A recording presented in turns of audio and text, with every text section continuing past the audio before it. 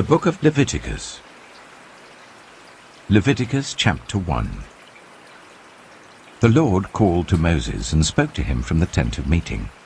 He said, "Speak to the Israelites and say to them, when anyone among you brings an offering to the Lord, bring as your offering an animal from either the herd or the flock.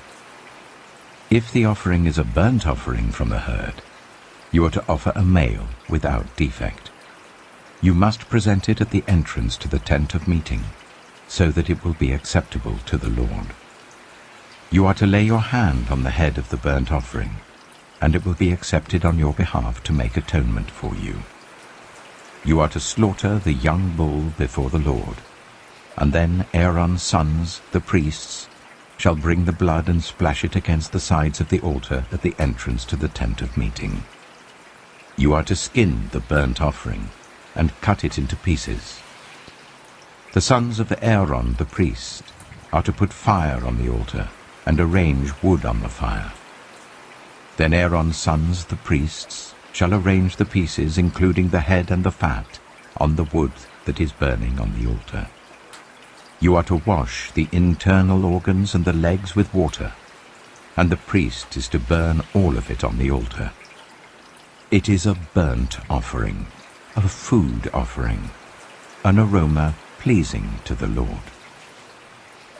If the offering is a burnt offering from the flock, from either the sheep or the goats, you are to offer a male without defect. You are to slaughter it at the north side of the altar before the Lord. And Aaron's sons, the priests, shall splash its blood against the sides of the altar. You are to cut it into pieces, and the priest shall arrange them, including the head and the fat, on the wood that is burning on the altar. You are to wash the internal organs and the legs with water, and the priest is to bring all of them and burn them on the altar. It is a burnt offering, a food offering, an aroma pleasing to the Lord. If the offering to the Lord is a burnt offering of birds, you are to offer a dove or a young pigeon. The priest shall bring it to the altar, wring off the head and burn it on the altar. Its blood shall be drained out on the side of the altar.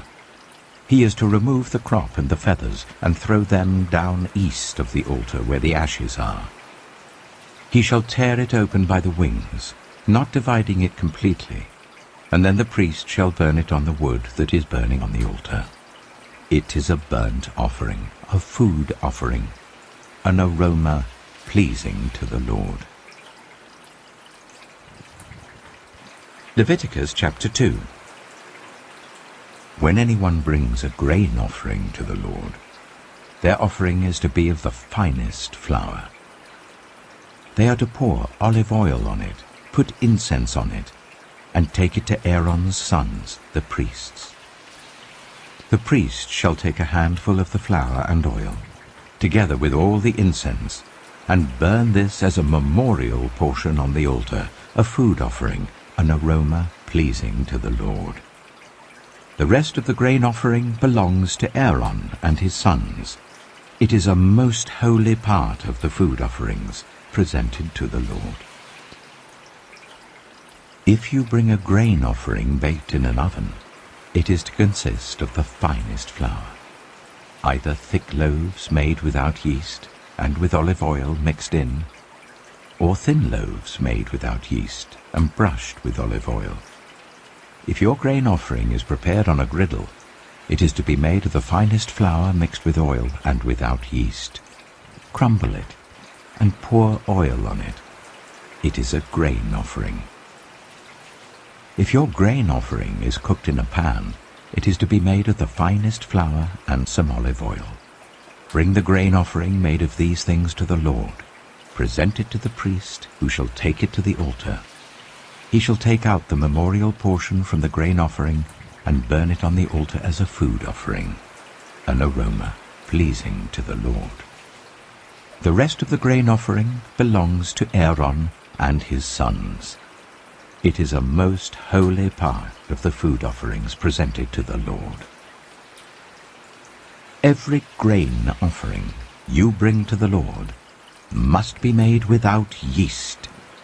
For you are not to burn any yeast or honey in a food offering presented to the Lord. You may bring them to the Lord as an offering of the first fruits, but they are not to be offered on the altar as a pleasing aroma. Season all your grain offerings with salt. Do not leave the salt of the covenant of your God out of your grain offerings. Add salt to all your offerings. If you bring a grain offering of first fruits to the Lord, offer crushed heads of new grain roasted in the fire. Put oil and incense on it. It is a grain offering. The priest shall burn the memorial portion of the crushed grain and the oil, together with all the incense, as a food offering presented to the Lord. Leviticus chapter 3. If your offering is a fellowship offering, and you offer an animal from the herd, whether male or female, you are to present before the Lord an animal without defect. You are to lay your hand on the head of your offering and slaughter it at the entrance to the tent of meeting. Then Aaron's sons, the priests, shall splash the blood against the sides of the altar.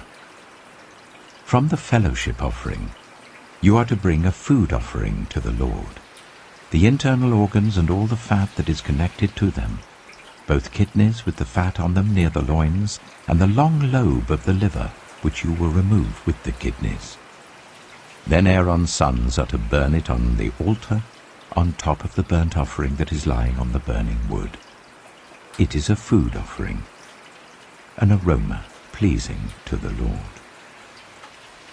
If you offer an animal from the flock as a fellowship offering to the Lord, you are to offer a male or female without defect. If you offer a lamb, you are to present it before the Lord.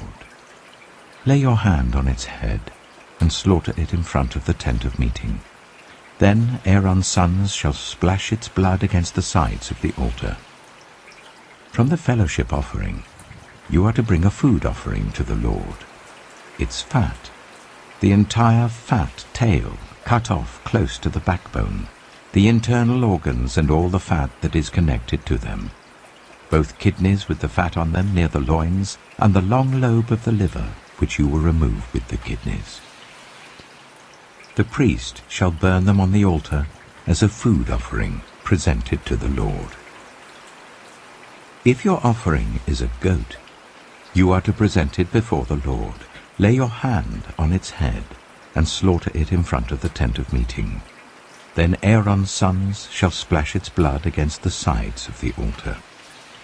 From what you offer, you are to present this food offering to the Lord, the internal organs and all the fat that is connected to them, both kidneys with the fat on them near the loins, and the long lobe of the liver, which you will remove with the kidneys. The priest shall burn them on the altar as a food offering, a pleasing aroma. All the fat is the Lord's. This is a lasting ordinance for the generations to come wherever you live. You must not eat any fat or any blood. Leviticus chapter 4. The Lord said to Moses, "Say to the Israelites, when anyone sins unintentionally and does what is forbidden in any of the Lord's commands, if the anointed priest sins, bringing guilt on the people, he must bring to the Lord a young bull without defect as a sin offering for the sin he has committed. He is to present the bull at the entrance to the tent of meeting before the Lord.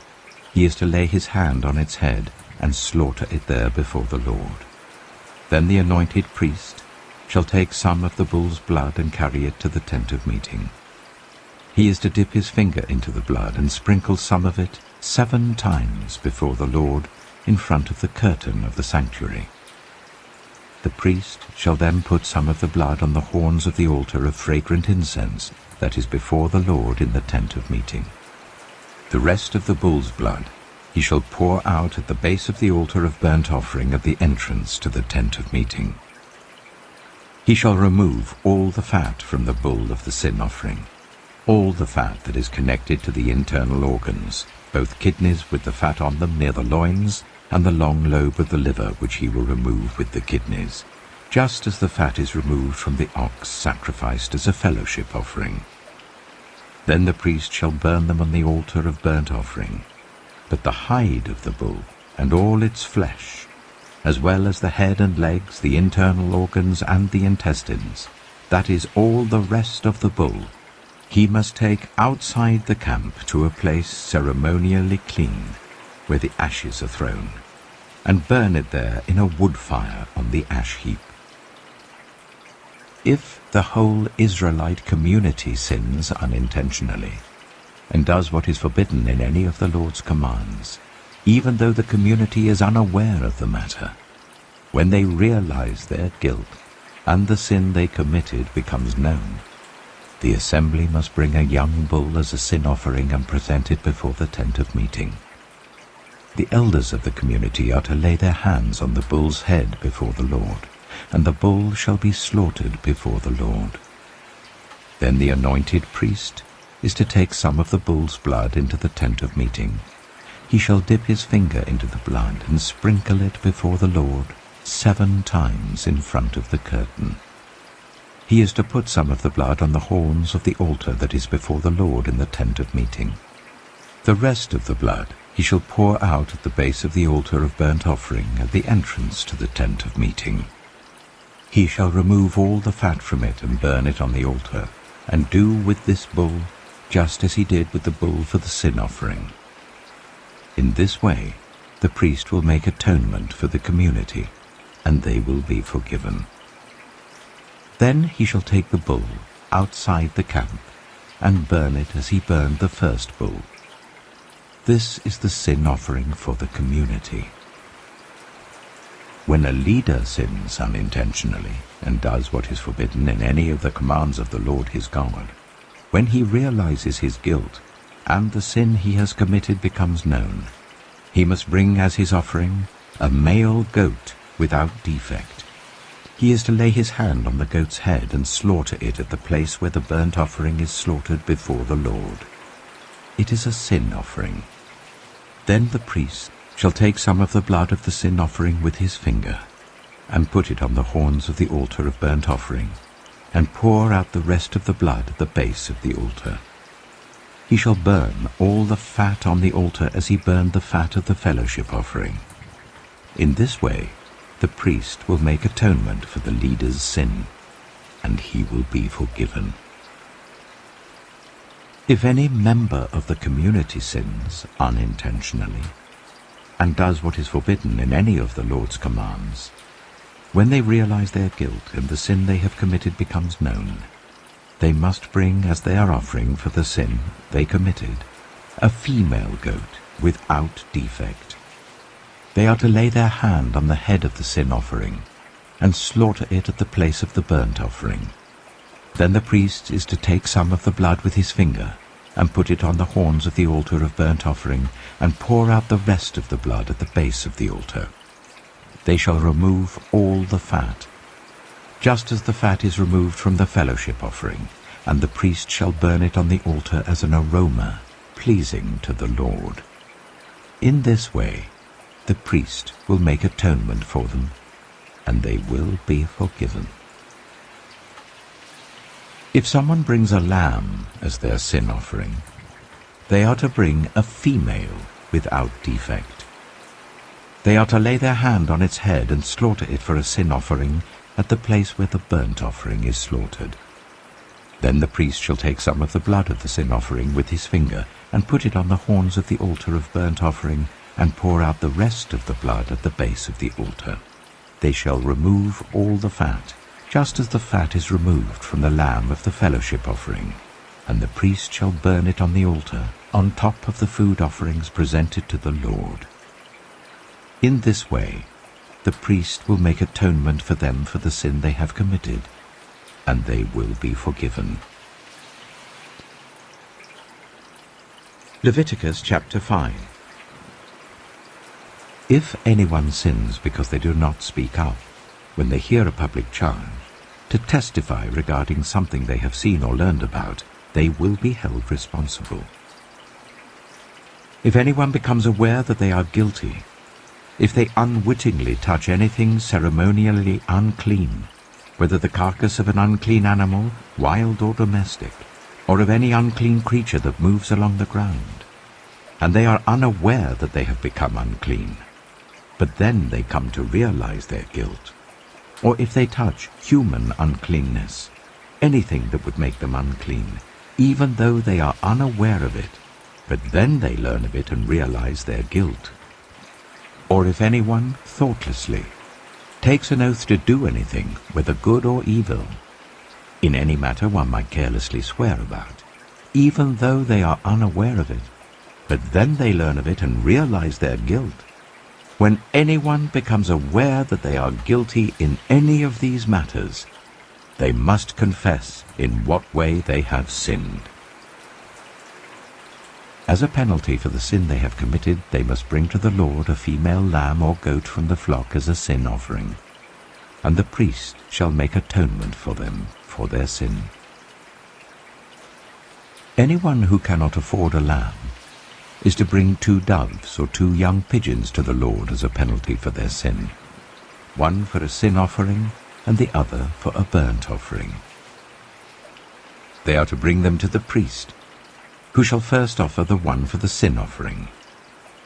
He is to wring its head from its neck, not dividing it completely, and is to splash some of the blood of the sin offering against the side of the altar. The rest of the blood must be drained out at the base of the altar. It is a sin offering. The priest shall then offer the other as a burnt offering in the prescribed way, and make atonement for them for the sin they have committed, and they will be forgiven.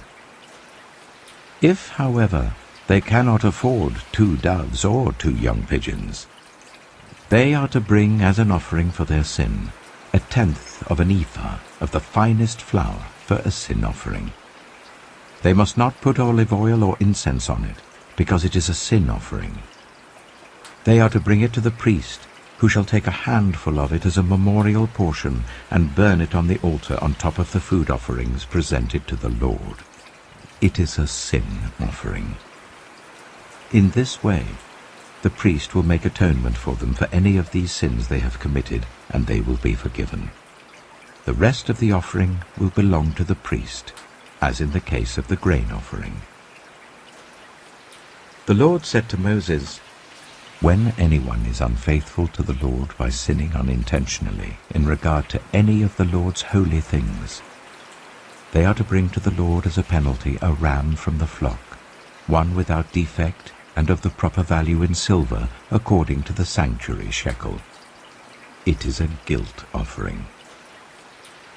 They must make restitution for what they have failed to do in regard to the holy things, pay an additional penalty of 1/5 of its value, and give it all to the priest.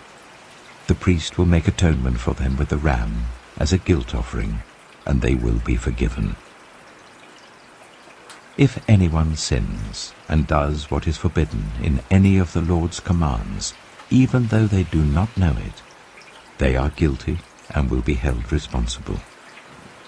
They are to bring to the priest as a guilt offering a ram from the flock, one without defect and of the proper value. In this way the priest will make atonement for them for the wrong they have committed unintentionally, and they will be forgiven. It is a guilt offering. They have been guilty of wrongdoing against the Lord. Leviticus chapter 6. The Lord said to Moses, "If anyone sins and is unfaithful to the Lord by deceiving a neighbor about something entrusted to them, or left in their care, or about something stolen, or if they cheat their neighbor, or if they find lost property and lie about it, or if they swear falsely about any such sin the people may commit, when they sin in any of these ways and realize their guilt, they must return what they have stolen or taken by extortion, or what was entrusted to them, or the lost property they found, or whatever it was they swore falsely about. They must make restitution in full, add 1/5 of the value to it and give it all to the owner on the day they present their guilt offering. And as a penalty, They must bring to the priest, that is, to the Lord, their guilt offering. A ram from the flock, one without defect and of the proper value. In this way the priest will make atonement for them before the Lord, and they will be forgiven for any of the things they did that made them guilty. The Lord said to Moses, "Give Aaron and his sons this command. These are the regulations for the burnt offering. The burnt offering is to remain on the altar hearth throughout the night till morning, and the fire must be kept burning on the altar. The priest shall then put on his linen clothes with linen undergarments next to his body, and shall remove the ashes of the burnt offering that the fire has consumed on the altar, and place them beside the altar. Then he is to take off these clothes and put on others, and carry the ashes outside the camp to a place that is ceremonially clean. The fire on the altar must be kept burning. It must not go out. Every morning the priest is to add firewood and arrange the burnt offering on the fire and burn the fat of the fellowship offerings on it. The fire must be kept burning on the altar continuously. It must not go out. These are the regulations for the grain offering. Aaron's sons are to bring it before the Lord in front of the altar. The priest is to take a handful of the finest flour and some olive oil, together with all the incense on the grain offering, and burn the memorial portion on the altar as an aroma pleasing to the Lord. Aaron and his sons shall eat the rest of it, but it is to be eaten without yeast in the sanctuary area. They are to eat it in the courtyard of the tent of meeting. It must not be baked with yeast. I have given it as their share of the food offerings presented to me. Like the sin offering and the guilt offering, it is most holy. Any male descendant of Aaron may eat it. For all generations to come, it is his perpetual share of the food offerings presented to the Lord. Whatever touches it will become holy. The Lord also said to Moses, "This is the offering Aaron and his sons are to bring to the Lord on the day he is anointed: 1/10 of an ephah of the finest flour as a regular grain offering, half of it in the morning and half in the evening. It must be prepared with oil on a griddle. Bring it well mixed and present the grain offering, broken in pieces as an aroma pleasing to the Lord. The son who is to succeed him as an anointed priest shall prepare it. It is the Lord's perpetual share and is to be burned completely. Every grain offering of a priest shall be burned completely. It must not be eaten."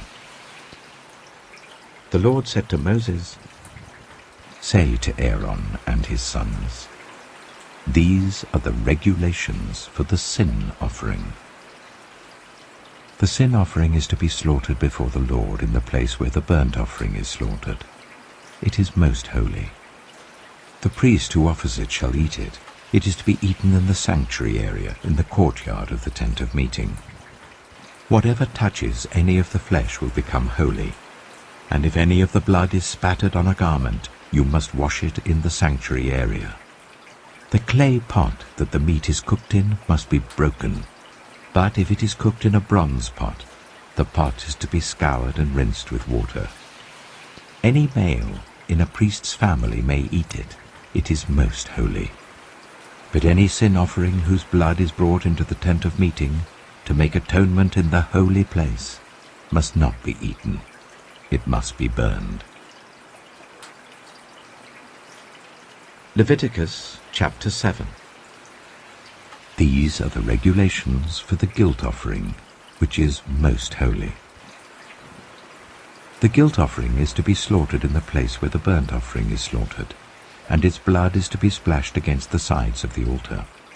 All its fat shall be offered, the fat tail and the fat that covers the internal organs, both kidneys with the fat on them near the loins, and the long lobe of the liver, which is to be removed with the kidneys. The priest shall burn them on the altar as a food offering presented to the Lord. It is a guilt offering. Any male in a priest's family may eat it, but it must be eaten in the sanctuary area. It is most holy. The same law applies to both the sin offering and the guilt offering. They belong to the priest, who makes atonement with them. The priest who offers a burnt offering for anyone may keep its hide for himself. Every grain offering baked in an oven or cooked in a pan or on a griddle belongs to the priest who offers it, and every grain offering, whether mixed with olive oil or dry, belongs equally to all the sons of Aaron. These are the regulations for the fellowship offering anyone may present to the Lord. If they offer it as an expression of thankfulness, then along with this thank offering, they are to offer thick loaves made without yeast and with olive oil mixed in, thin loaves made without yeast and brushed with oil, and thick loaves of the finest flour, well kneaded and with oil mixed in. Along with their fellowship offering of thanksgiving, they are to present an offering with thick loaves of bread made with yeast. They are to bring one of each kind as an offering, a contribution to the Lord. It belongs to the priest, who splashes the blood of the fellowship offering against the altar. The meat of their fellowship offering of thanksgiving must be eaten on the day it is offered. They must leave none of it till morning. If, however, their offering is the result of a vow, or is a free will offering, the sacrifice shall be eaten on the day they offer it, but anything left over may be eaten on the next day. Any meat of the sacrifice left over till the third day must be burned. If any meat of the fellowship offering is eaten on the third day, the one who offered it will not be accepted. It will not be reckoned to their credit, for it has become impure. The person who eats any of it will be held responsible. Meat that touches anything ceremonially unclean must not be eaten. It must be burned. As for other meat, anyone ceremonially clean may eat it. But if anyone who is unclean eats any meat of the fellowship offering belonging to the Lord, they must be cut off from their people. Anyone who touches something unclean, whether human uncleanness or an unclean animal or an unclean creature that moves along the ground, and then eats any of the meat of the fellowship offering belonging to the Lord, must be cut off from their people. The Lord said to Moses, "Say to the Israelites, do not eat any of the fat of cattle, sheep, or goats. The fat of an animal found dead or torn by wild animals may be used for any other purpose, but you must not eat it. Anyone who eats the fat of an animal from which a food offering may be presented to the Lord must be cut off from their people. And wherever you live, you must not eat the blood of any bird or animal. Anyone who eats blood must be cut off from their people."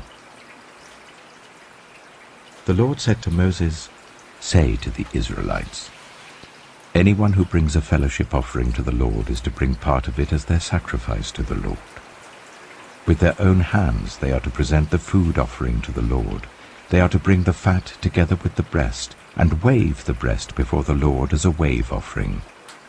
The priest shall burn the fat on the altar, but the breast belongs to Aaron and his sons. You are to give the right thigh of your fellowship offerings to the priest as a contribution. The son of Aaron, who offers the blood and the fat of the fellowship offering, shall have the right thigh as his share. From the fellowship offerings of the Israelites, I have taken the breast that is waved and the thigh that is presented, and have given them to Aaron the priest and his sons as their perpetual share from the Israelites.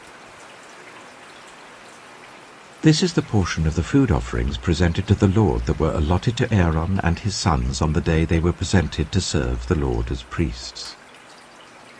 On the day they were anointed, the Lord commanded that the Israelites give this to them as their perpetual share for the generations to come. These, then, are the regulations for the burnt offering, the grain offering, the sin offering, the guilt offering, the ordination offering, and the fellowship offering, which the Lord gave Moses at Mount Sinai, in the desert of Sinai, on the day he commanded the Israelites to bring their offerings to the Lord. Leviticus chapter 8.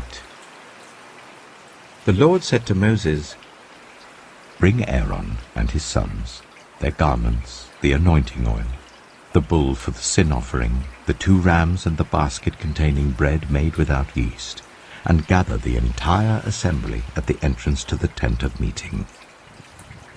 Moses did as the Lord commanded him, and the assembly gathered at the entrance to the tent of meeting. Moses said to the assembly, "This is what the Lord has commanded to be done."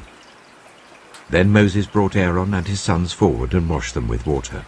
He put the tunic on Aaron, tied the sash around him, clothed him with the robe, and put the ephod on him. He also fastened the ephod with a decorative waistband which he tied round him. He placed the breastpiece on him and put the Urim and Thummim in the breastpiece. Then he placed the turban on Aaron's head and set the gold plate, the sacred emblem, on the front of it, as the Lord commanded Moses. Then Moses took the anointing oil and anointed the tabernacle and everything in it, and so consecrated them. He sprinkled some of the oil on the altar 7 times, anointing the altar and all its utensils and the basin with its stand to consecrate them. He poured some of the anointing oil on Aaron's head and anointed him to consecrate him.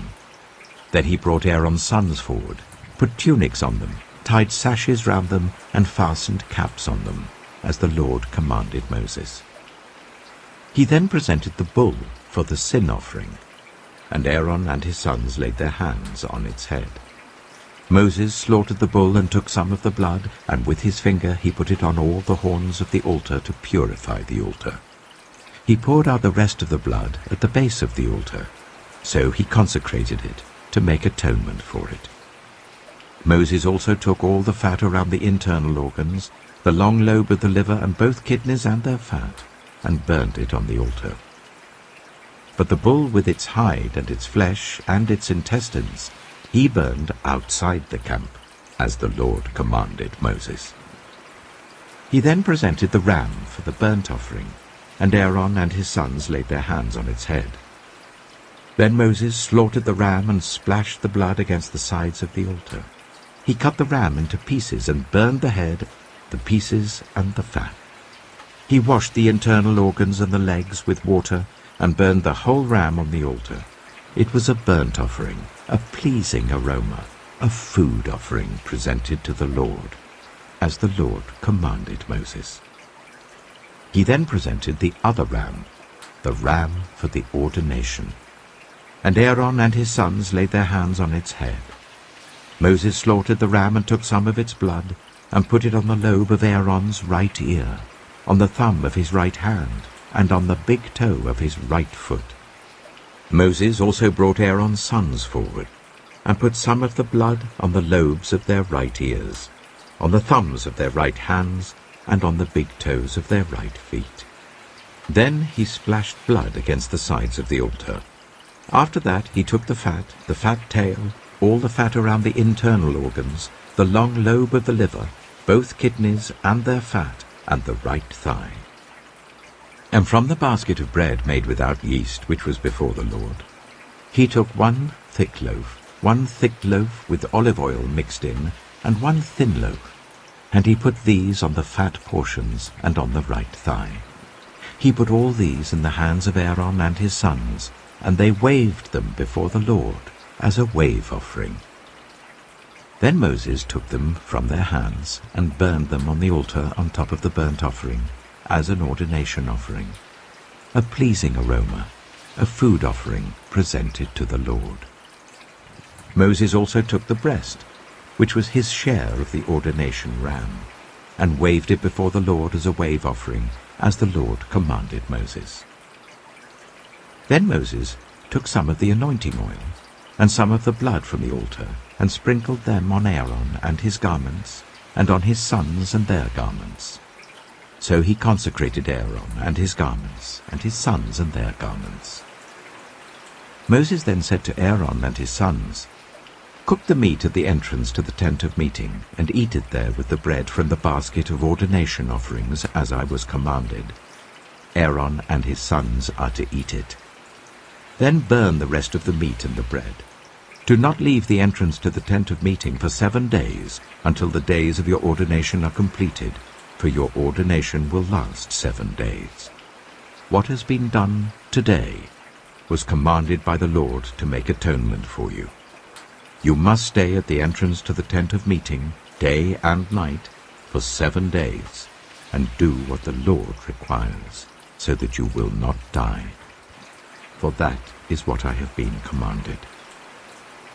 So Aaron and his sons did everything the Lord commanded through Moses. Leviticus chapter 9. On the 8th day, Moses summoned Aaron and his sons and the elders of Israel. He said to Aaron, "Take a bull calf for your sin offering, and a ram for your burnt offering, both without defect, and present them before the Lord. Then say to the Israelites, take a male goat for a sin offering, a calf and a lamb, both a year old and without defect, for a burnt offering, and an ox and a ram for a fellowship offering to sacrifice before the Lord, together with a grain offering mixed with olive oil. For today the Lord will appear to you." They took the things Moses commanded to the front of the tent of meeting, and the entire assembly came near and stood before the Lord.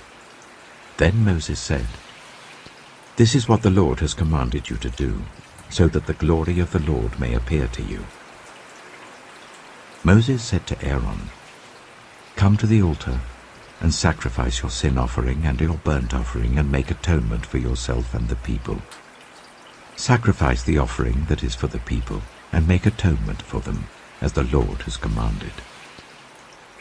So Aaron came to the altar and slaughtered the calf as a sin offering for himself. His sons brought the blood to him, and he dipped his finger into the blood and put it on the horns of the altar. The rest of the blood he poured out at the base of the altar. On the altar he burned the fat, the kidneys, and the long lobe of the liver from the sin offering, as the Lord commanded Moses. The flesh and the hide he burned outside the camp. Then he slaughtered the burnt offering. His sons handed him the blood, and he splashed it against the sides of the altar. They handed him the burnt offering, piece by piece, including the head, and he burned them on the altar. He washed the internal organs and the legs and burned them on top of the burnt offering on the altar. Aaron then brought the offering that was for the people. He took the goat for the people's sin offering, and slaughtered it and offered it for a sin offering, as he did with the first one. He brought the burnt offering and offered it in the prescribed way. He also brought the grain offering, took a handful of it and burned it on the altar in addition to the morning's burnt offering. He slaughtered the ox and the ram as the fellowship offering for the people. His sons handed him the blood, and he splashed it against the sides of the altar. But the fat portions of the ox and the ram, the fat tail, the layer of fat, the kidneys, and the long lobe of the liver, these they laid on the breasts. And then Aaron burned the fat on the altar. Aaron waved the breasts and the right thigh before the Lord as a wave offering, as Moses commanded. Then Aaron lifted his hands towards the people and blessed them. And having sacrificed the sin offering, the burnt offering, and the fellowship offering, he stepped down. Moses and Aaron then went into the tent of meeting. When they came out, they blessed the people, and the glory of the Lord appeared to all the people. Fire came out from the presence of the Lord, and consumed the burnt offering and the fat portions on the altar. And when all the people saw it, they shouted for joy and fell face down. Leviticus chapter 10. Aaron's sons, Nadab and Abihu, took their censers put fire in them, and added incense. And they offered unauthorized fire before the Lord, contrary to his command. So fire came out from the presence of the Lord and consumed them, and they died before the Lord. Moses then said to Aaron, "This is what the Lord spoke of when he said, 'Among those who approach me I will be proved holy. In the sight of all the people I will be honored.'" Aaron remained silent. Moses summoned Mishael and Elzaphan, the sons of Aaron's uncle Uzziel, and said to them, "Come here, carry your cousins outside the camp away from the front of the sanctuary." So they came and carried them, still in their tunics, outside the camp as Moses ordered. Then Moses said to Aaron and his sons Eleazar and Ithamar, "Do not let your hair become unkempt, and do not tear your clothes, or you will die, and the Lord will be angry with the whole community. But your relatives, all the Israelites, may mourn for those the Lord has destroyed by fire.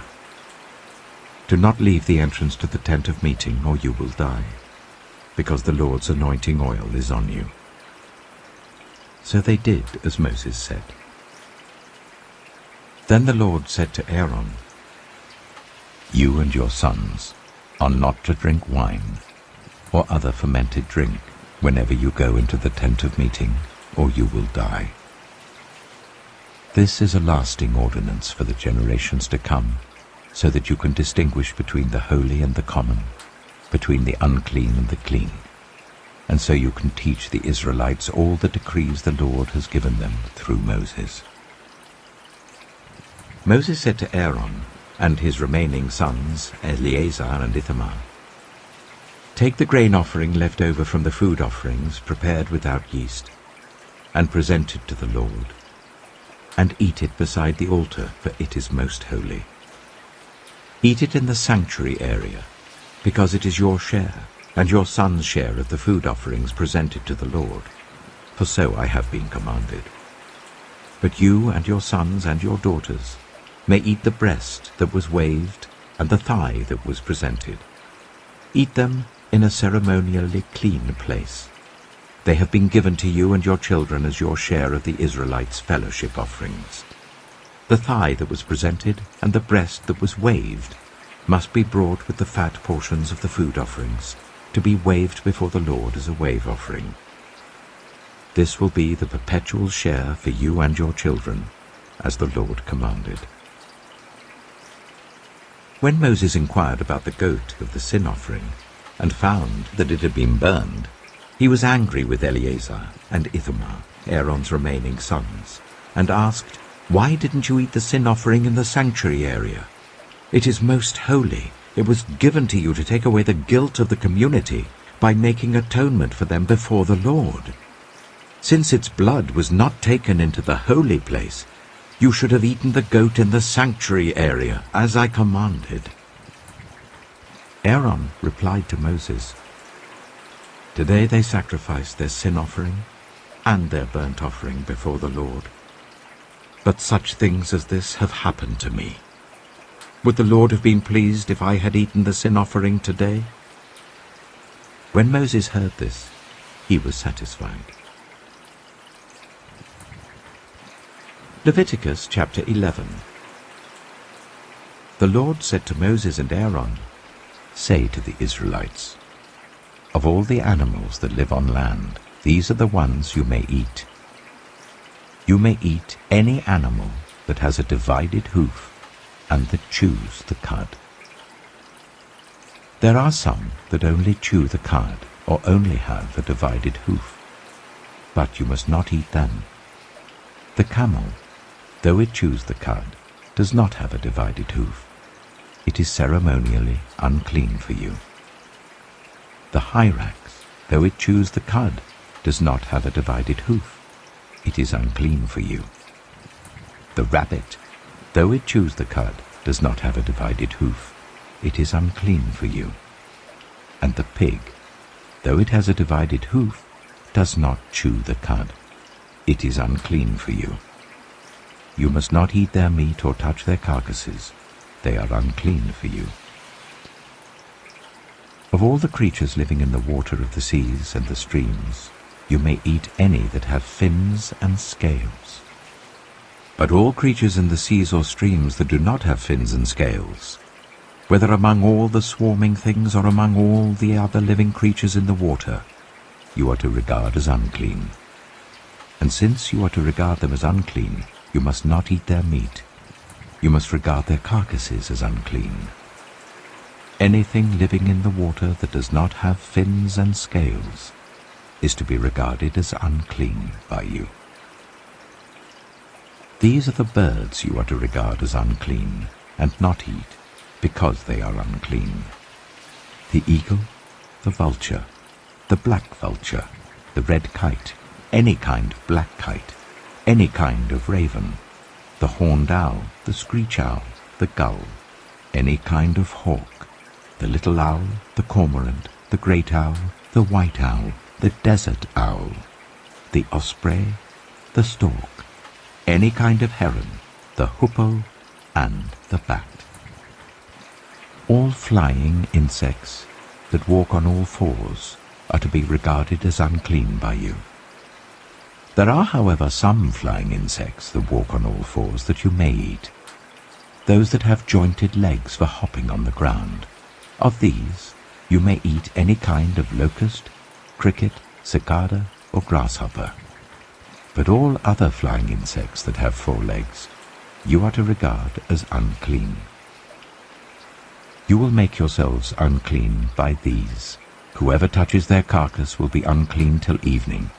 Whoever picks up one of their carcasses must wash their clothes, and they will be unclean till evening. Every animal that does not have a divided hoof, or that does not chew the cud, is unclean for you. Whoever touches the carcass of any of them will be unclean. Of all the animals that walk on all fours, those that walk on their paws are unclean for you. Whoever touches their carcasses will be unclean till evening. Anyone who picks up their carcasses must wash their clothes, and they will be unclean till evening. These animals are unclean for you. Of the animals that move along the ground, these are unclean for you: the weasel, the rat, any kind of great lizard, the gecko, the monitor lizard, the wall lizard, the skink, and the chameleon. Of all those that move along the ground, these are unclean for you. Whoever touches them when they are dead will be unclean till evening. When one of them dies and falls on something, that article, whatever its use, will be unclean, whether it is made of wood, cloth, hide, or sackcloth. Put it in water. It will be unclean till evening, and then it will be clean. If one of them falls into a clay pot, everything in it will be unclean, and you must break the pot. Any food you are allowed to eat that has come into contact with water from any such pot is unclean, and any liquid that is drunk from such a pot is unclean. Anything that one of their carcasses falls on becomes unclean. An oven or cooking pot must be broken up. They are unclean, and you are to regard them as unclean. A spring, however, or a cistern for collecting water remains clean. But anyone who touches one of these carcasses is unclean. If a carcass falls on any seeds that are to be planted, they remain clean. But if water has been put on the seed and a carcass falls on it, it is unclean for you. If an animal that you are allowed to eat dies, anyone who touches its carcass will be unclean till evening. Anyone who eats some of its carcass must wash their clothes, and they will be unclean till evening. Anyone who picks up the carcass must wash their clothes, and they will be unclean till evening. Every creature that moves along the ground is to be regarded as unclean. It is not to be eaten. You are not to eat any creature that moves along the ground, whether it moves on its belly or walks on all fours or on many feet. It is unclean. Do not defile yourselves by any of these creatures. Do not make yourselves unclean by means of them, or be made unclean by them. I am the Lord your God. Consecrate yourselves and be holy, because I am holy. Do not make yourselves unclean by any creature that moves along the ground. I am the Lord, who brought you up out of Egypt to be your God. Therefore be holy, because I am holy. These are the regulations concerning animals, birds, every living thing that moves about in the water, and every creature that moves along the ground. You must distinguish between the unclean and the clean, between living creatures that may be eaten and those that may not be eaten.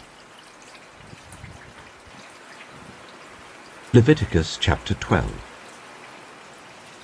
The Lord said to Moses, "Say to the Israelites, a woman who becomes pregnant and gives birth to a son will be ceremonially unclean for 7 days, just as she is unclean during her monthly period.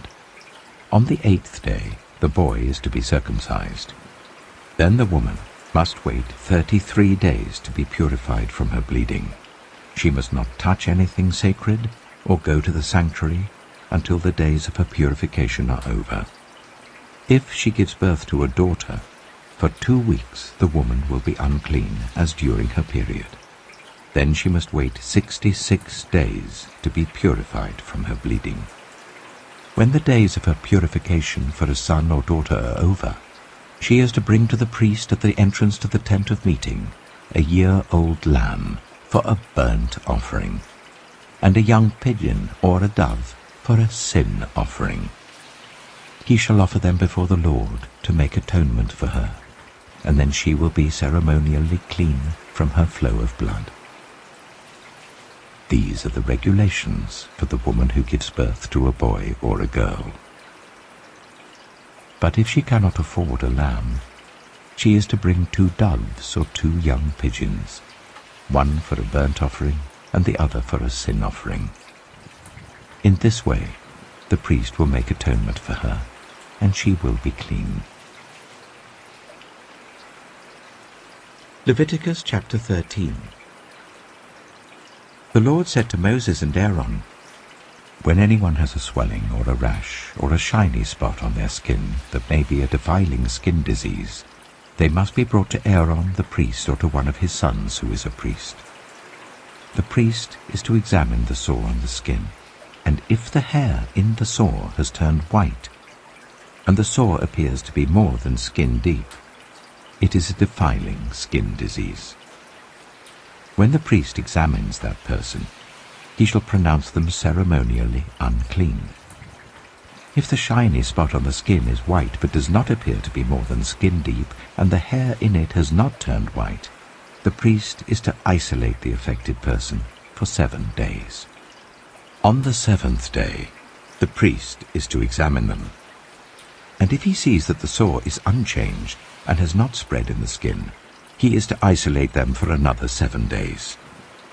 On the 7th day, the priest is to examine them again, and if the sore has faded and has not spread in the skin, the priest shall pronounce them clean.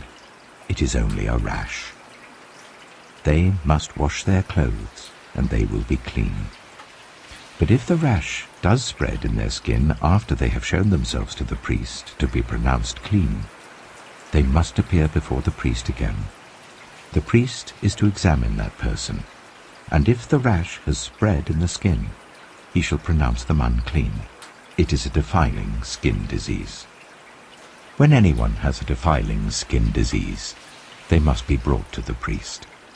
The priest is to examine them, and if there is a white swelling in the skin that has turned the hair white, and if there is raw flesh in the swelling, it is a chronic skin disease, and the priest shall pronounce them unclean.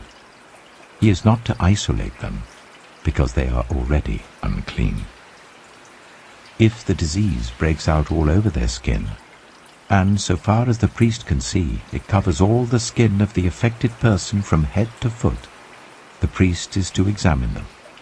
and if the disease has covered their whole body, he shall pronounce them clean.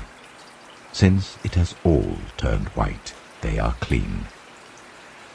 But whenever raw flesh appears on them, they will be unclean. When the priest sees the raw flesh, he shall pronounce them unclean. The raw flesh is unclean. They have a defiling disease. If the raw flesh changes and turns white, they must go to the priest. The priest is to examine them, and if the sores have turned white, the priest shall pronounce the affected person clean. Then they will be clean. When someone has a boil on their skin and it heals, and in the place where the boil was a white swelling or reddish-white spot appears, they must present themselves to the priest. The priest is to examine it, and if it appears to be more than skin deep and the hair in it has turned white, the priest shall pronounce that person unclean. It is a defiling skin disease that has broken out where the boil was. But if, when the priest examines it, there is no white hair in it, and it is not more than skin deep and has faded, then the priest is to isolate them for 7 days. If it is spreading in the skin, the priest shall pronounce them unclean. It is a defiling disease.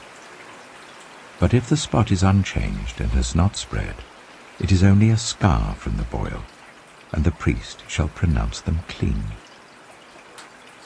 When someone has a burn on their skin, and a reddish-white or white spot appears in the raw flesh of the burn, the priest is to examine the spot, and if the hair in it has turned white, and it appears to be more than skin deep, it is a defiling disease that has broken out in the burn. The priest shall pronounce them unclean. It is a defiling skin disease. But if the priest examines it, and there is no white hair in the spot, and if it is not more than skin deep and has faded, then the priest is to isolate them for 7 days. On the 7th day, the priest is to examine that person. And if it is spreading in the skin, the priest shall pronounce them unclean. It is a defiling skin disease. If, however, the spot is unchanged, and has not spread in the skin but has faded, it is a swelling from the burn, and the priest shall pronounce them clean. It is only a scar from the burn. If a man or woman has a sore on their head or chin, the priest is to examine the sore, and if it appears to be more than skin deep and the hair in it is yellow and thin, the priest shall pronounce them unclean. It is a defiling skin disease on the head or chin. But if, when the priest examines the sore, it does not seem to be more than skin deep and there is no black hair in it, then the priest is to isolate the affected person for 7 days. On the 7th day, the priest is to examine the sore, and if it has not spread and there is no yellow hair in it, and it does not appear to be more than skin deep, then the man or woman must shave themselves, except for the affected area, and the priest is to keep them isolated another 7 days. On the 7th day, the priest is to examine the sore, and if it has not spread in the skin and appears to be no more than skin deep, the priest shall pronounce them clean. They must wash their clothes, and they will be clean. But if the sore does spread in the skin after they are pronounced clean, the priest is to examine them, and if he finds that the sore has spread in the skin, he does not need to look for yellow hair. They are unclean. If, however, the sore is unchanged so far as the priest can see, and if black hair has grown in it, the affected person is healed. They are clean, and the priest shall pronounce them clean. When a man or woman has white spots on the skin, the priest is to examine them, and if the spots are dull white, it is a harmless rash that has broken out on the skin. They are clean. A man who has lost his hair and is bald is clean. If he has lost his hair from the front of his scalp and has a bald forehead, he is clean. But if he has a reddish-white sore on his bald head or forehead, it is a defiling disease breaking out on his head or forehead. The priest is to examine him, And if the swollen sore on his head or forehead is reddish-white, like a defiling skin disease, the man is diseased and is unclean. The priest shall pronounce him unclean because of the sore on his head.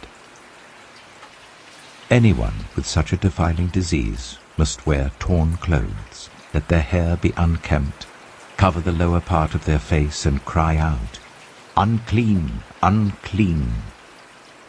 As long as they have the disease, they remain unclean. They must live alone. They must live outside the camp. As for any fabric that is spoiled with a defiling mold, any woolen or linen clothing, any woven or knitted material of linen or wool, any leather or anything made of leather, if the affected area in the fabric, the leather, the woven or knitted material, or any leather article is greenish or reddish, it is a defiling mold and must be shown to the priest. The priest is to examine the affected area and isolate the article for 7 days. On the 7th day he is to examine it, and if the mold has spread in the fabric, the woven or knitted material, or the leather, whatever its use, it is a persistent, defiling mold. The article is unclean. He must burn the fabric, the woven or knitted material of wool or linen, or any leather article that has been spoiled, because the defiling mold is persistent. The article must be burned. But if, when the priest examines it, the mold has not spread in the fabric, the woven or knitted material, or the leather article, he shall order that the spoiled article be washed. Then he is to isolate it for another 7 days. After the article has been washed, the priest is to examine it again, and if the mold has not changed its appearance, even though it has not spread, it is unclean. Burn it, no matter which side of the fabric has been spoiled. If, when the priest examines it, the mold has faded after the article has been washed, he is to tear the spoiled part out of the fabric, the leather, or the woven or knitted material. But if it reappears in the fabric, in the woven or knitted material, or in the leather article, it is a spreading mold. Whatever has the mold must be burned. Any fabric, woven or knitted material, or any leather article that has been washed and is rid of the mold, must be washed again. Then it will be clean. These are the regulations concerning defiling molds in woolen or linen clothing, woven or knitted material, or any leather article, for pronouncing them clean or unclean. Leviticus chapter 14.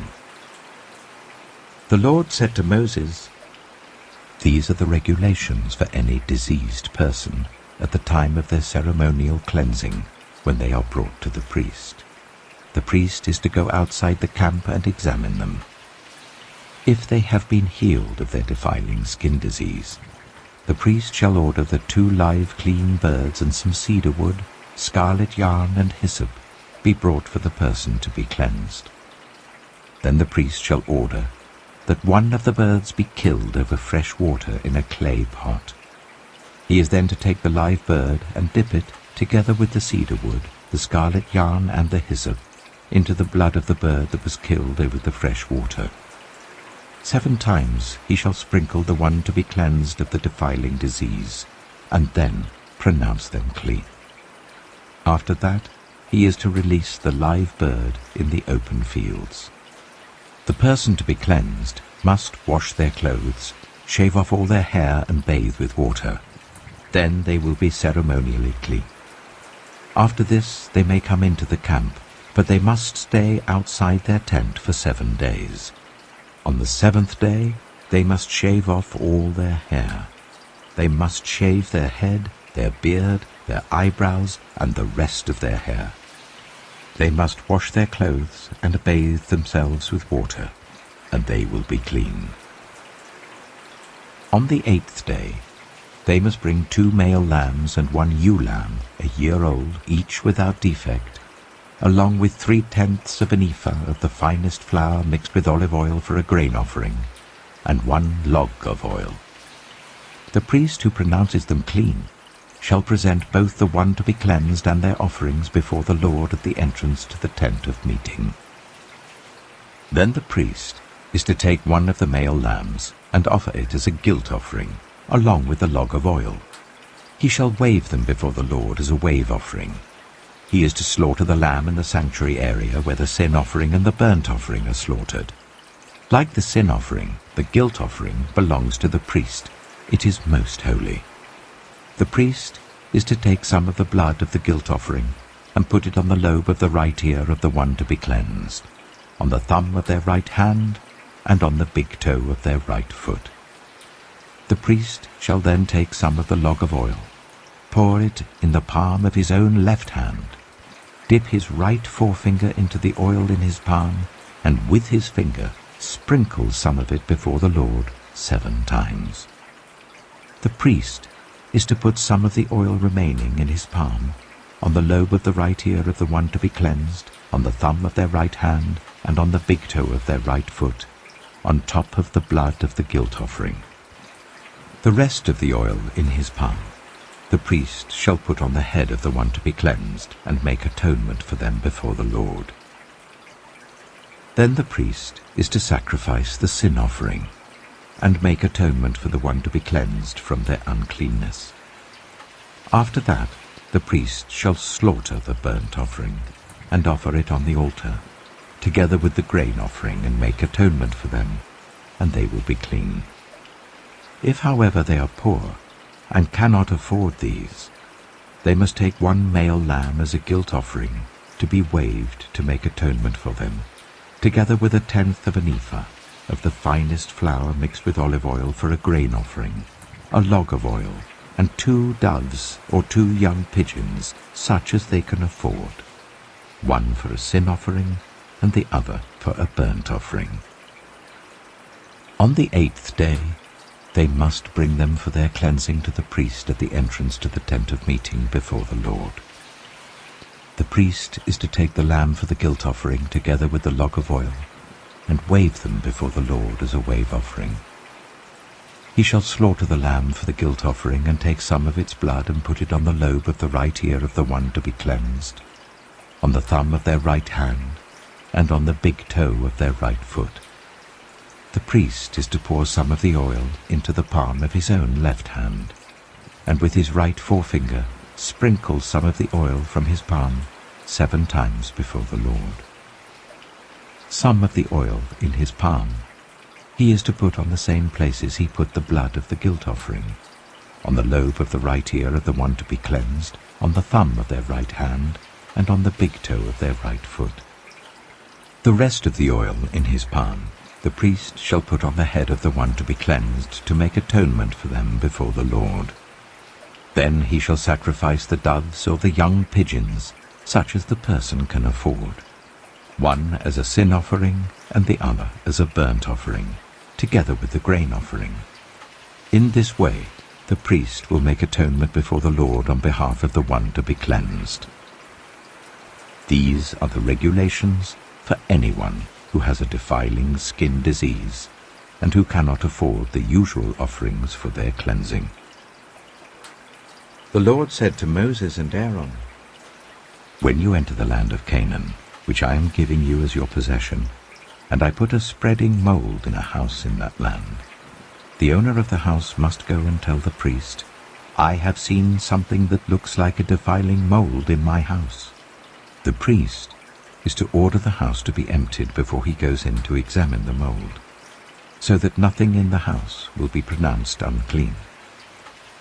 After this, the priest is to go in and inspect the house. He is to examine the mold on the walls, and if it has greenish or reddish depressions that appear to be deeper than the surface of the wall, the priest shall go out of the doorway of the house and close it up for 7 days. On the 7th day, the priest shall return to inspect the house.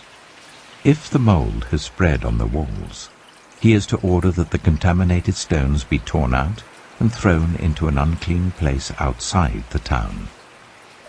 He must have all the inside walls of the house scraped, and the material that is scraped off dumped into an unclean place outside the town.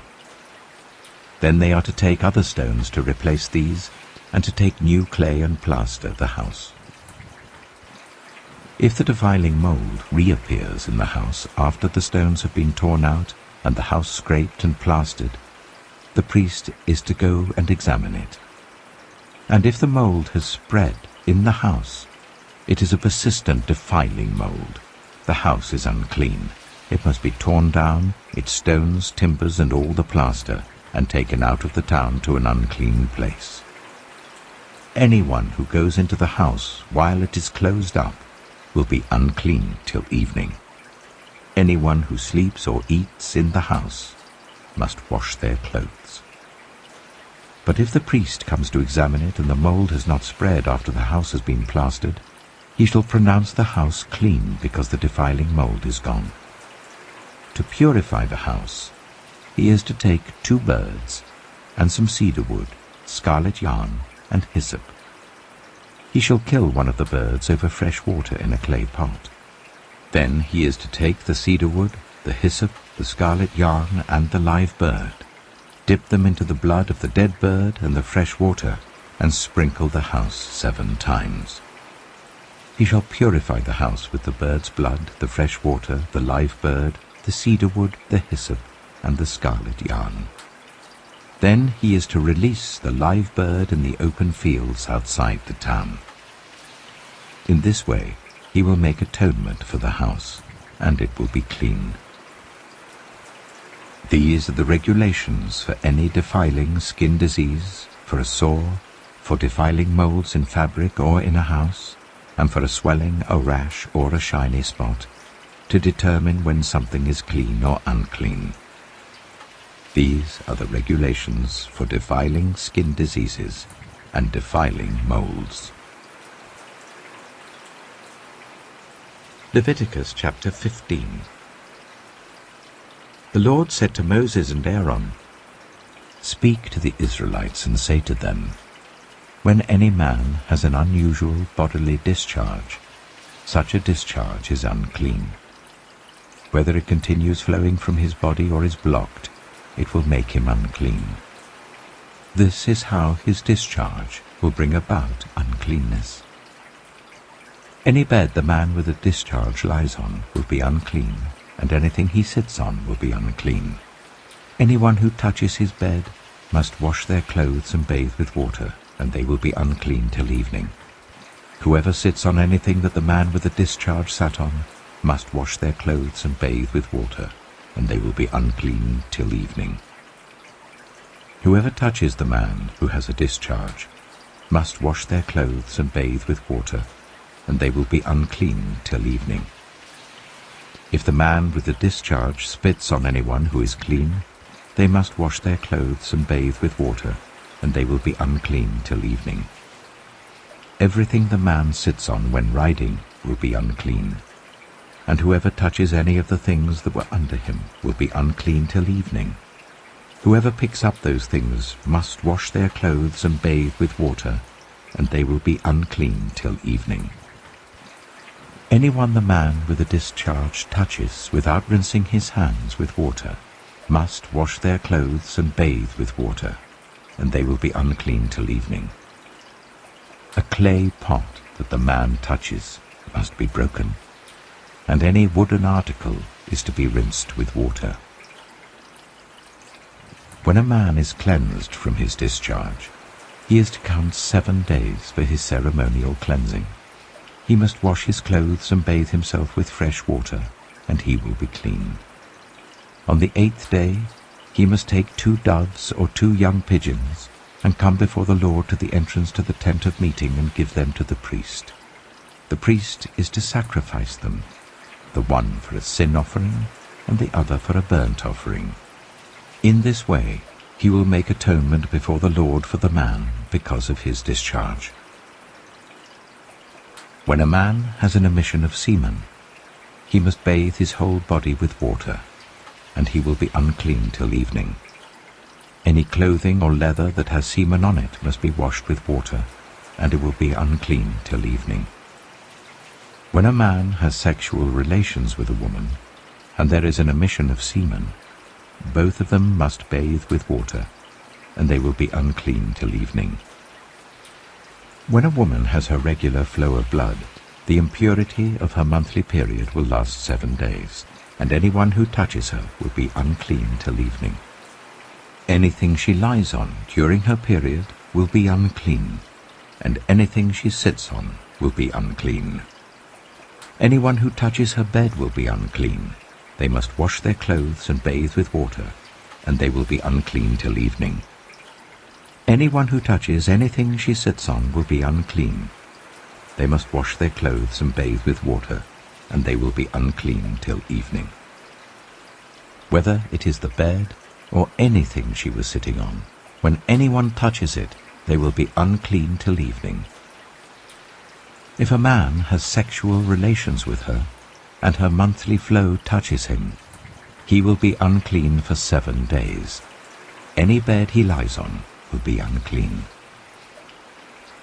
When a woman has a discharge of blood for many days at a time other than her monthly period, or has a discharge that continues beyond her period, she will be unclean as long as she has the discharge, just as in the days of her period. Any bed she lies on while her discharge continues will be unclean, as is her bed during her monthly period, and anything she sits on will be unclean, as during her period. Anyone who touches them will be unclean. They must wash their clothes and bathe with water, and they will be unclean till evening. When she is cleansed from her discharge, she must count 7 days, and after that she will be ceremonially clean. On the 8th day she must take 2 doves or 2 young pigeons and bring them to the priest at the entrance to the tent of meeting. The priest is to sacrifice one for a sin offering and the other for a burnt offering. In this way he will make atonement for her before the Lord for the uncleanness of her discharge. You must keep the Israelites separate from things that make them unclean, so they will not die in their uncleanness for defiling my dwelling place which is among them. These are the regulations for a man with a discharge, for anyone made unclean by an emission of semen, for a woman in her monthly period, for a man or woman with a discharge, and for a man who has sexual relations with a woman who is ceremonially unclean.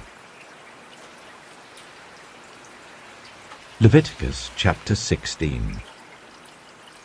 The Lord spoke to Moses after the death of the 2 sons of Aaron, who died when they approached the Lord.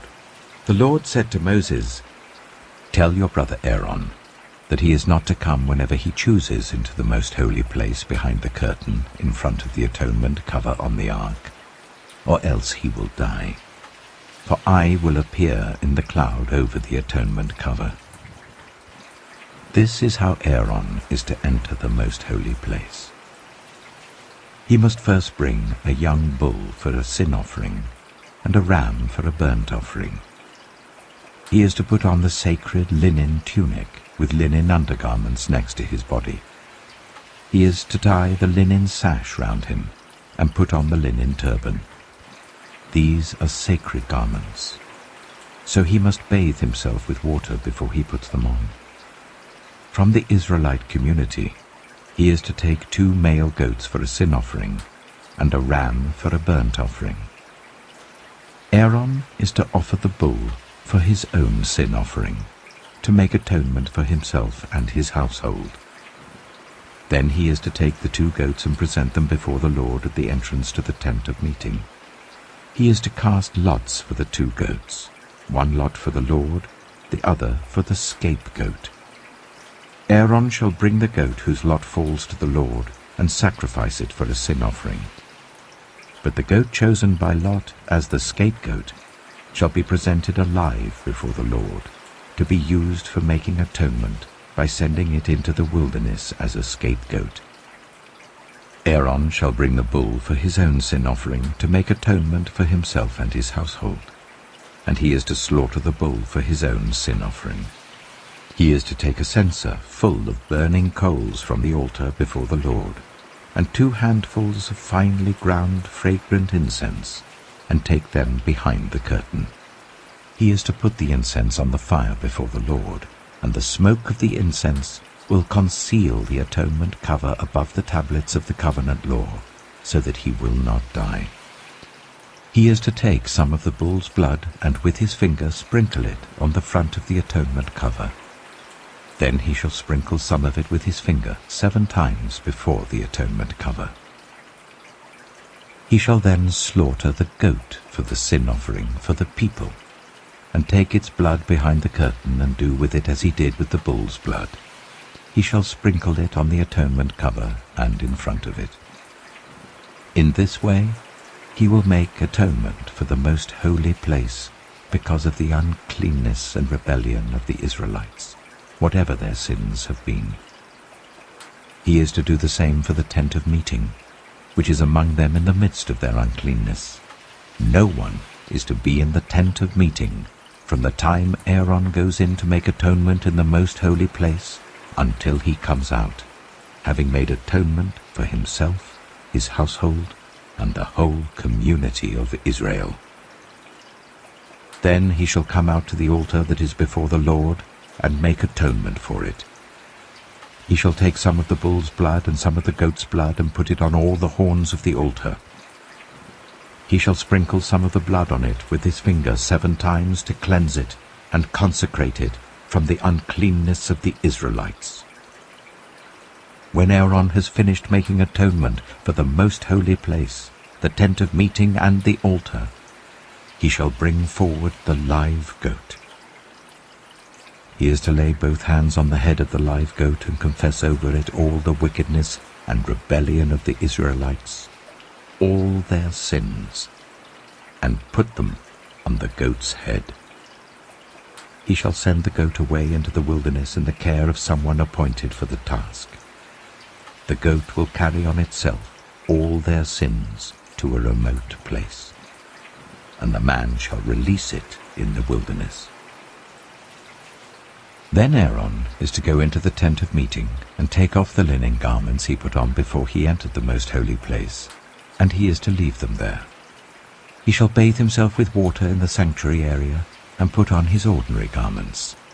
Then he shall come out and sacrifice the burnt offering for himself and the burnt offering for the people, to make atonement for himself and the people. He shall also burn the fat of the sin offering on the altar. The man who releases the goat as a scapegoat must wash his clothes and bathe himself with water. Afterwards he may come into the camp. The bull and the goat for the sin offerings, whose blood was brought into the most holy place to make atonement, must be taken outside the camp. Their hides, flesh, and intestines are to be burned. The man who burns them must wash his clothes and bathe himself with water. Afterwards he may come into the camp.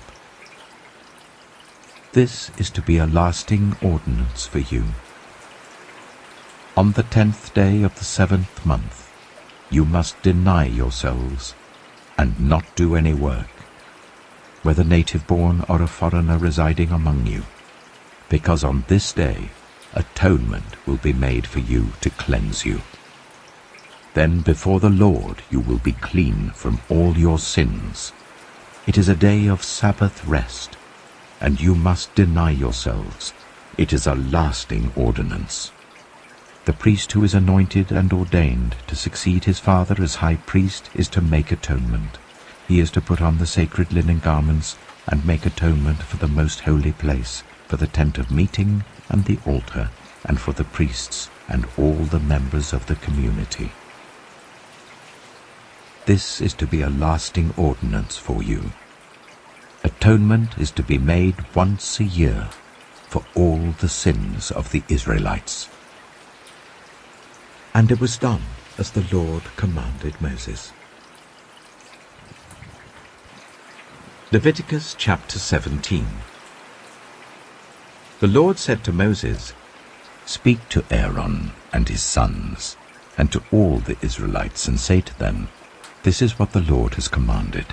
Any Israelite who sacrifices an ox, a lamb, or a goat in the camp or outside it, instead of bringing it to the entrance to the tent of meeting to present it as an offering to the Lord in front of the tabernacle of the Lord, that person shall be considered guilty of bloodshed. They have shed blood and must be cut off from their people. This is so that the Israelites will bring to the Lord the sacrifices they are now making in the open fields. They must bring them to the priest, that is, to the Lord, at the entrance to the tent of meeting, and sacrifice them as fellowship offerings.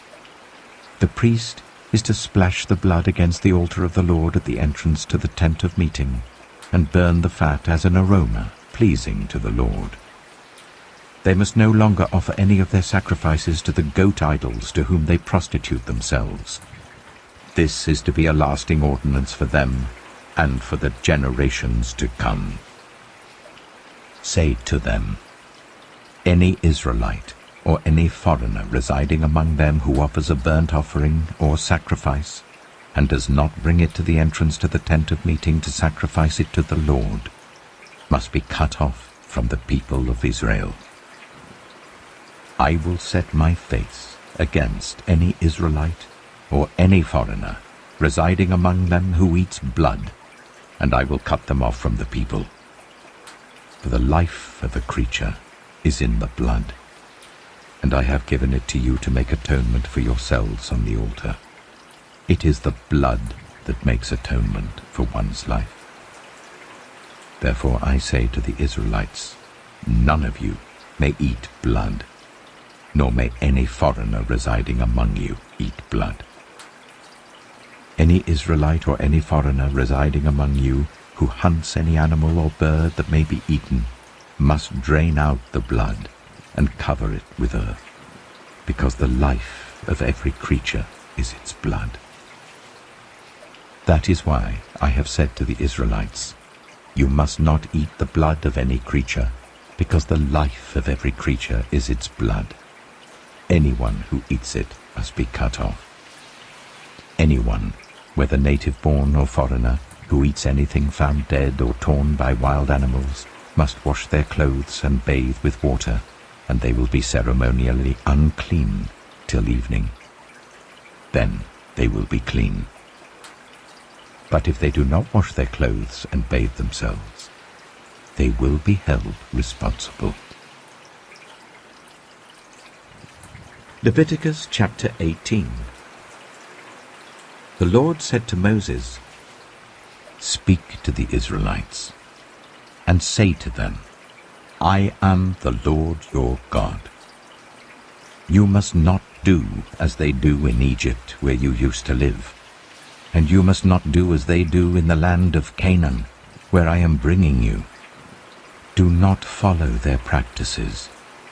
You must obey my laws, and be careful to follow my decrees.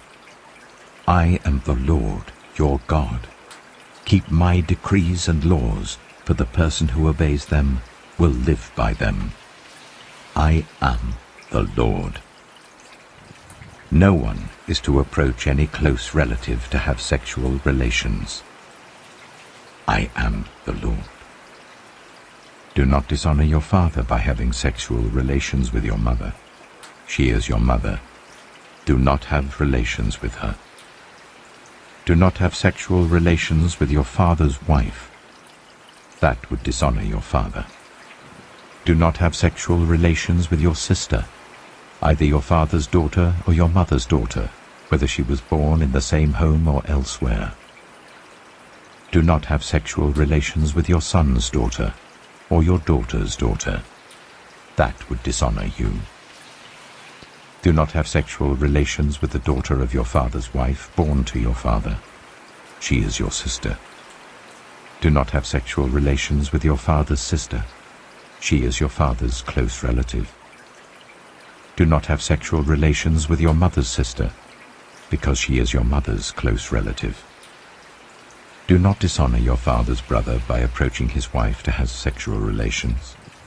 She is your aunt. Do not have sexual relations with your daughter-in-law. She is your son's wife. Do not have relations with her. Do not have sexual relations with your brother's wife. That would dishonor your brother. Do not have sexual relations with both a woman and her daughter. Do not have sexual relations with either her son's daughter or her daughter's daughter. They are her close relatives. That is wickedness. Do not take your wife's sister as a rival wife and have sexual relations with her while your wife is living. Do not approach a woman to have sexual relations during the uncleanness of her monthly period.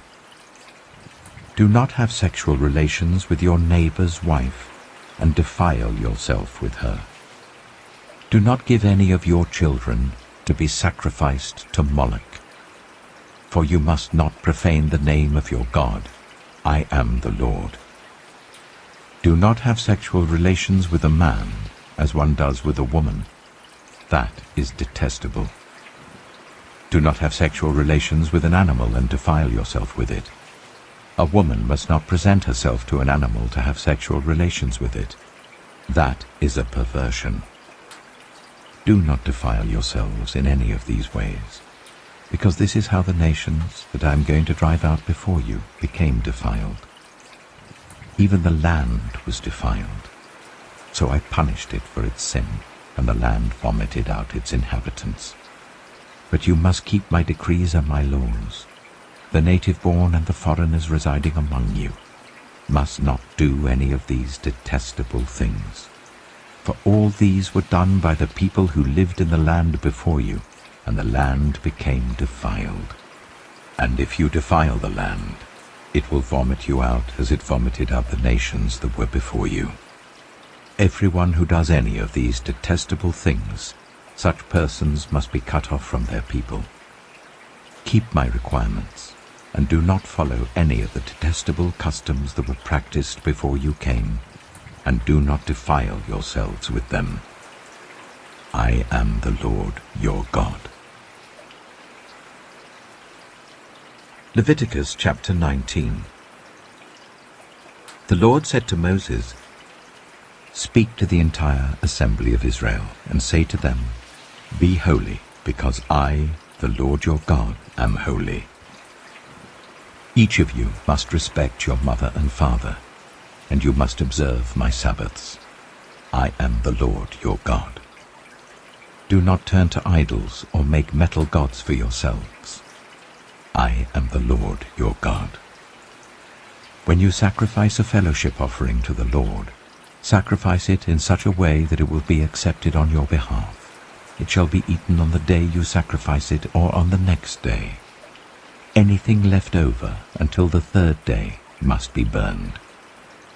If any of it is eaten on the third day, it is impure and will not be accepted. Whoever eats it will be held responsible because they have desecrated what is holy to the Lord. They must be cut off from their people. When you reap the harvest of your land, do not reap to the very edges of your field, or gather the gleanings of your harvest. Do not go over your vineyard a second time, or pick up the grapes that have fallen. Leave them for the poor and the foreigner. I am the Lord your God. Do not steal. Do not lie. Do not deceive one another. Do not swear falsely by my name and so profane the name of your God. I am the Lord. Do not defraud or rob your neighbor. Do not hold back the wages of a hired worker overnight. Do not curse the deaf or put a stumbling block in front of the blind, but fear your God. I am the Lord. Do not pervert justice. Do not show partiality to the poor or favoritism to the great, but judge your neighbor fairly.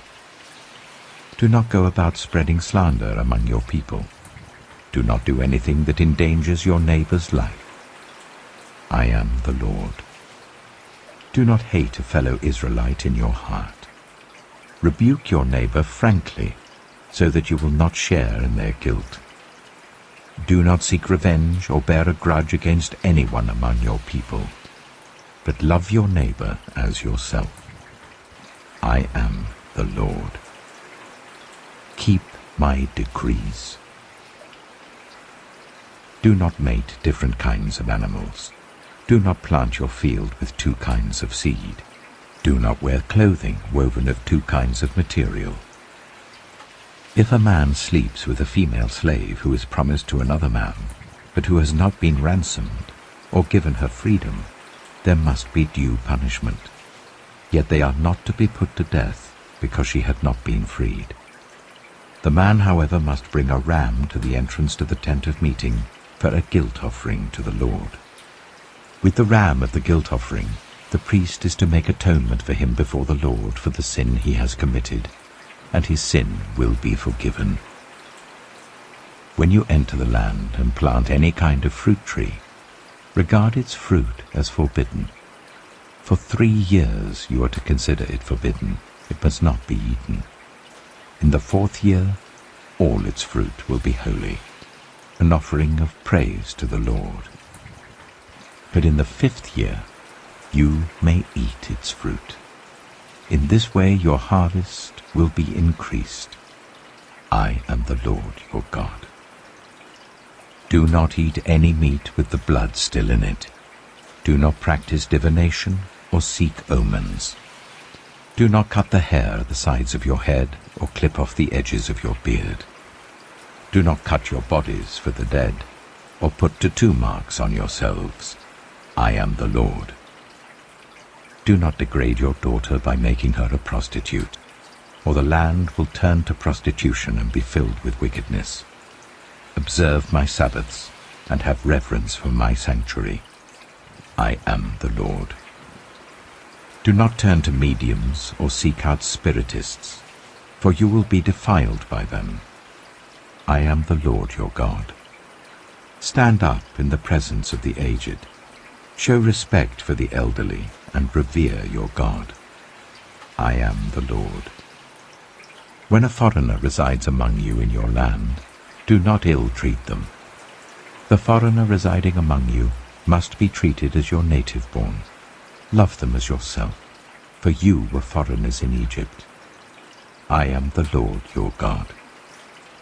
Do not use dishonest standards when measuring length, weight, or quantity.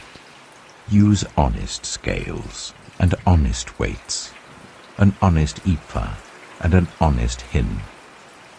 I am the Lord your God who brought you out of Egypt. Keep all my decrees and all my laws and follow them. I am the Lord. Leviticus chapter 20. The Lord said to Moses, "Say to the Israelites, any Israelite or any foreigner residing in Israel who sacrifices any of his children to Molech is to be put to death. The members of the community are to stone him. I myself will set my face against him and will cut him off from his people, for by sacrificing his children to Molech, he has defiled my sanctuary and profaned my holy name. If the members of the community close their eyes when that man sacrifices one of his children to Molech, and if they fail to put him to death, I myself will set my face against him and his family, and will cut them off from their people, together with all who follow him in prostituting themselves to Molech. I will set my face against anyone who turns to mediums and spiritists to prostitute themselves by following them, and I will cut them off from their people. Consecrate yourselves and be holy, because I am the Lord your God. Keep my decrees and follow them. I am the Lord who makes you holy. Anyone who curses their father or mother is to be put to death. Because they have cursed their father or mother, their blood will be on their own head. If a man commits adultery with another man's wife, with the wife of his neighbor, both the adulterer and the adulteress are to be put to death. If a man has sexual relations with his father's wife, he has dishonored his father. Both the man and the woman are to be put to death. Their blood will be on their own heads. If a man has sexual relations with his daughter-in-law, both of them are to be put to death. What they have done is a perversion. Their blood will be on their own heads. If a man has sexual relations with a man, as one does with a woman, Both of them have done what is detestable. They are to be put to death. Their blood will be on their own heads.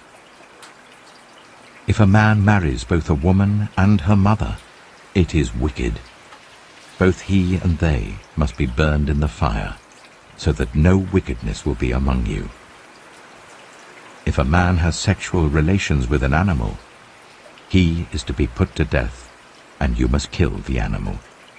If a woman approaches an animal to have sexual relations with it, kill both the woman and the animal. They are to be put to death. Their blood will be on their own heads. If a man marries his sister, the daughter of either his father or his mother, and they have sexual relations, it is a disgrace. They are to be publicly removed from their people. He has dishonored his sister and will be held responsible. If a man has sexual relations with a woman during her monthly period, he has exposed the source of her flow, and she has also uncovered it. Both of them are to be cut off from their people.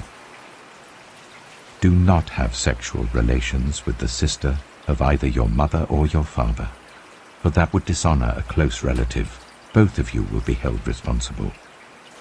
If a man has sexual relations with his aunt, he has dishonored his uncle. They will be held responsible. They will die childless. If a man marries his brother's wife, it is an act of impurity. He has dishonored his brother. They will be childless.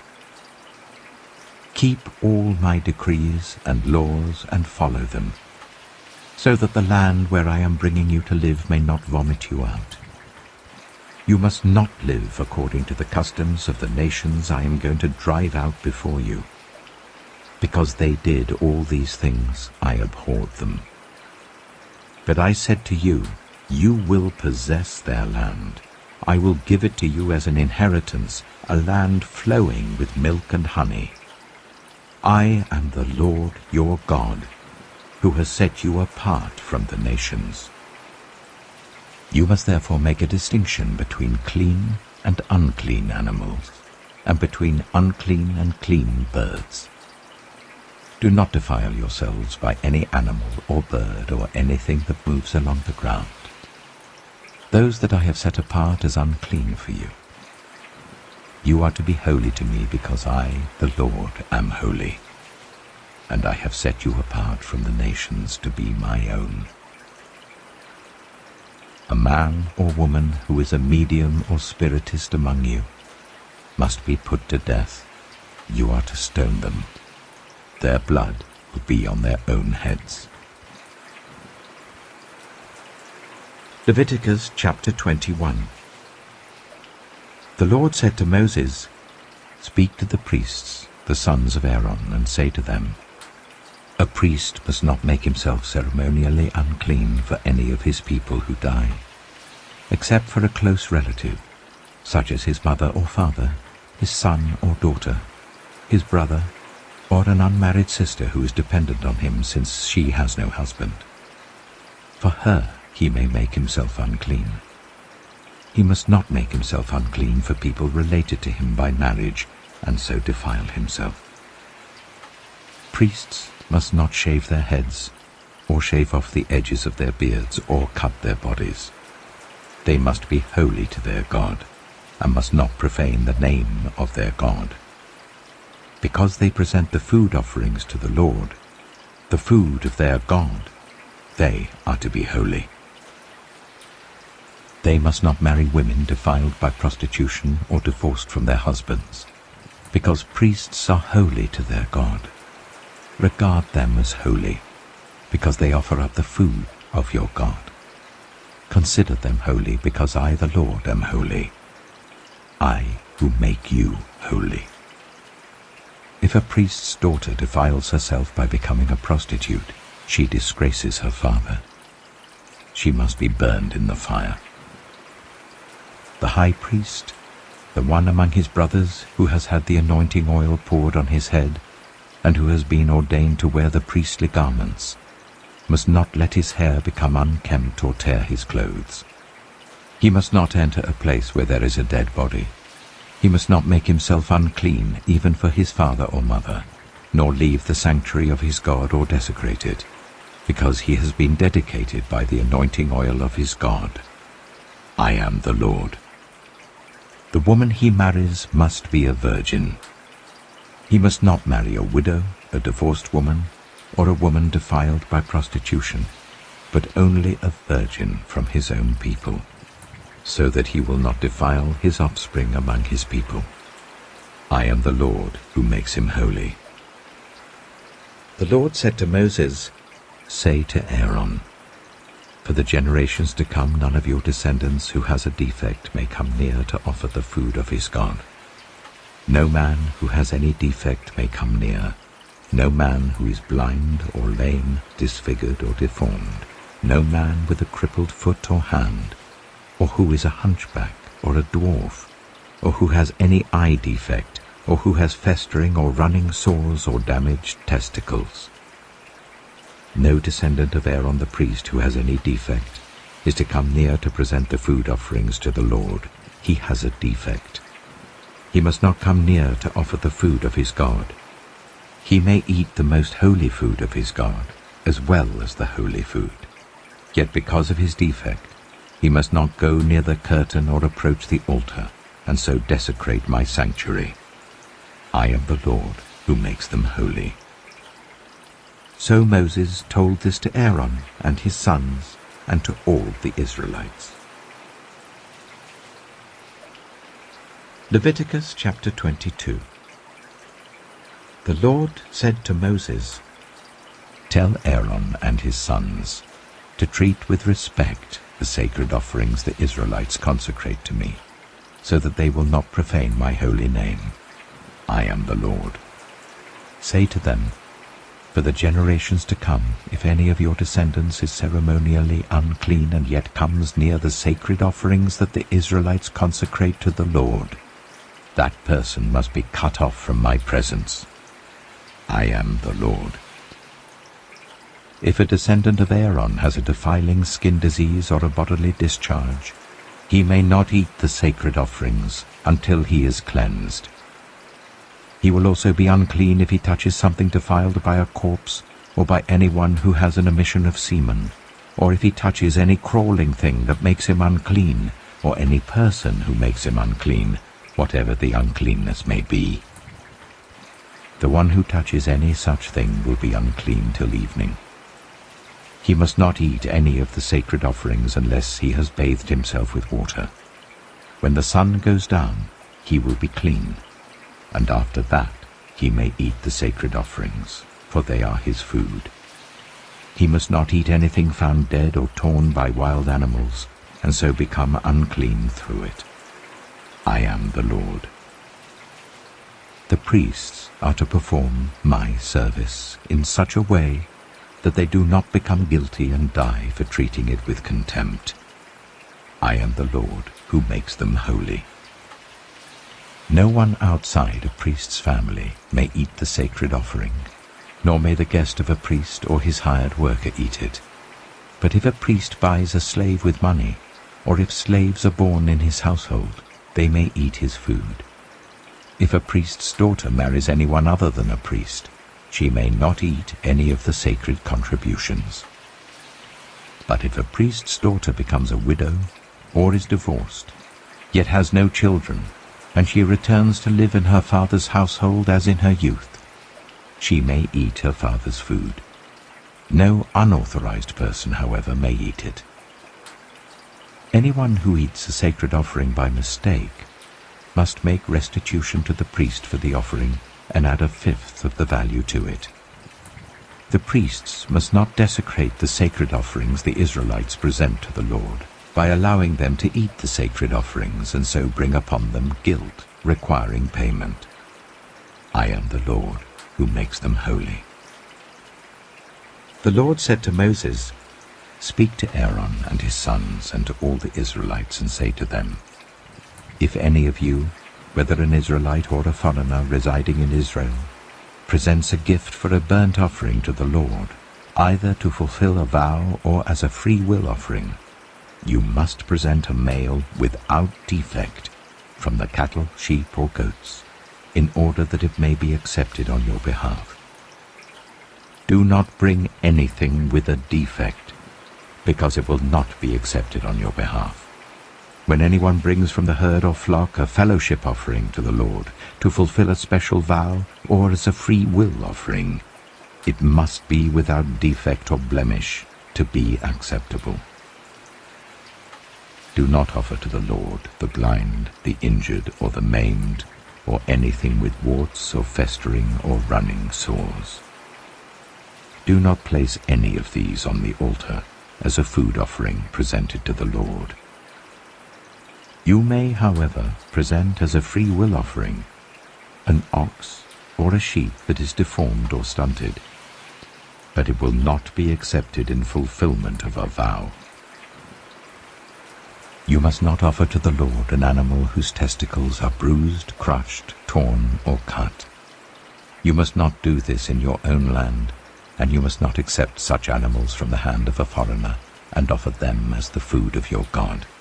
They will not be accepted on your behalf, because they are deformed and have defects. The Lord said to Moses, "When a calf, a lamb, or a goat is born, it is to remain with its mother for 7 days. From the 8th day on, it will be acceptable as a food offering presented to the Lord. Do not slaughter a cow or a sheep and its young on the same day."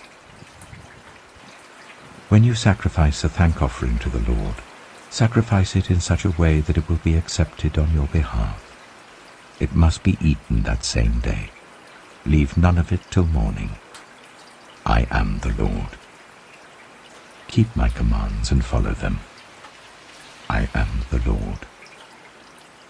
Do not profane my holy name, for I must be acknowledged as holy by the Israelites. I am the Lord, who made you holy, and who brought you out of Egypt to be your God. I am the Lord. Leviticus chapter 23.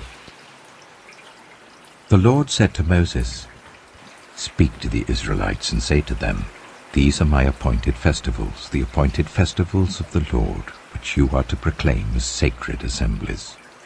There are 6 days when you may work, but the 7th day is a day of Sabbath rest, a day of sacred assembly. You are not to do any work. Wherever you live, it is a Sabbath to the Lord. These are the Lord's appointed festivals, the sacred assemblies you are to proclaim at their appointed times. The Lord's Passover begins at twilight on the 14th day of the first month. On the 15th day of that month, the Lord's festival of unleavened bread begins. For 7 days you must eat bread made without yeast. On the first day hold a sacred assembly, and do not do any of your ordinary work. For 7 days present a food offering to the Lord, and on the 7th day hold a sacred assembly, and do not do any of your ordinary work. The Lord said to Moses, "Speak to the Israelites and say to them, When you enter the land I am going to give you and you reap its harvest, bring to the priest a sheaf of the first grain you harvest. He is to wave the sheaf before the Lord, so it will be accepted on your behalf. The priest is to wave it on the day after the Sabbath. On the day you wave the sheaf, you must sacrifice as a burnt offering to the Lord a lamb a year old without defect, together with its grain offering of 1/5 of an ephah of the finest flour mixed with olive oil.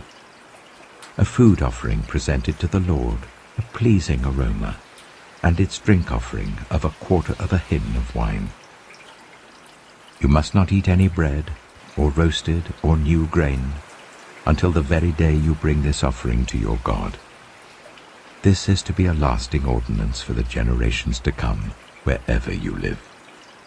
From the day after the Sabbath, the day you brought the sheaf of the wave offering, count 7 full weeks. Count 50 days up to the day after the 7th Sabbath, and then present an offering of new grain to the Lord. From wherever you live, bring 2 loaves made of 1/5 of an ephah of the finest flour, baked with yeast, as a wave offering of first fruits to the Lord. Present with this bread 7 male lambs, each a year old and without defect, 1 young bull and 2 rams. They will be a burnt offering to the Lord, together with their grain offerings and drink offerings, a food offering, an aroma pleasing to the Lord. Then sacrifice 1 male goat for a sin offering and 2 lambs, each a year old, for a fellowship offering. The priest is to wave the 2 lambs before the Lord as a wave offering, together with the bread of the first fruits. They are a sacred offering to the Lord for the priest.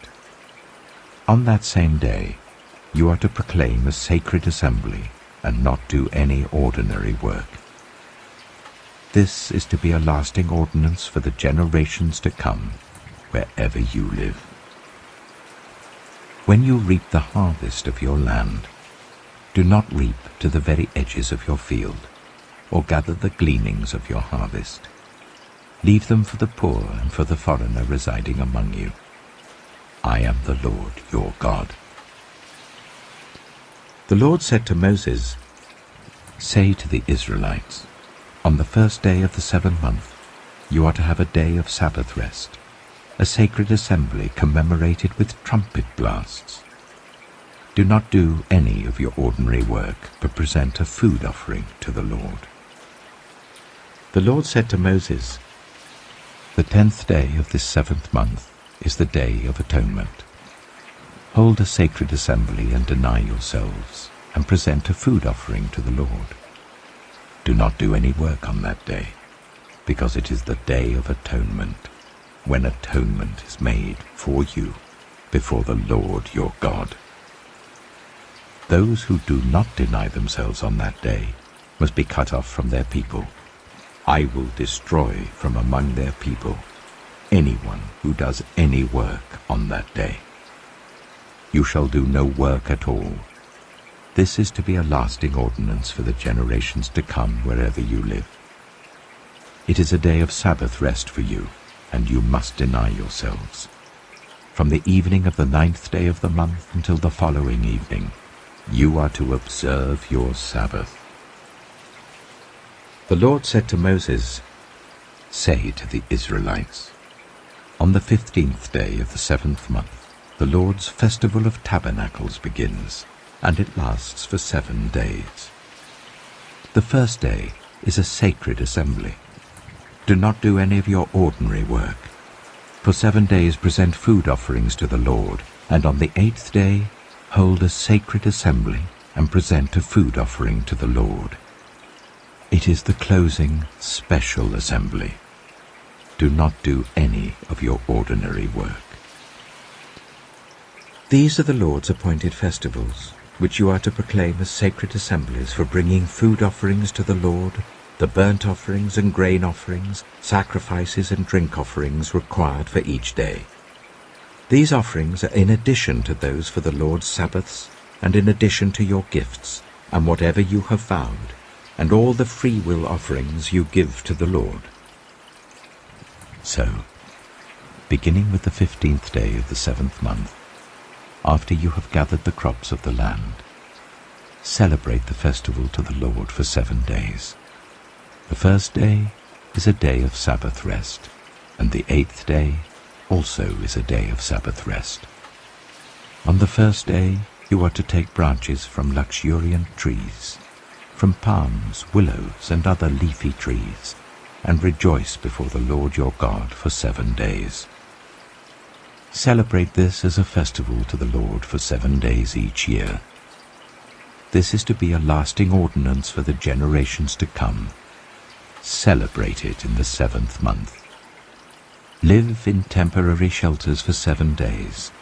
All native-born Israelites are to live in such shelters, so that your descendants will know that I made the Israelites live in temporary shelters when I brought them out of Egypt.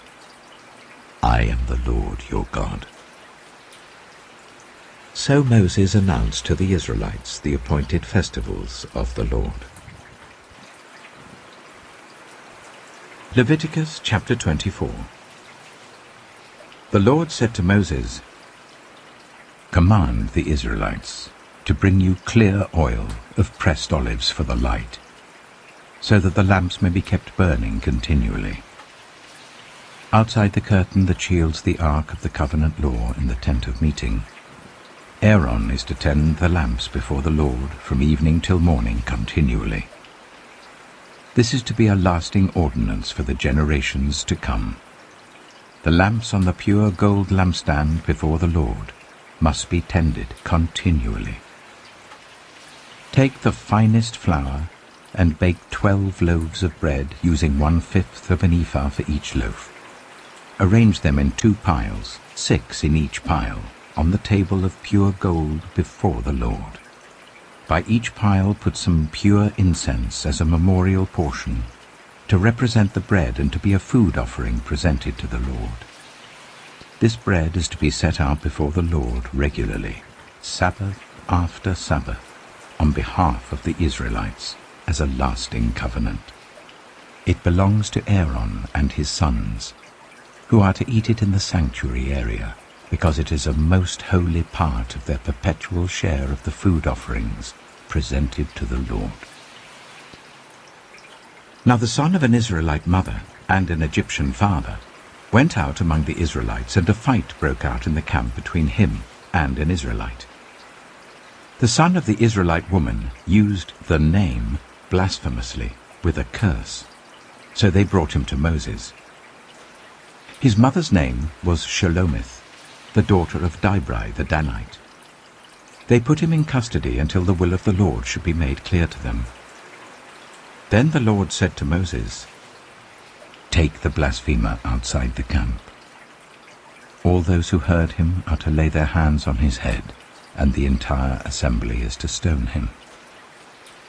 Say to the Israelites, anyone who curses their God will be held responsible. Anyone who uses the name of the Lord blasphemously is to be put to death. The entire assembly must stone them, whether foreigner or native born. When they use the name blasphemously, they are to be put to death. Anyone who takes the life of a human being is to be put to death. Anyone who takes the life of someone's animal must make restitution, life for life. Anyone who injures their neighbor is to be injured in the same manner, fracture for fracture, eye for eye, tooth for tooth. The one who has inflicted the injury must suffer the same injury. Whoever kills an animal must make restitution, but whoever kills a human being is to be put to death. You are to have the same law for the foreigner and the native born. I am the Lord your God."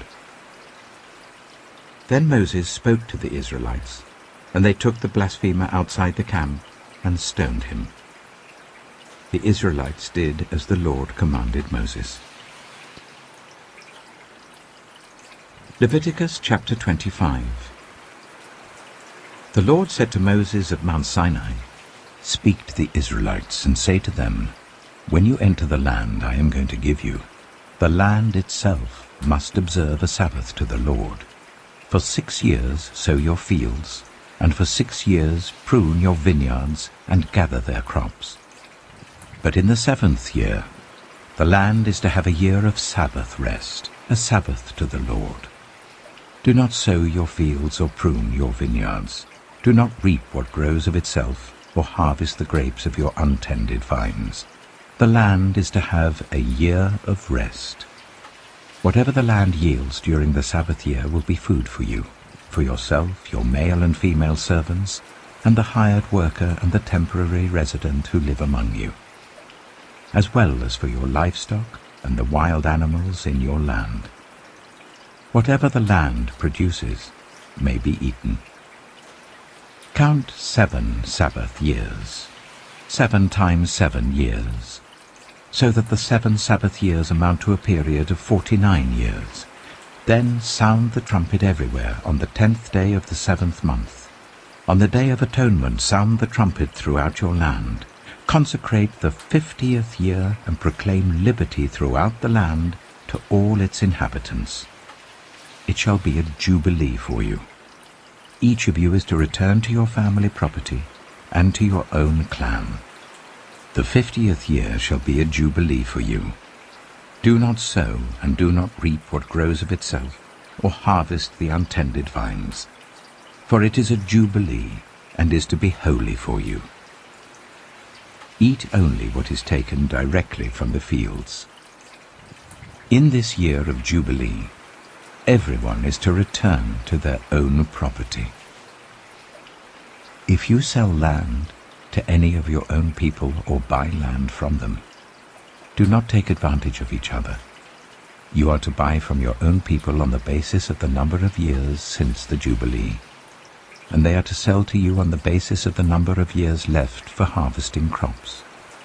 When the years are many, you are to increase the price, and when the years are few, you are to decrease the price, because what is really being sold to you is the number of crops.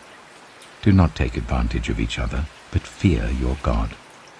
I am the Lord your God. Follow my decrees and be careful to obey my laws, and you will live safely in the land. Then the land will yield its fruit, and you will eat your fill and live there in safety.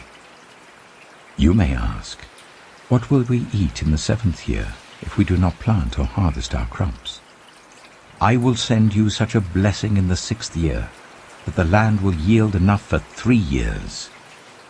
While you plant during the 8th year, you will eat from the old crop and will continue to eat from it until the harvest of the 9th year comes in. The land must not be sold permanently because the land is mine, and you reside in my land as foreigners and strangers. Throughout the land that you hold as a possession, you must provide for the redemption of the land. If one of your fellow Israelites becomes poor and sells some of their property, their nearest relative is to come and redeem what they have sold.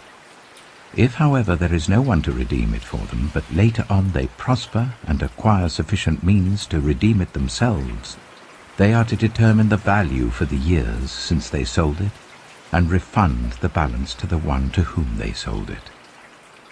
They can then go back to their own property.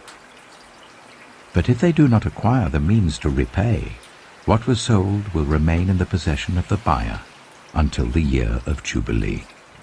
It will be returned in the Jubilee, and they can go back to their property. Anyone who sells a house in a walled city retains the right of redemption a full year after its sale. During that time, the seller may redeem it. If it is not redeemed before a full year has passed, the house in the walled city shall belong permanently to the buyer and the buyer's descendants. It is not to be returned in the Jubilee. But houses in villages without walls round them are to be considered as belonging to the open country. They can be redeemed, and they are to be returned in the Jubilee. The Levites always have the right to redeem their houses in the Levitical towns which they possess. So the property of the Levites is redeemable, that is, a house sold in any town they hold, and is to be returned in the Jubilee, because the houses in the towns of the Levites are their property among the Israelites, but the pasture land belonging to their towns must not be sold. It is their permanent possession. If any of your fellow Israelites become poor and are unable to support themselves among you, help them as you would a foreigner and stranger, so that they can continue to live among you. Do not take interest or any profit from them, but fear your God, so that they may continue to live among you. You must not lend them money at interest or sell them food at a profit. I am the Lord your God, who brought you out of Egypt to give you the land of Canaan, and to be your God. If any of your fellow Israelites become poor and sell themselves to you, do not make them work as slaves. They are to be treated as hired workers or temporary residents among you. They are to work for you until the year of Jubilee. Then they and their children are to be released, and they will go back to their own clans and to the property of their ancestors. Because the Israelites are my servants whom I brought out of Egypt, they must not be sold as slaves. Do not rule over them ruthlessly, but fear your God. Your male and female slaves are to come from the nations around you. From them you may buy slaves. You may also buy some of the temporary residents living among you, and members of their clans born in your country, and they will become your property. You can bequeath them to your children as inherited property, and can make them slaves for life. But you must not rule over your fellow Israelites ruthlessly. If a foreigner residing among you becomes rich, and any of your fellow Israelites become poor and sell themselves to the foreigner, or to a member of the foreigner's clan, they retain the right of redemption after they have sold themselves. One of their relatives may redeem them, an uncle or a cousin, or any blood relative in their clan may redeem them. Or, if they prosper, they may redeem themselves. They and their buyer are to count the time from the year they sold themselves up to the year of Jubilee. The price for their release is to be based on the rate paid to a hired worker for that number of years. If many years remain, they must pay for their redemption a larger share of the price paid for them. If only a few years remain until the year of Jubilee, they are to compute that and pay for their redemption accordingly. They are to be treated as workers hired from year to year. You must see to it that those to whom they owe service do not rule over them ruthlessly. Even if someone is not redeemed in any of these ways, they and their children are to be released in the year of Jubilee, for the Israelites belong to me as servants. They are my servants whom I brought out of Egypt.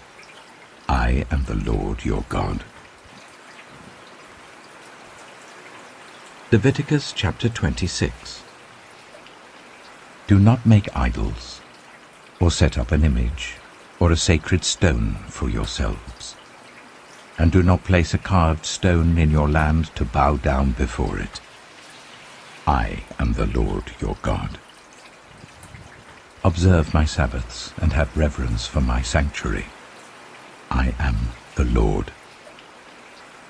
If you follow my decrees and are careful to obey my commands, I will send you rain in its season, and the ground will yield its crops and the trees their fruit. Your threshing will continue until grape harvest, and the grape harvest will continue until planting, and you will eat all the food you want and live in safety in your land. I will grant peace in the land, and you will lie down, and no one will make you afraid. I will remove wild beasts from the land, and the sword will not pass through your country. You will pursue your enemies, and they will fall by the sword before you. 5 of you will chase 100, and 100 of you will chase 10,000, and your enemies will fall by the sword before you. I will look on you with favor and make you fruitful and increase your numbers, and I will keep my covenant with you. You will still be eating last year's harvest when you will have to move it out to make room for the new. I will put my dwelling place among you, and I will not abhor you. I will walk among you and be your God, and you will be my people. I am the Lord your God, who brought you out of Egypt, so that you would no longer be slaves to the Egyptians. I broke the bars of your yoke, and enabled you to walk with heads held high. But if you will not listen to me, and carry out all these commands, and if you reject my decrees and abhor my laws and fail to carry out all my commands and so violate my covenant, then I will do this to you. I will bring on you sudden terror, wasting diseases, and fever that will destroy your sight and sap your strength. You will plant seed in vain, because your enemies will eat it. I will set my face against you, so that you will be defeated by your enemies. Those who hate you will rule over you, and you will flee even when no one is pursuing you. If, after all this, you will not listen to me, I will punish you for your sins 7 times over. I will break down your stubborn pride, and make the sky above you like iron, and the ground beneath you like bronze. Your strength will be spent in vain, because your soil will not yield its crops, nor will the trees of your land yield their fruit. If you remain hostile towards me and refuse to listen to me, I will multiply your afflictions 7 times over as your sins deserve. I will send wild animals against you, and they will rob you of your children, destroy your cattle, and make you so few in number that your roads will be deserted. If, in spite of these things, you do not accept my correction but continue to be hostile towards me, I myself will be hostile towards you, and will afflict you for your sins 7 times over. And I will bring the sword on you to avenge the breaking of the covenant. When you withdraw into your cities, I will send a plague among you, and you will be given into enemy hands. When I cut off your supply of bread, 10 women will be able to bake your bread in 1 oven, and they will dole out the bread by weight. You will eat, but you will not be satisfied. If, in spite of this, you still do not listen to me but continue to be hostile towards me, then in my anger I will be hostile towards you, and I myself will punish you for your sins 7 times over. You will eat the flesh of your sons and the flesh of your daughters. I will destroy your high places, cut down your incense altars, and pile your dead bodies on the lifeless forms of your idols. And I will abhor you.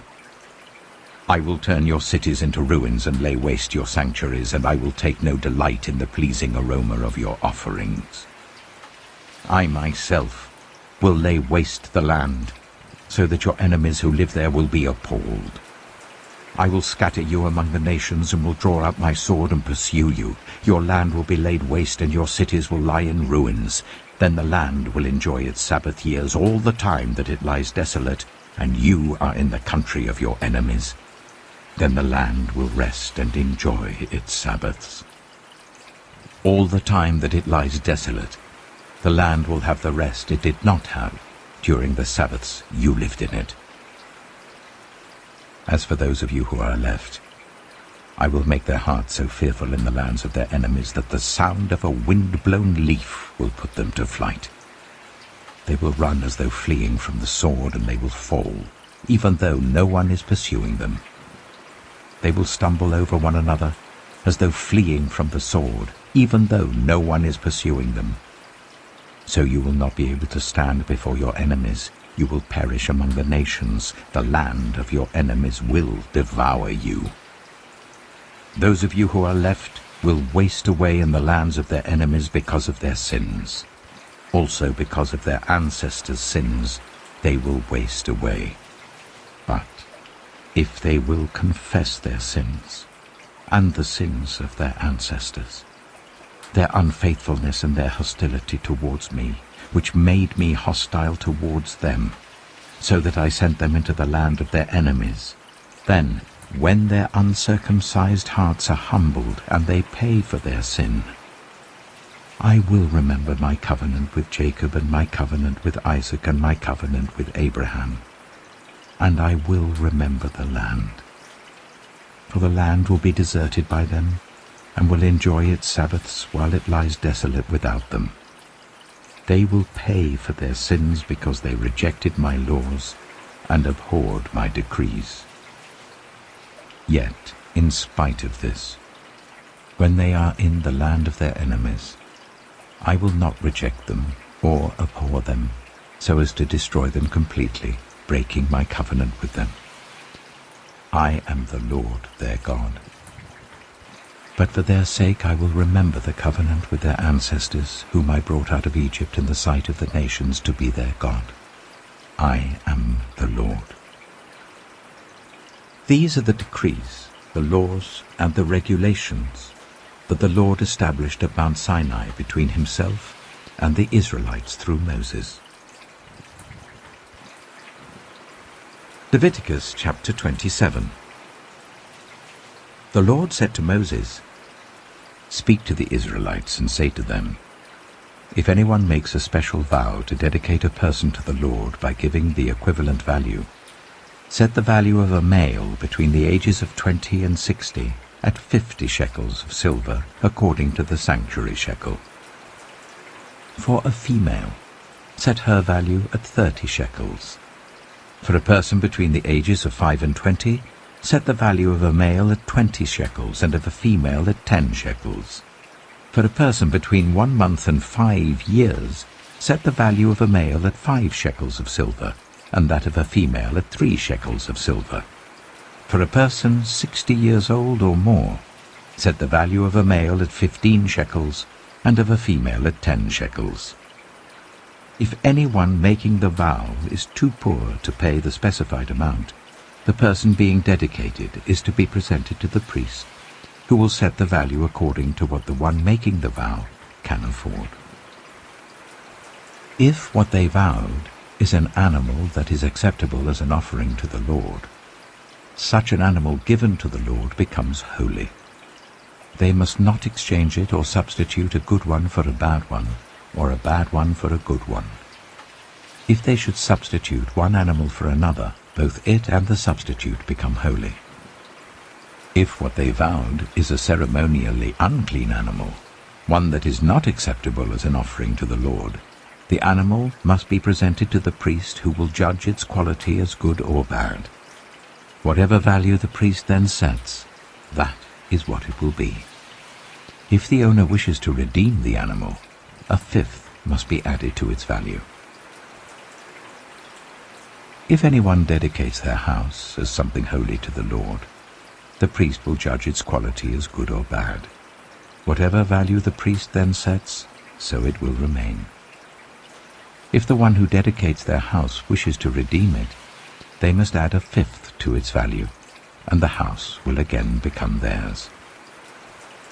If anyone dedicates to the Lord part of their family land, its value is to be set according to the amount of seed required for it, 50 shekels of silver to a homer of barley seed. If they dedicate a field during the year of Jubilee, the value that has been set remains. But if they dedicate a field after the Jubilee, the priest will determine the value according to the number of years that remain until the next year of Jubilee, and its set value will be reduced. If the one who dedicates the field wishes to redeem it, they must add a fifth to its value, and the field will again become theirs. If, however, they do not redeem the field, or if they have sold it to someone else, it can never be redeemed. When the field is released in the Jubilee, it will become holy, like a field devoted to the Lord. It will become priestly property. If anyone dedicates to the Lord a field they have bought which is not part of their family land, the priest will determine its value up to the year of Jubilee, and the owner must pay its value on that day as something holy to the Lord. In the year of Jubilee, the field will revert to the person from whom it was bought, the one whose land it was. Every value is to be set according to the sanctuary shekel, 20 gerahs to the shekel. No one, however, may dedicate the firstborn of an animal, since the firstborn already belongs to the Lord. Whether an ox or a sheep, it is the Lord's. If it is one of the unclean animals, it may be bought back at its set value, adding a fifth of the value to it. If it is not redeemed, it is to be sold at its set value. But nothing that a person owns and devotes to the Lord, whether a human being or an animal or family land, may be sold or redeemed. Everything so devoted is most holy to the Lord. No one devoted to destruction may be ransomed. They are to be put to death. A tithe of everything from the land, whether grain from the soil or fruit from the trees, belongs to the Lord. It is holy to the Lord. Whoever would redeem any of their tithe must add a fifth of the value to it. Every tithe of the herd and flock, every 10th animal that passes under the shepherd's rod, will be holy to the Lord. No one may pick out the good from the bad, or make any substitution. If anyone does make a substitution, both the animal and its substitute become holy and cannot be redeemed. These are the commands the Lord gave Moses at Mount Sinai for the Israelites.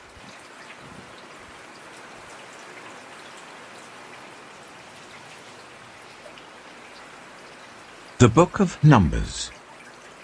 Numbers chapter 1. The Lord spoke to Moses in the tent of meeting in the desert of Sinai on the first day of the 2nd month of the 2nd year, after the Israelites came out of Egypt. He said, "Take a census of the whole Israelite community by their clans and families, listing every man by name, one by one. You and Aaron are to count according to their divisions all the men in Israel who are 20 years old or more, and able to serve in the army. One man from each tribe, each of them the head of his family, is to help you. These are the names of the men who are to assist you. From Reuben, Elizur, son of Shedeiah. From Simeon, Shelumiel, son of Zurishaddai. From Judah, Nachshon, son of Amminadab. From Issachar, Nathanael, son of Zuar. From Zebulun, Eliab, son of Helon. From the sons of Joseph. From Ephraim, Elishama, son of Ammihud. From Manasseh, Gamaliel, son of Pedazah. From Benjamin, Abidan, son of Gideoni. From Dan, Ahiezer, son of Ammishaddai. From Asher, Pagiel, son of Ochran. From Gad, Eliasaph, son of Duel. From Naphtali, Ahira, son of Enan. These were the men appointed from the community, the leaders of their ancestral tribes. They were the heads of the clans of Israel. Moses and Aaron took these men whose names had been specified, and they called the whole community together on the first day of the 2nd month. The people registered their ancestry by their clans and families, and the men 20 years old or more were listed by name, one by one, as the Lord commanded Moses. And so he counted them in the desert of Sinai. From the descendants of Reuben, the firstborn son of Israel, all the men 20 years old or more who were able to serve in the army were listed by name, one by one, according to the records of their clans and families. The number from the tribe of Reuben was 46,500. From the descendants of Simeon, all the men 20 years old or more who were able to serve in the army were counted and listed by name, one by one, according to the records of their clans and families. The number from the tribe of Simeon was 59,300. From the descendants of Gad, all the men 20 years old or more who were able to serve in the army were listed by name, according to the records of their clans and families. The number from the tribe of Gad was 45,650. From the descendants of Judah, all the men 20 years old or more who were able to serve in the army were listed by name, according to the records of their clans and families. The number from the tribe of Judah was 74,600. From the descendants of Issachar, all the men 20 years old or more who were able to serve in the army were listed by name, according to the records of their clans and families. The number from the tribe of Issachar was 54,400. From the descendants of Zebulun, all the men 20 years old or more who were able to serve in the army were listed by name, according to the records of their clans and families. The number from the tribe of Zebulun was 57,400. From the sons of Joseph, from the descendants of Ephraim, all the men 20 years old or more who were able to serve in the army were listed by name, according to the records of their clans and families. The number from the tribe of Ephraim was 40,500. From the descendants of Manasseh, all the men 20 years old or more who were able to serve in the army were listed by name, according to the records of their clans and families. The number from the tribe of Manasseh was 32,200. From the descendants of Benjamin, all the men 20 years old or more who were able to serve in the army were listed by name, according to the records of their clans and families. The number from the tribe of Benjamin was 35,400. From the descendants of Dan, all the men 20 years old or more who were able to serve in the army were listed by name according to the records of their clans and families. The number from the tribe of Dan was 62,700. From the descendants of Asher, all the men 20 years old or more who were able to serve in the army were listed by name according to the records of their clans and families. The number from the tribe of Asher was 41,500. From the descendants of Naphtali, all the men 20 years old or more who were able to serve in the army were listed by name according to the records of their clans and families. The number from the tribe of Naphtali was 53,400. These were the men counted by Moses and Aaron and the 12 leaders of Israel, each one representing his family. All the Israelites, 20 years old or more who were able to serve in Israel's army, were counted according to their families. The total number was 603,550. The ancestral tribe of the Levites, however, was not counted along with the others. The Lord had said to Moses, "You must not count the tribe of Levi, or include them in the census of the other Israelites.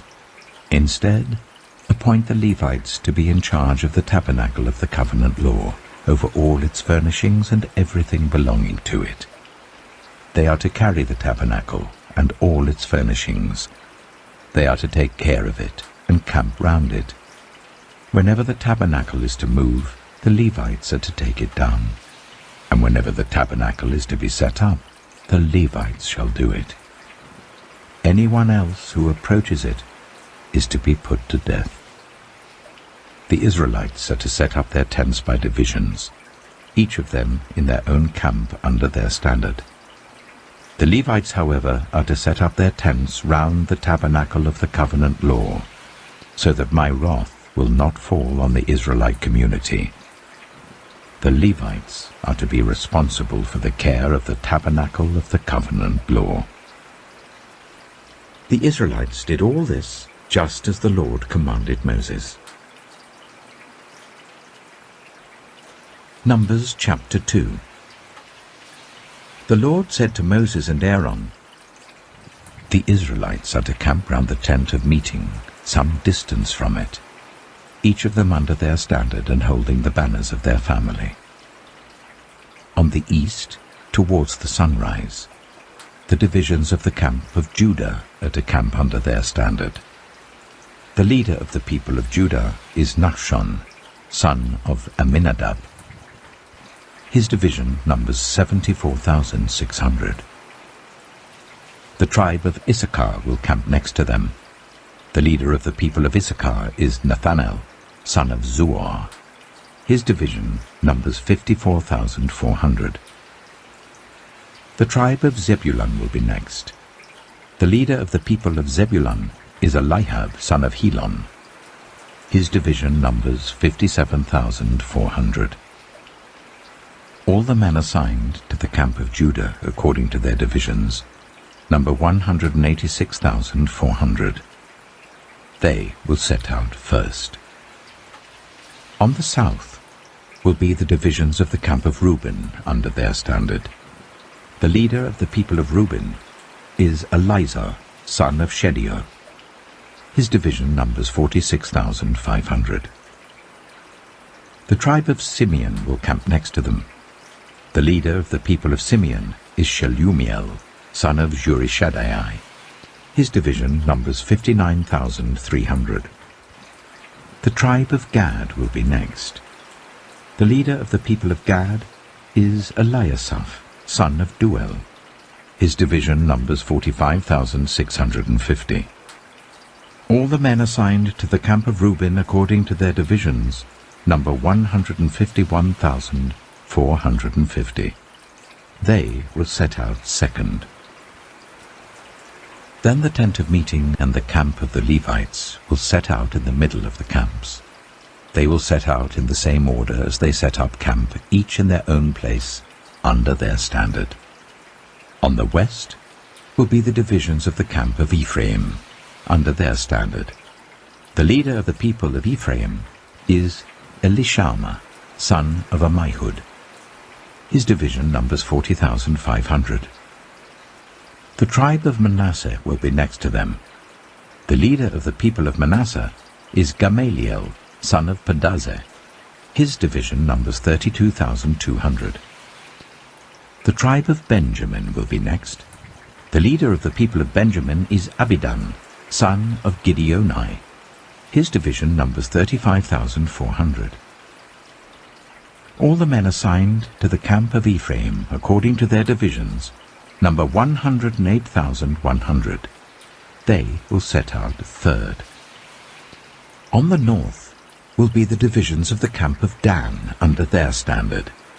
The leader of the people of Dan is Ahijah, son of Ammishaddai. His division numbers 62,700. The tribe of Asher will camp next to them. The leader of the people of Asher is Pagiel, son of Ochran. His division numbers 41,500. The tribe of Naphtali will be next. The leader of the people of Naphtali is Ahira, son of Enan. His division numbers 53,400. All the men assigned to the camp of Dan number 157,600. They will set out last under their standards. These are the Israelites, counted according to their families. All the men in the camps by their divisions number 603,550. The Levites, however, were not counted along with the other Israelites, as the Lord commanded Moses. So the Israelites did everything the Lord commanded Moses. That is the way they camped under their standards, and that is the way they set out, each of them with their clan and family. Numbers chapter 3. This is the account of the family of Aaron and Moses at the time the Lord spoke to Moses at Mount Sinai. The names of the sons of Aaron were Nadab the firstborn, and Abihu, Eleazar, and Ithamar. Those were the names of Aaron's sons, the anointed priests, who were ordained to serve as priests. Nadab and Abihu, however, died before the Lord when they made an offering with unauthorized fire before him in the desert of Sinai. They had no sons, so Eleazar and Ithamar served as priests during the lifetime of their father Aaron. The Lord said to Moses, "Bring the tribe of Levi and present them to Aaron the priest to assist him. They are to perform duties for him and for the whole community at the tent of meeting by doing the work of the tabernacle. They are to take care of all the furnishings of the tent of meeting, fulfilling the obligations of the Israelites by doing the work of the tabernacle. Give the Levites to Aaron and his sons. They are the Israelites who are to be given wholly to him. Appoint Aaron and his sons to serve as priests. Anyone else who approaches the sanctuary is to be put to death." The Lord also said to Moses, "I have taken the Levites from among the Israelites in place of the first male offspring of every Israelite woman. The Levites are mine, for all the firstborn are mine. When I struck down all the firstborn in Egypt, I set apart for myself every firstborn in Israel, whether human or animal. They are to be mine. I am the Lord." The Lord said to Moses in the desert of Sinai, "Count the Levites by their families and clans. Count every male a month old or more." So Moses counted them as he was commanded by the word of the Lord. These were the names of the sons of Levi: Gershon, Kohath, and Merari. These were the names of the Gershonite clans: Libni and Shimei. The Kohathite clans: Amram, Itzah, Hebron, and Uzziel. the Merarite clans, Mahli and Mushi. These were the Levite clans according to their families. To Gershon belonged the clans of the Libnites and Shimeites. These were the Gershonite clans. The number of all the males a month old or more who were counted was 7,500. The Gershonite clans were to camp on the west behind the tabernacle. The leader of the families of the Gershonites was Eliasaph, son of Lael. At the tent of meeting, the Gershonites were responsible for the care of the tabernacle and tent, its coverings, the curtain at the entrance to the tent of meeting, the curtains of the courtyard, the curtain at the entrance to the courtyard surrounding the tabernacle and altar, and the ropes, and everything related to their use. To Kohath belonged the clans of the Amramites, Izharites, Hebronites, and Uzzielites. These were the Kohathite clans. The number of all the males a month old or more was 8,600. The Kohathites were responsible for the care of the sanctuary. The Kohathite clans were to camp on the south side of the tabernacle. The leader of the families of the Kohathite clans was Eliaphan, son of Uzziel. They were responsible for the care of the ark, the table, the lampstand, the altars, the articles of the sanctuary used in ministering, the curtain, and everything related to their use. The chief leader of the Levites was Eleazar, son of Aaron the priest. He was appointed over those who were responsible for the care of the sanctuary. To Merari belonged the clans of the Mahlites and the Mushites. These were the Merarite clans. The number of all the males a month old or more who were counted was 6,200. The leader of the families of the Merarite clans was Zuriel, son of Abihail. They were to camp on the north side of the tabernacle. The Merarites were appointed to take care of the frames of the tabernacle, its crossbars, posts, bases, all its equipment, and everything related to their use, as well as the posts of the surrounding courtyard with their bases, tent pegs, and ropes. Moses and Aaron and his sons were to camp to the east of the tabernacle, towards the sunrise, in front of the tent of meeting. They were responsible for the care of the sanctuary on behalf of the Israelites. Anyone else who approached the sanctuary was to be put to death.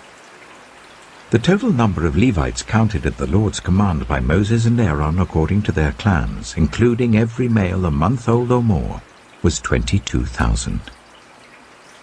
The Lord said to Moses, "Count all the firstborn Israelite males who are a month old or more, and make a list of their names. Take the Levites for me in place of all the firstborn of the Israelites, and the livestock of the Levites in place of all the firstborn of the livestock of the Israelites. I am the Lord." So Moses counted all the firstborn of the Israelites as the Lord commanded him. The total number of firstborn males a month old or more, listed by name, was 22,273. The Lord also said to Moses, "Take the Levites in place of all the firstborn of Israel, and the livestock of the Levites in place of their livestock. The Levites are to be mine. I am the Lord.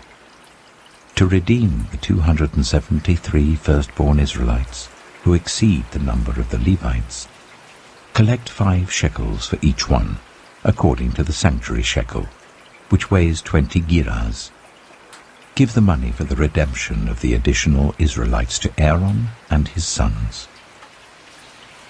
So Moses collected the redemption money from those who exceeded the number redeemed by the Levites.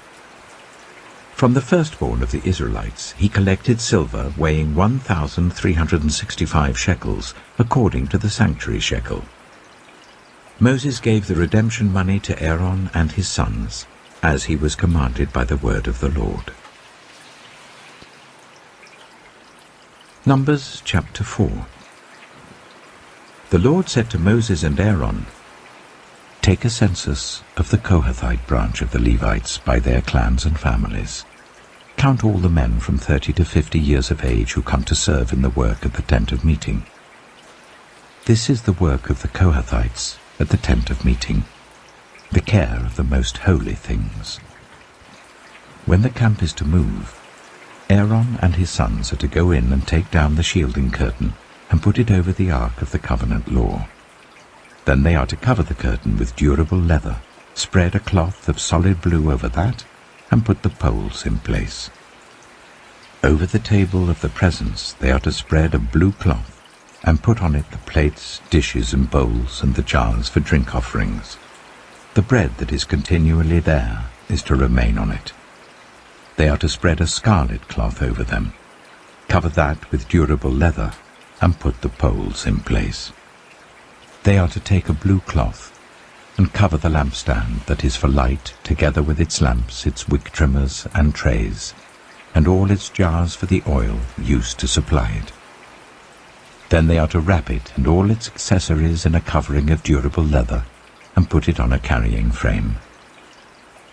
Over the gold altar they are to spread a blue cloth, and cover that with durable leather, and put the poles in place. They are to take all the articles used for ministering in the sanctuary, wrap them in a blue cloth, cover that with durable leather, and put them on a carrying frame. They are to remove the ashes from the bronze altar and spread a purple cloth over it. Then they are to place on it all the utensils used for ministering at the altar, including the fire pans, meat forks, shovels, and sprinkling bowls. Over it they are to spread a covering of durable leather and put the poles in place. After Aaron and his sons have finished covering the holy furnishings and all the holy articles, and when the camp is ready to move, only then are the Kohathites to come and do the carrying. But they must not touch the holy things, or they will die. The Kohathites are to carry those things that are in the tent of meeting. Eleazar, son of Aaron the priest, is to have charge of the oil for the light, the fragrant incense, the regular grain offering, and the anointing oil. He is to be in charge of the entire tabernacle and everything in it, including its holy furnishings and articles. The Lord said to Moses and Aaron, "See that the Kohathite tribal clans are not destroyed from among the Levites, so that they may live and not die when they come near the most holy things. Do this for them. Aaron and his sons are to go into the sanctuary and assign to each man his work and what he is to carry. But the Kohathites must not go in to look at the holy things even for a moment, or they will die." The Lord said to Moses, "Take a census also of the Gershonites by their families and clans. Count all the men from 30 to 50 years of age who come to serve in the work at the tent of meeting. This is the service of the Gershonite clans in their carrying and their other work. They are to carry the curtains of the tabernacle, that is, the tent of meeting, its covering and its outer covering of durable leather, the curtains for the entrance to the tent of meeting, the curtains of the courtyard surrounding the tabernacle and altar, the curtain for the entrance to the courtyard, the ropes, and all the equipment used in the service of the tent. The Gershonites are to do all that needs to be done with these things. All their service, whether carrying or doing other work, is to be done under the direction of Aaron and his sons. You shall assign to them as their responsibility all they are to carry. This is the service of the Gershonite clans at the tent of meeting. Their duties are to be under the direction of Ithamar, son of Aaron, the priest. Count the Merarites by their clans and families. Count all the men from 30 to 50 years of age who come to serve in the work at the tent of meeting. As part of all their service at the tent, they are to carry the frames of the tabernacle, its crossbars, posts and bases, as well as the posts of the surrounding courtyard with their bases, tent pegs, ropes, all their equipment, and everything related to their use.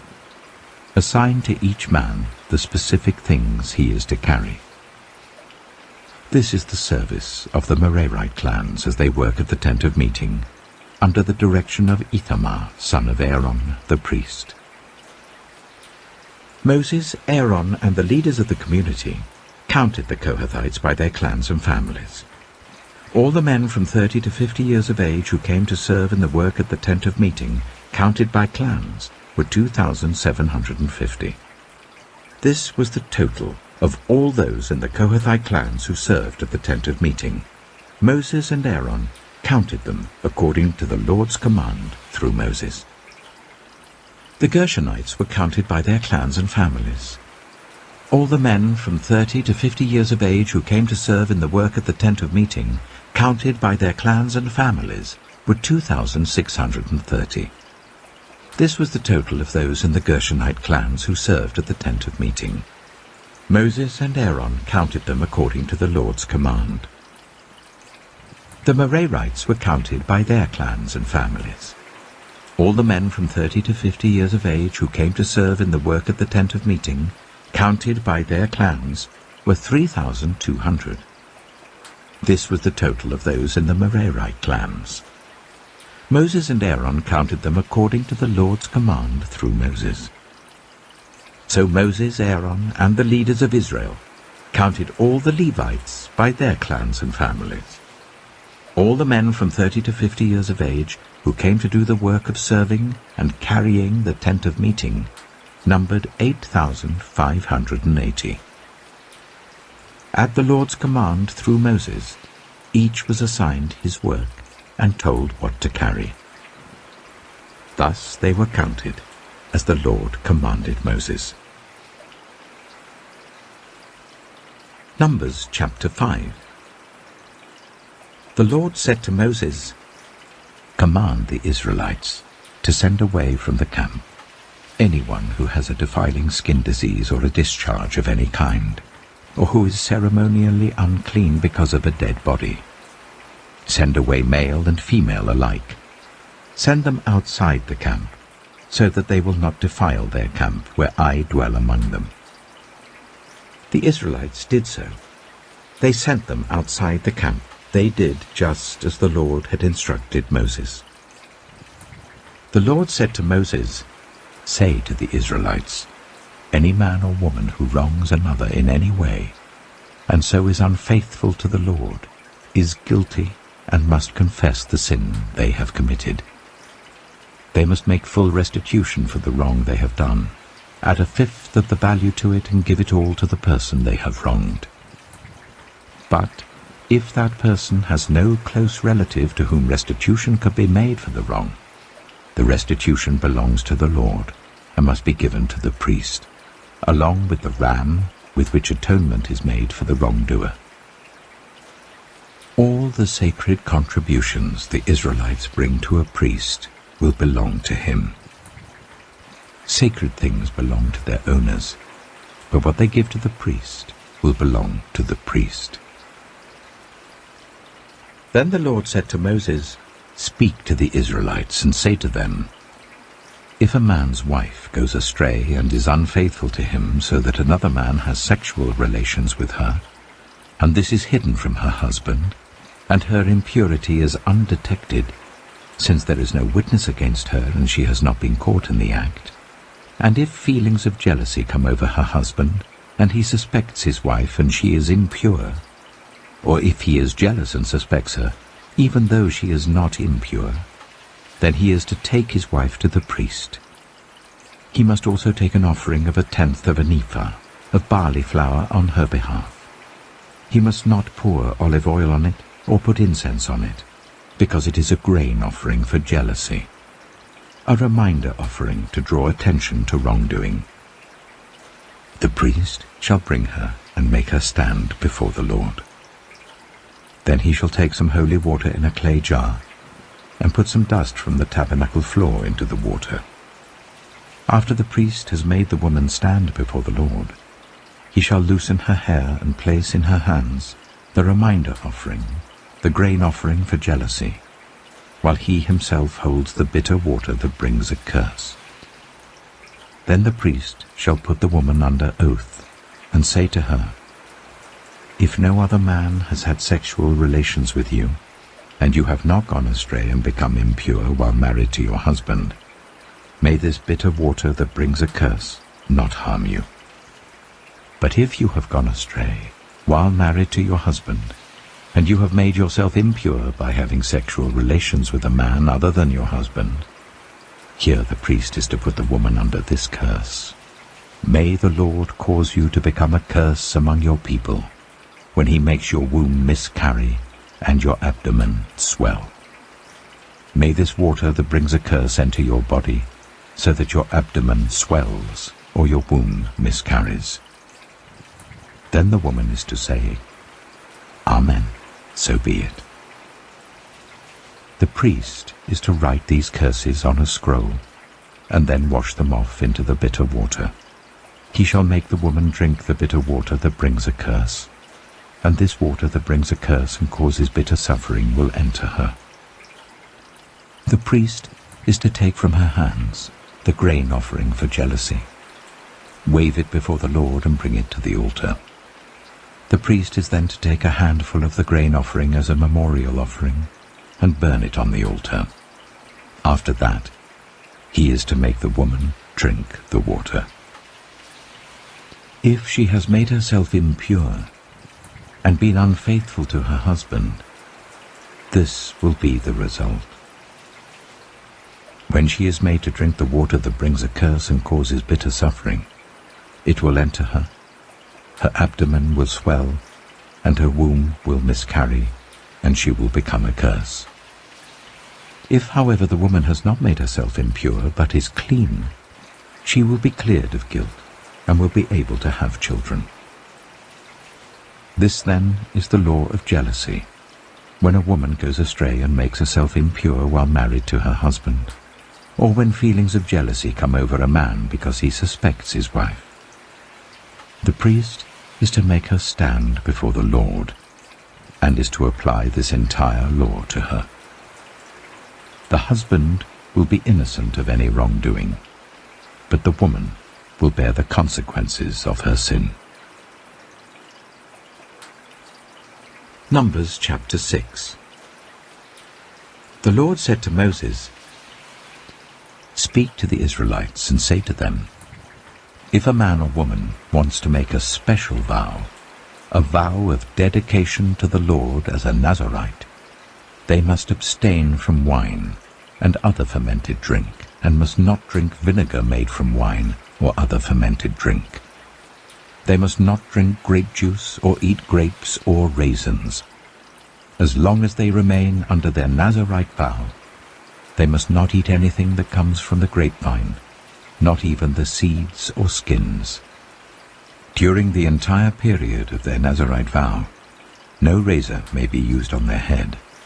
They must be holy until the period of their dedication to the Lord is over. They must let their hair grow long. Throughout the period of their dedication to the Lord, the Nazirite must not go near a dead body. Even if their own father or mother or brother or sister dies, they must not make themselves ceremonially unclean on account of them, because the symbol of their dedication to God is on their head. Throughout the period of their dedication, they are consecrated to the Lord. If someone dies suddenly in the Nazirite's presence, thus defiling the hair that symbolizes their dedication, they must shave their head on the 7th day, the day of their cleansing. Then on the 8th day, they must bring 2 doves or 2 young pigeons to the priest at the entrance to the tent of meeting. The priest is to offer one as a sin offering, and the other as a burnt offering to make atonement for the Nazirite, because they sinned by being in the presence of the dead body. That same day they are to consecrate their head again. They must rededicate themselves to the Lord for the same period of dedication, and must bring a year-old male lamb as a guilt offering. The previous days do not count, because they became defiled during their period of dedication. Now this is the law of the Nazirite when the period of their dedication is over. They are to be brought to the entrance to the tent of meeting.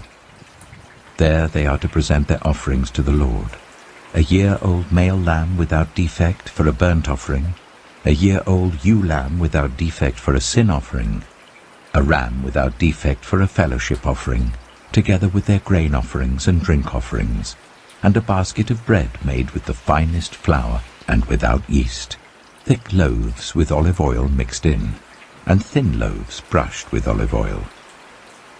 The priest is to present all these before the Lord, and make the sin offering and the burnt offering. He is to present the basket of unleavened bread, and is to sacrifice the ram as a fellowship offering to the Lord, together with its grain offering and drink offering. Then, at the entrance to the tent of meeting, the Nazirite must shave off the hair that symbolizes their dedication. They are to take the hair and put it in the fire that is under the sacrifice of the fellowship offering. After the Nazirite has shaved off the hair that symbolizes their dedication, the priest is to place in their hands a boiled shoulder of the ram, and one thick loaf and one thin loaf from the basket, both made without yeast. The priest shall then wave these before the Lord as a wave offering. They are holy, and belong to the priest, together with the breast that was waved and the thigh that was presented. After that, the Nazirite may drink wine. This is the law of the Nazirite who vows offerings to the Lord in accordance with their dedication, in addition to whatever else they can afford. They must fulfill the vows they have made, according to the law of the Nazirite. The Lord said to Moses, "Tell Aaron and his sons, this is how you are to bless the Israelites. Say to them, the Lord bless you and keep you. The Lord make his face shine on you, and be gracious to you. The Lord turn his face towards you, and give you peace." So they will put my name on the Israelites, and I will bless them. Numbers chapter 7. When Moses finished setting up the tabernacle, he anointed and consecrated it and all its furnishings. He also anointed and consecrated the altar and all its utensils. Then the leaders of Israel, the heads of families who were the tribal leaders in charge of those who were counted, made offerings. They brought as their gifts before the Lord 6 covered carts and 12 oxen, an ox from each leader and a cart from every 2. These they presented before the tabernacle. The Lord said to Moses, "Accept these from them, that they may be used in the work at the tent of meeting. Give them to the Levites as each man's work requires." So Moses took the carts and oxen and gave them to the Levites. He gave 2 carts and 4 oxen to the Gershonites as their work required, and he gave 4 carts and 8 oxen to the Merarites as their work required. They were all under the direction of Ithamar, son of Aaron, the priest. But Moses did not give any to the Kohathites, because they were to carry on their shoulders the holy things for which they were responsible. When the altar was anointed, the leaders brought their offerings for its dedication and presented them before the altar. For the Lord had said to Moses, "Each day 1 leader is to bring his offering for the dedication of the altar." The one who brought his offering on the first day was Nachshon, son of Amminadab, of the tribe of Judah. His offering was 1 silver plate weighing 130 shekels, and 1 silver sprinkling bowl weighing 70 shekels, both according to the sanctuary shekel, each filled with the finest flour mixed with olive oil as a grain offering. 1 gold dish weighing 10 shekels filled with incense, 1 young bull, 1 ram, and 1 male lamb a year old for a burnt offering, 1 male goat for a sin offering, and 2 oxen, 5 rams, 5 male goats, and 5 male lambs a year old to be sacrificed as a fellowship offering. This was the offering of Nachshon, son of Amminadab. On the second day, Nathanael, son of Zuar, the leader of Issachar, brought his offering.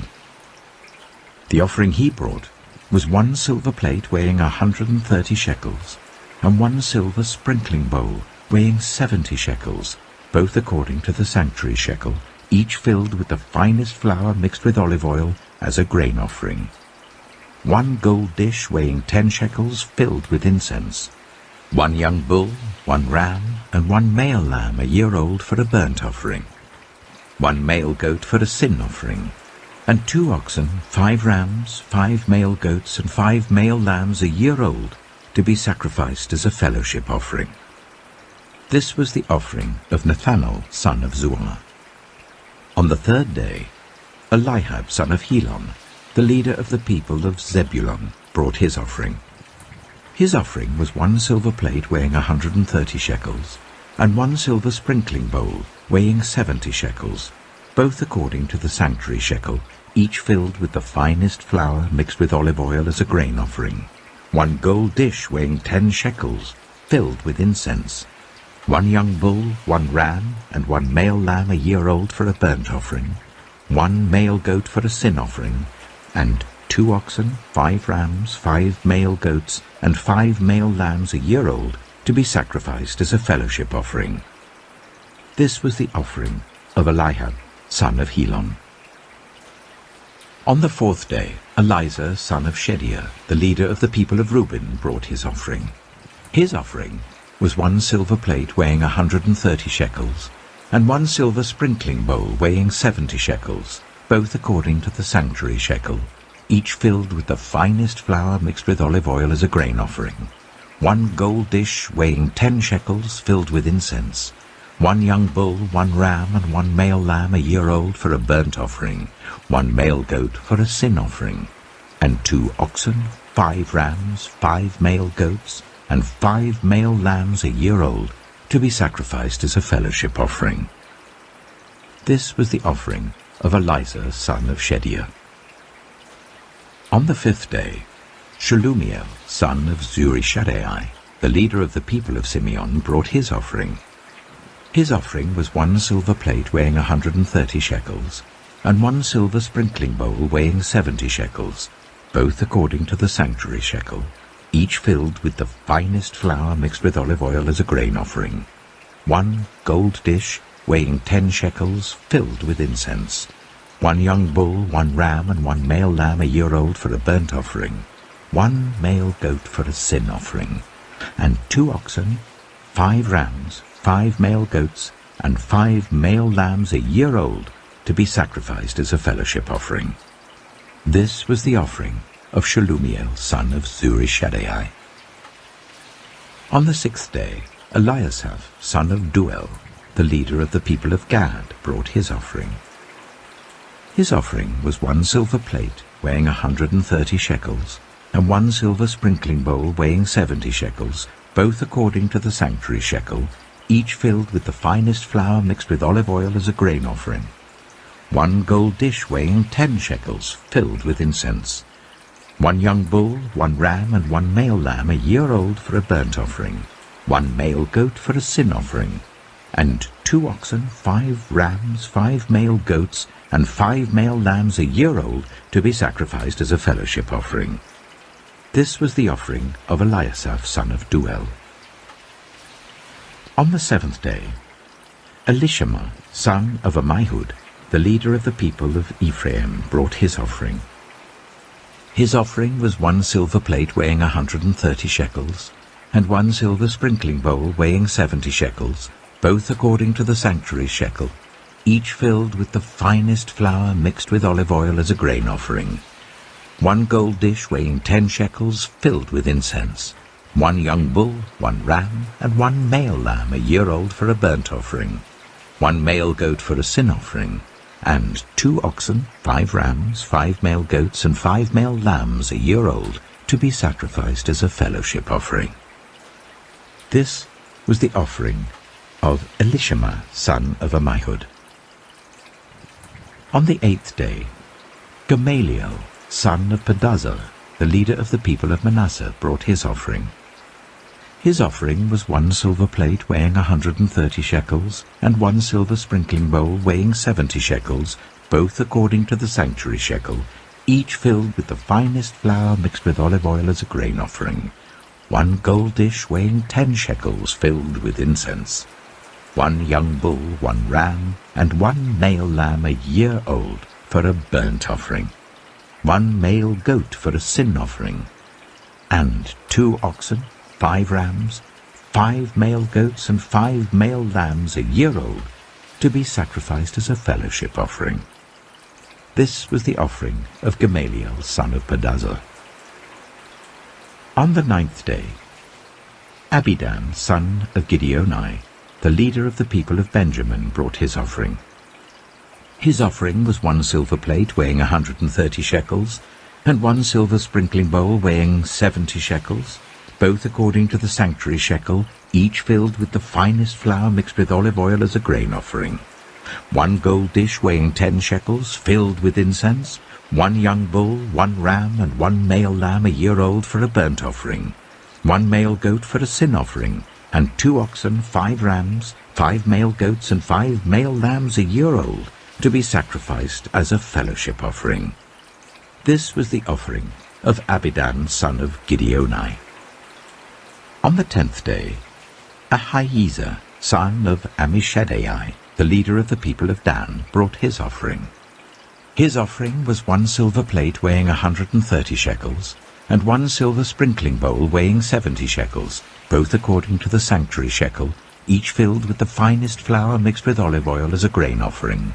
1 gold dish weighing 10 shekels, filled with incense. 1 young bull, 1 ram, and 1 male lamb a year old for a burnt offering.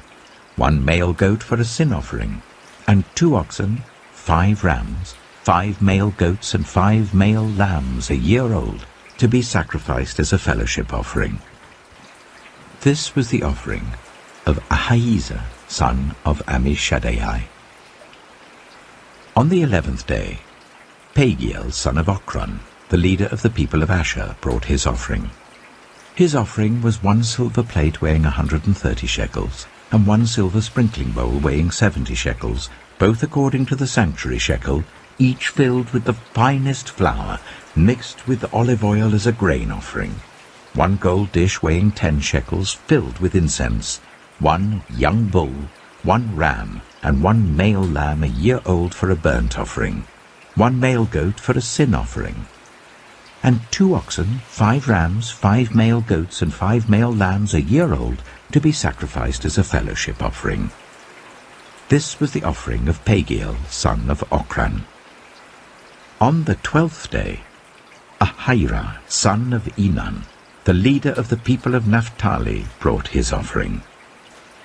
His offering was 1 silver plate weighing 130 shekels, and 1 silver sprinkling bowl weighing 70 shekels, both according to the sanctuary shekel, each filled with the finest flour mixed with olive oil as a grain offering.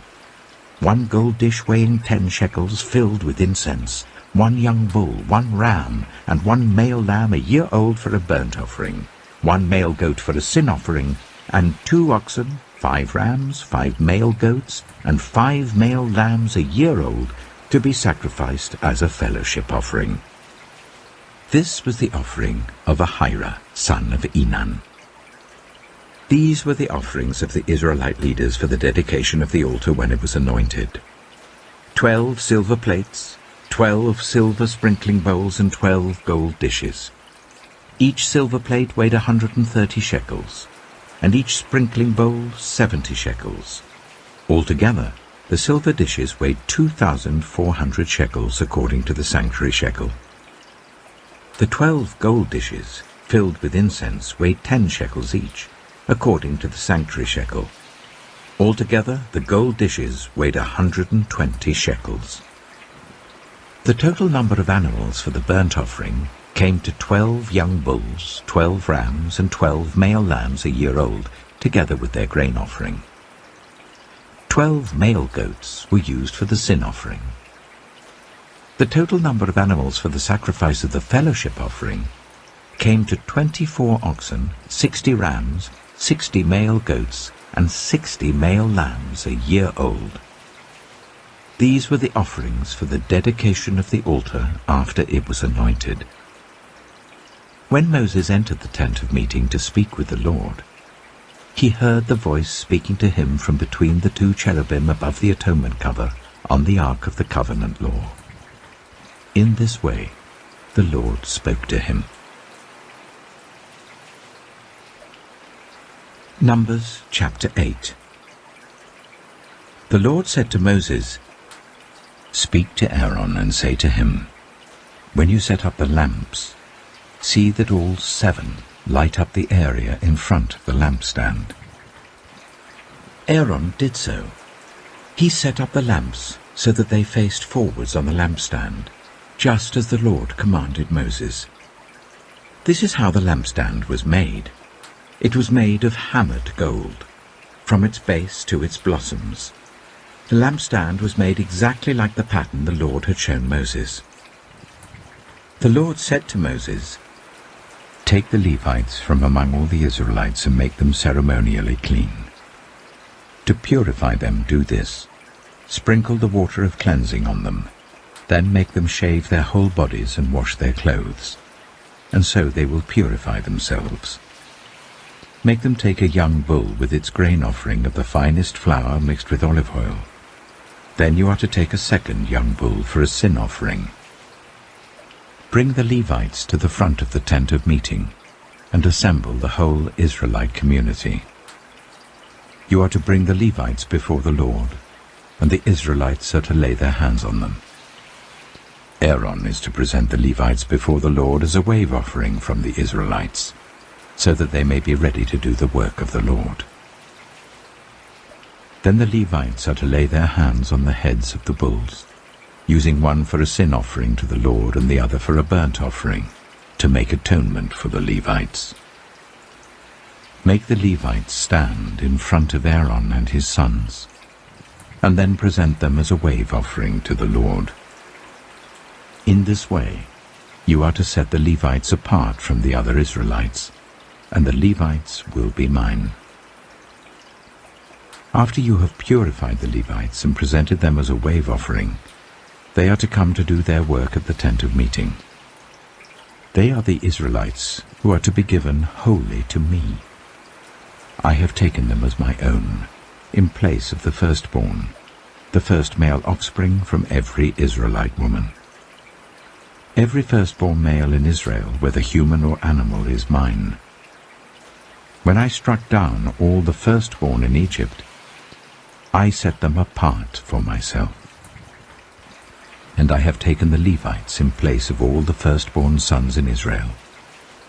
From among all the Israelites, I have given the Levites as gifts to Aaron and his sons, to do the work at the tent of meeting on behalf of the Israelites, and to make atonement for them so that no plague will strike the Israelites when they go near the sanctuary.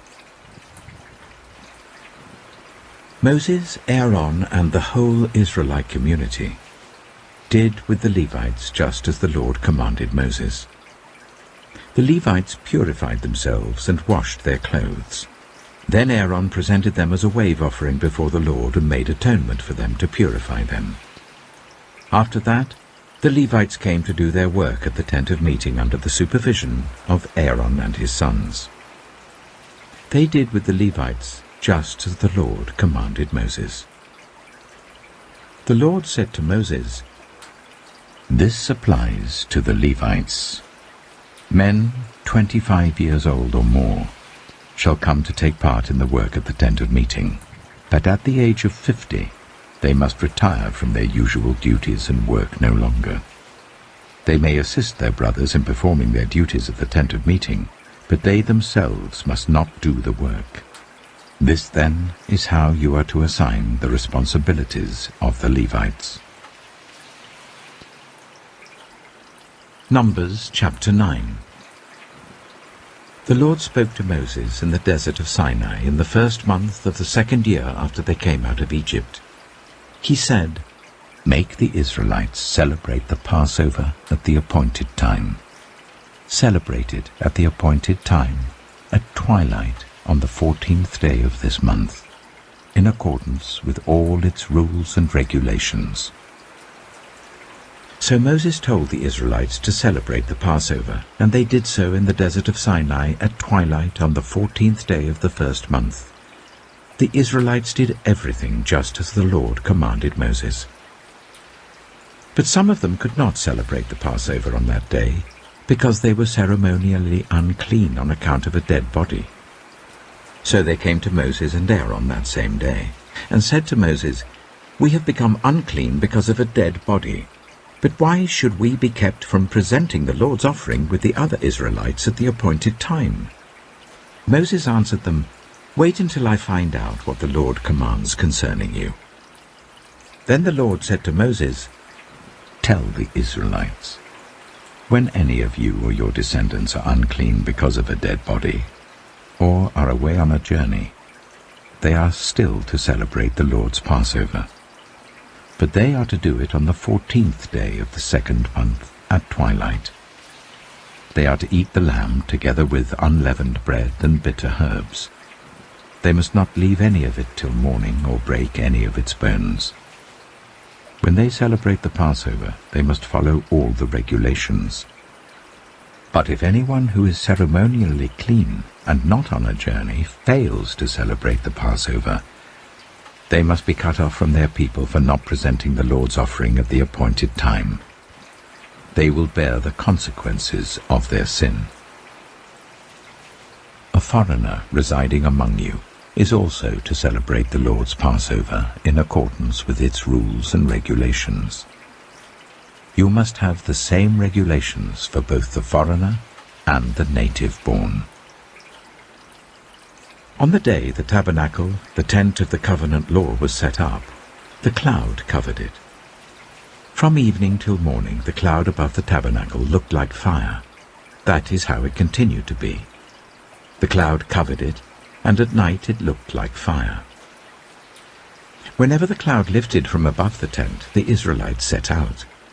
Wherever the cloud settled, the Israelites set up camp. At the Lord's command, the Israelites set out, and at his command, they set up camp. As long as the cloud stayed over the tabernacle, they remained in camp. When the cloud remained over the tabernacle a long time, the Israelites obeyed the Lord's order and did not set out. Sometimes the cloud was over the tabernacle for only a few days. At the Lord's command, they would set up camp, and then at his command, they would set out.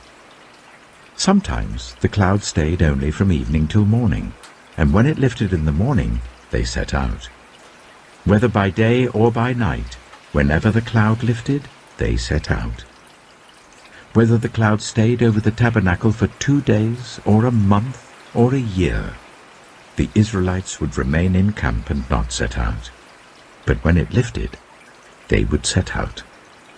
At the Lord's command, they set up camp, and at the Lord's command, they set out. They obeyed the Lord's order in accordance with his command through Moses. Numbers chapter 10.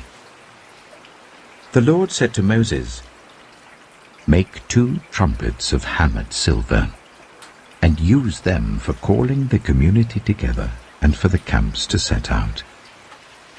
When both are sounded, the whole community is to assemble before you at the entrance to the tent of meeting. If only one is sounded, the leaders, the heads of the clans of Israel, are to assemble before you. When a trumpet blast is sounded, the tribes camping on the east are to set out. At the sounding of a second blast, the camps on the south are to set out. The blast will be the signal for setting out. To gather the assembly, blow the trumpets, but not with the signal for setting out. The sons of Aaron, the priests, are to blow the trumpets. This is to be a lasting ordinance for you and the generations to come. When you go into battle in your own land against an enemy who is oppressing you, sound a blast on the trumpets. Then you will be remembered by the Lord your God and rescued from your enemies.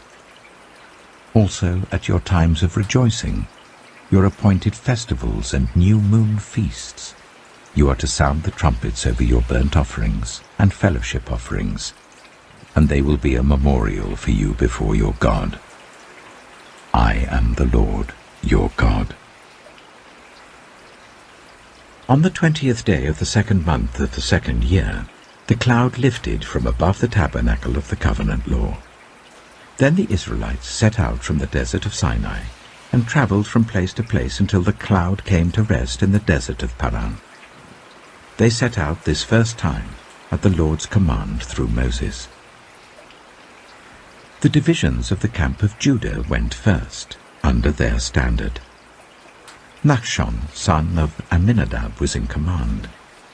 Nathanael, son of Zuar, was over the division of the tribe of Issachar, and Eliab, son of Helon, was over the division of the tribe of Zebulun.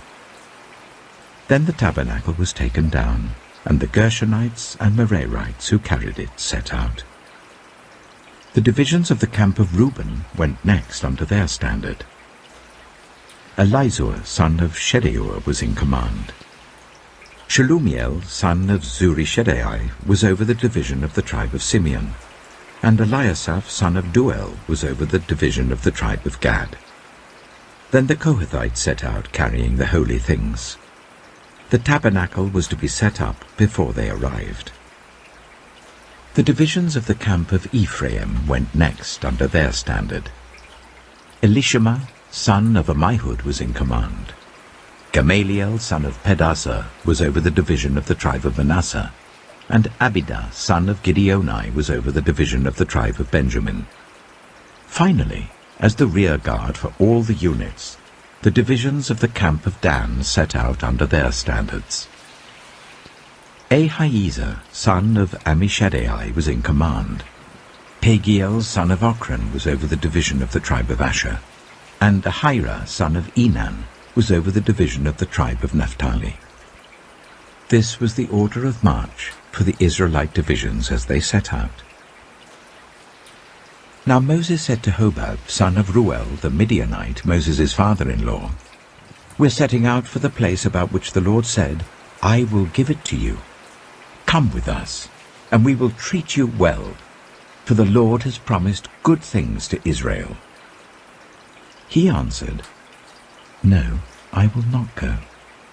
I am going back to my own land and my own people." But Moses said, "Please do not leave us. You know where we should camp in the wilderness, and you can be our eyes. If you come with us, we will share with you whatever good things the Lord gives us." So they set out from the mountain of the Lord and travelled for 3 days. The ark of the covenant of the Lord went before them during those 3 days to find them a place to rest. The cloud of the Lord was over them by day when they set out from the camp. Whenever the ark set out, Moses said, "Rise up, Lord. May your enemies be scattered. May your foes flee before you." Whenever it came to rest, he said, "Return, Lord, to the countless thousands of Israel." Numbers chapter 11. Now the people complained about their hardships in the hearing of the Lord. And when he heard them, his anger was aroused. Then fire from the Lord burned among them and consumed some of the outskirts of the camp. When the people cried out to Moses, he prayed to the Lord, and the fire died down. So that place was called Taberah, because fire from the Lord had burned among them. The rabble with them began to crave other food. And again the Israelites started wailing and said, "If only we had meat to eat. We remember the fish we ate in Egypt at no cost, also the cucumbers, melons, leeks, onions, and garlic. But now we have lost our appetite. We never see anything but this manna." The manna was like coriander seed and looked like resin. The people went around gathering it and then ground it in a hand mill or crushed it in a mortar. They cooked it in a pot or made it into loaves, and it tasted like something made with olive oil. When the dew settled on the camp at night, the manna also came down. Moses heard the people of every family wailing at the entrance to their tents. The Lord became exceedingly angry, and Moses was troubled. He asked the Lord, "Why have you brought this trouble on your servant? What have I done to displease you, that you put the burden of all these people on me? Did I conceive all these people? Did I give them birth? Why do you tell me to carry them in my arms as a nurse carries an infant to the land you promised on oath to their ancestors? Where can I get meat for all these people? They keep wailing to me, 'Give us meat to eat.' I cannot carry all these people by myself. The burden is too heavy for me. If this is how you are going to treat me, please go ahead and kill me right now, if I have found favor in your eyes. And do not let me face my own ruin." The Lord said to Moses, "Bring me 70 of Israel's elders who are known to you as leaders and officials among the people. Make them come to the tent of meeting, that they may stand there with you. I will come down and speak with you there, and I will take some of the power of the Spirit that is on you and put it on them. They will share the burden of the people with you, so that you will not have to carry it alone. Tell the people, 'Consecrate yourselves in preparation for tomorrow, when you will eat meat.' The Lord heard you when you wailed, 'If only we had meat to eat. We were better off in Egypt.' Now the Lord will give you meat, and you will eat it. You will not eat it for just 1 day or 2 days or 5, 10, or 20 days, but for a whole month, until it comes out of your nostrils and you loathe it, because you have rejected the Lord who is among you, and have wailed before him, saying, 'Why did we ever leave Egypt?'" But Moses said, "Here I am among 600,000 men on foot, and you say, 'I will give them meat to eat for a whole month'? Would they have enough if flocks and herds were slaughtered for them? Would they have enough if all the fish in the sea were caught for them?" The Lord answered Moses, "Is the Lord's arm too short? Now you will see whether or not what I say will come true for you." So Moses went out and told the people what the Lord had said. He brought together 70 of their elders and made them stand round the tent. Then the Lord came down in the cloud and spoke with him, and he took some of the power of the Spirit that was on him and put it on the 70 elders. When the Spirit rested on them, they prophesied, but did not do so again. However, 2 men, whose names were Eldad and Medad, had remained in the camp. They were listed among the elders, but did not go out to the tent. Yet the Spirit also rested on them, and they prophesied in the camp. A young man ran and told Moses, "Eldad and Medad are prophesying in the camp." Joshua, son of Nun, who had been Moses' assistant since youth, spoke up and said, "Moses, my lord, stop them." But Moses replied, "Are you jealous for my sake?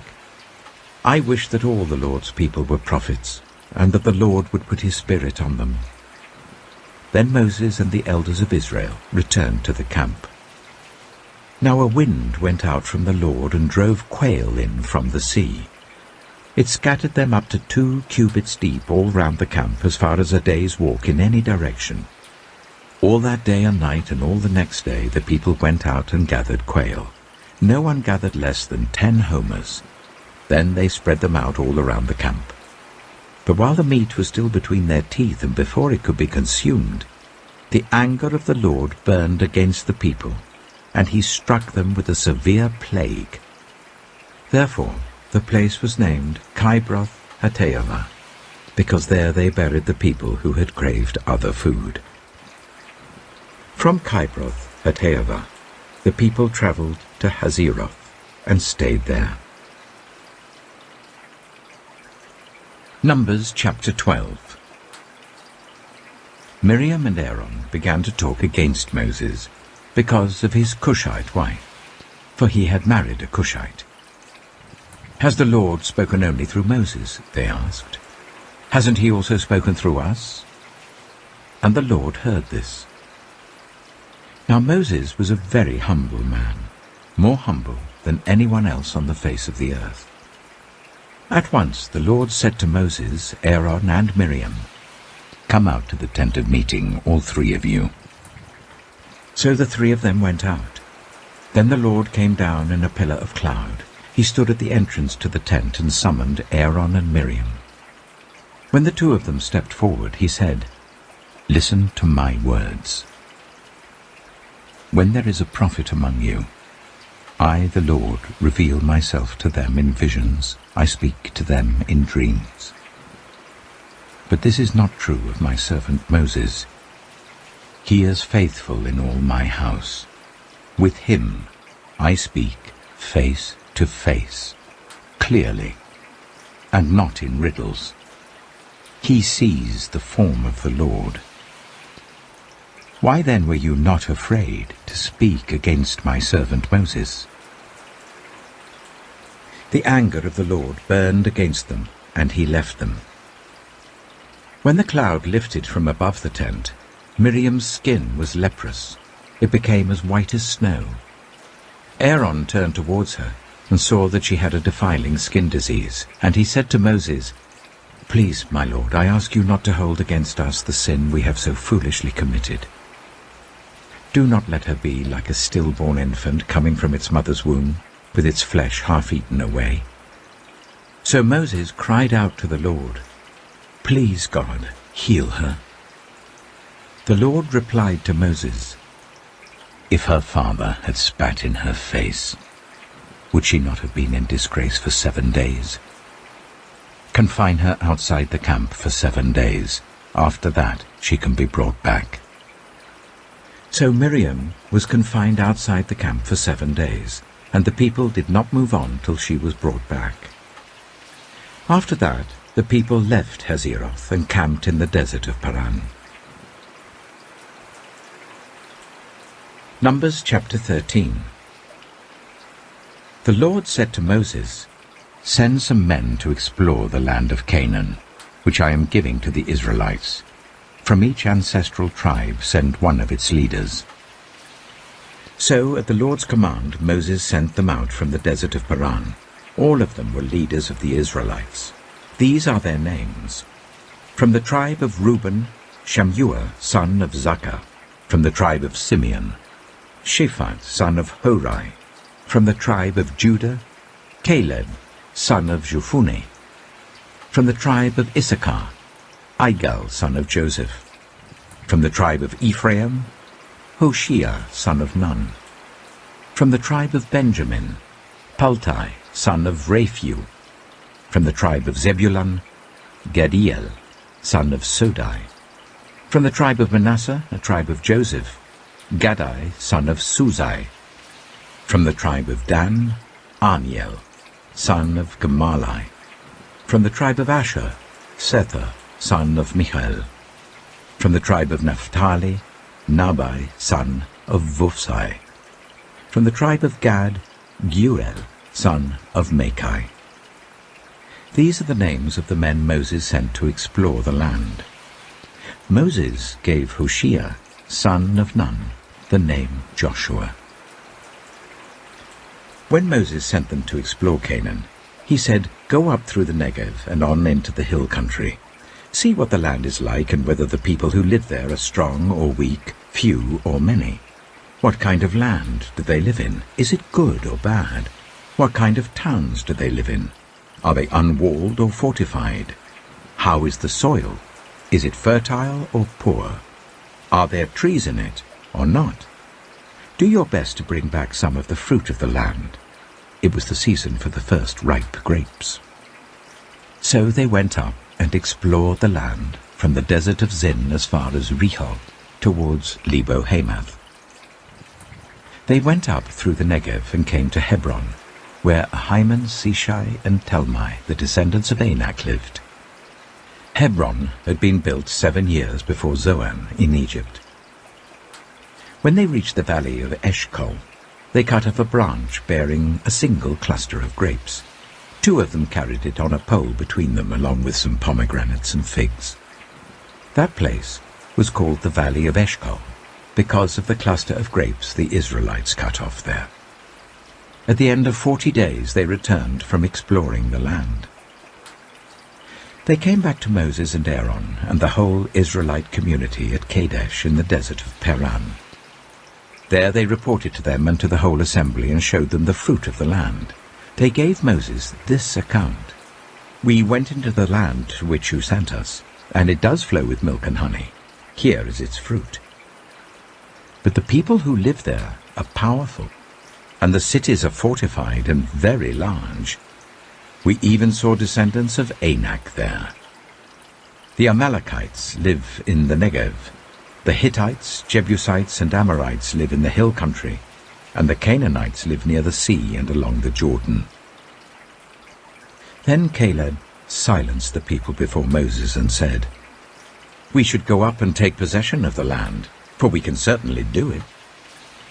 But the men who had gone up with him said, "We can't attack those people. They are stronger than we are." And they spread among the Israelites a bad report about the land they had explored. They said, "The land we explored devours those living in it. All the people we saw there are of great size. We saw the Nephilim there. The descendants of Anak come from the Nephilim. We seemed like grasshoppers in our own eyes, and we looked the same to them." Numbers chapter 14. That night, all the members of the community raised their voices and wept aloud. All the Israelites grumbled against Moses and Aaron, and the whole assembly said to them, "If only we had died in Egypt or in this wilderness. Why is the Lord bringing us to this land only to let us fall by the sword? Our wives and children will be taken as plunder. Wouldn't it be better for us to go back to Egypt?" And they said to each other, "We should choose a leader and go back to Egypt." Then Moses and Aaron fell face down in front of the whole Israelite assembly gathered there. Joshua, son of Nun, and Caleb, son of Jephunneh, who were among those who had explored the land, tore their clothes, and said to the entire Israelite assembly, "The land we passed through and explored is exceedingly good.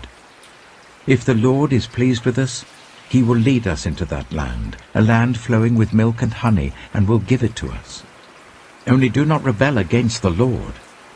And do not be afraid of the people of the land, because we will devour them. Their protection is gone, but the Lord is with us. Do not be afraid of them." But the whole assembly talked about stoning them. Then the glory of the Lord appeared at the tent of meeting to all the Israelites. The Lord said to Moses, "How long will these people treat me with contempt? How long will they refuse to believe in me, in spite of all the signs I have performed among them? I will strike them down with a plague and destroy them. But I will make you into a nation greater and stronger than they." Moses said to the Lord, "Then the Egyptians will hear about it. By your power you brought these people up from among them, and they will tell the inhabitants of this land about it. They have already heard that you, Lord, are with these people, and that you, Lord, have been seen face to face, that your cloud stays over them, and that you go before them in a pillar of cloud by day and a pillar of fire by night. If you put all these people to death, leaving none alive, the nations who have heard this report about you will say, 'The Lord was not able to bring these people into the land he promised them on oath, so he slaughtered them in the wilderness.'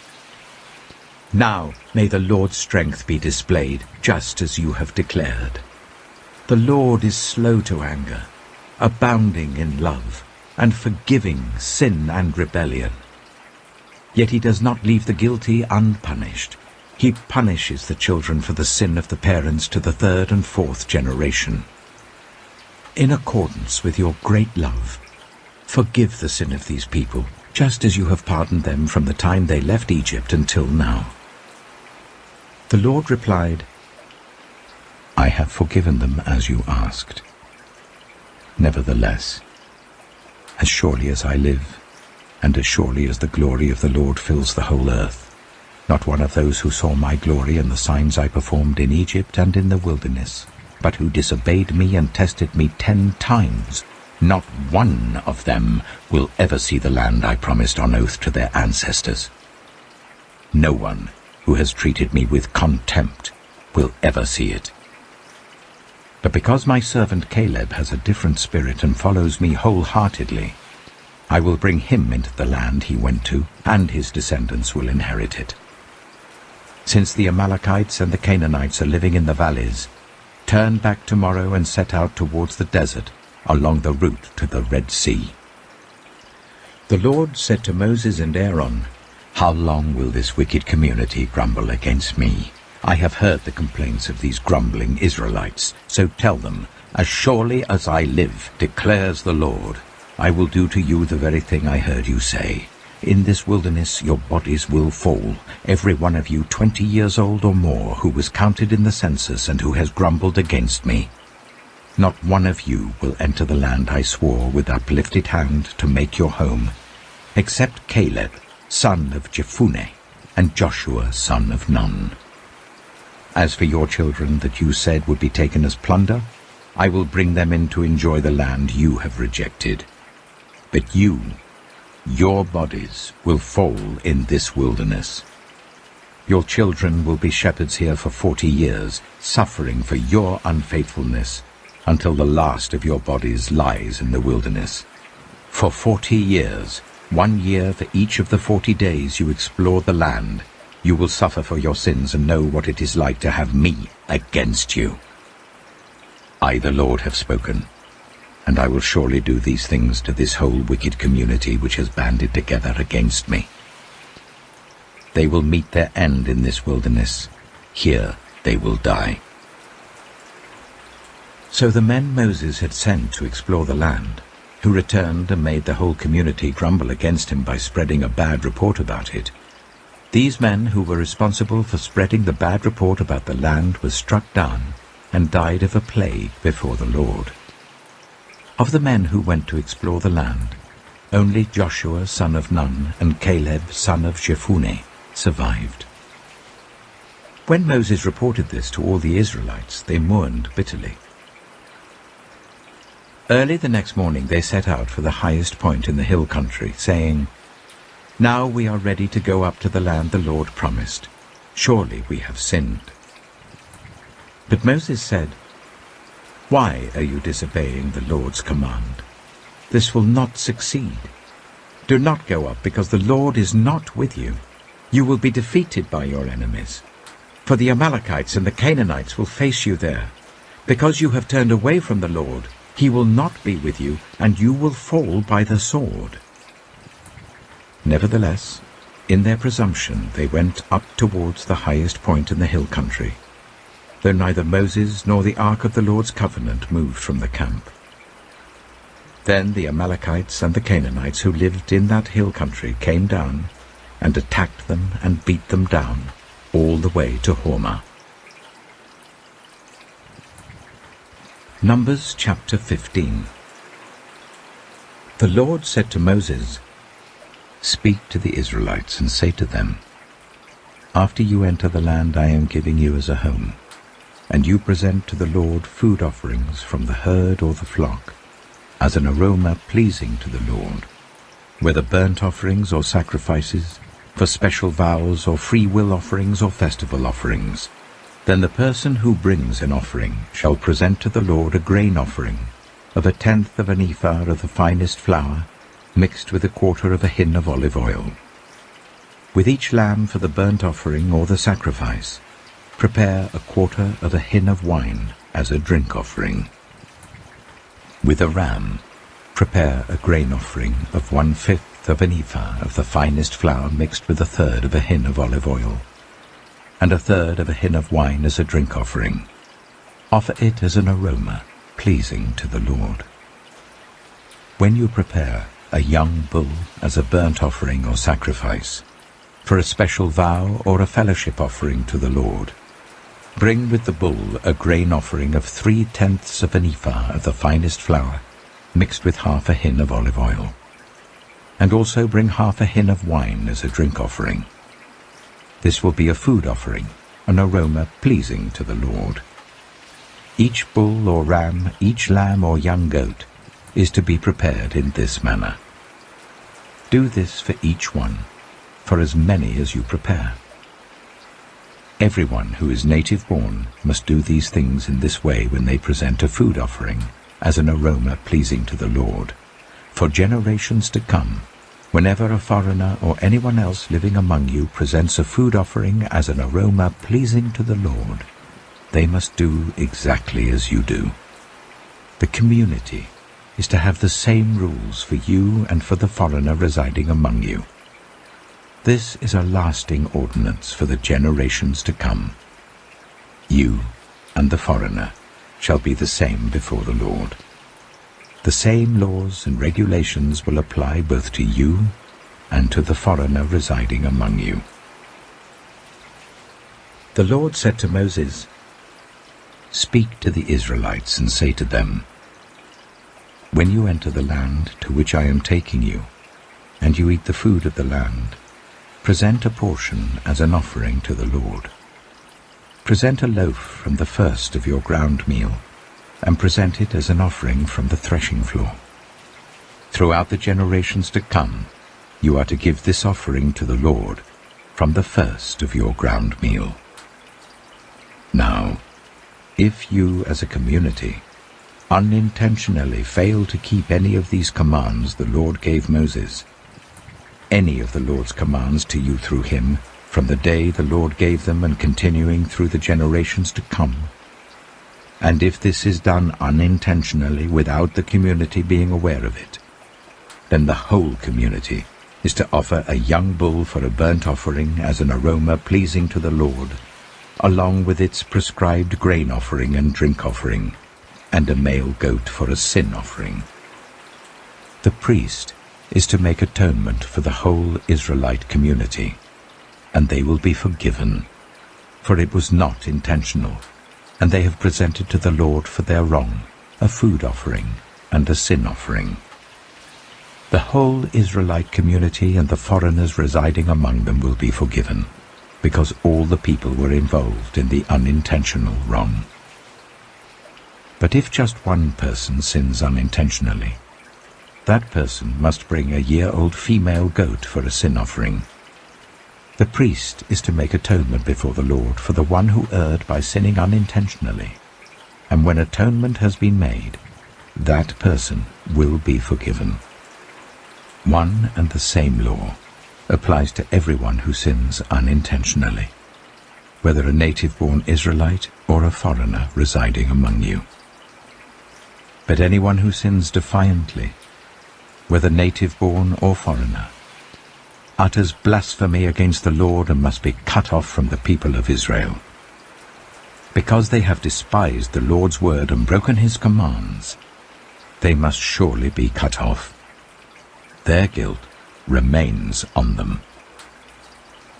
While the Israelites were in the wilderness, a man was found gathering wood on the Sabbath day. Those who found him gathering wood brought him to Moses and Aaron and the whole assembly, and they kept him in custody because it was not clear what should be done to him. Then the Lord said to Moses, "The man must die. The whole assembly must stone him outside the camp." So the assembly took him outside the camp and stoned him to death, as the Lord commanded Moses. The Lord said to Moses, "Speak to the Israelites and say to them, throughout the generations to come, you are to make tassels on the corners of your garments, with a blue cord on each tassel. You will have these tassels to look at, and so you will remember all the commands of the Lord, that you may obey them and not prostitute yourselves by chasing after the lusts of your own hearts and eyes. Then you will remember to obey all my commands, and will be consecrated to your God. I am the Lord your God, who brought you out of Egypt to be your God. I am the Lord your God." Numbers chapter 16.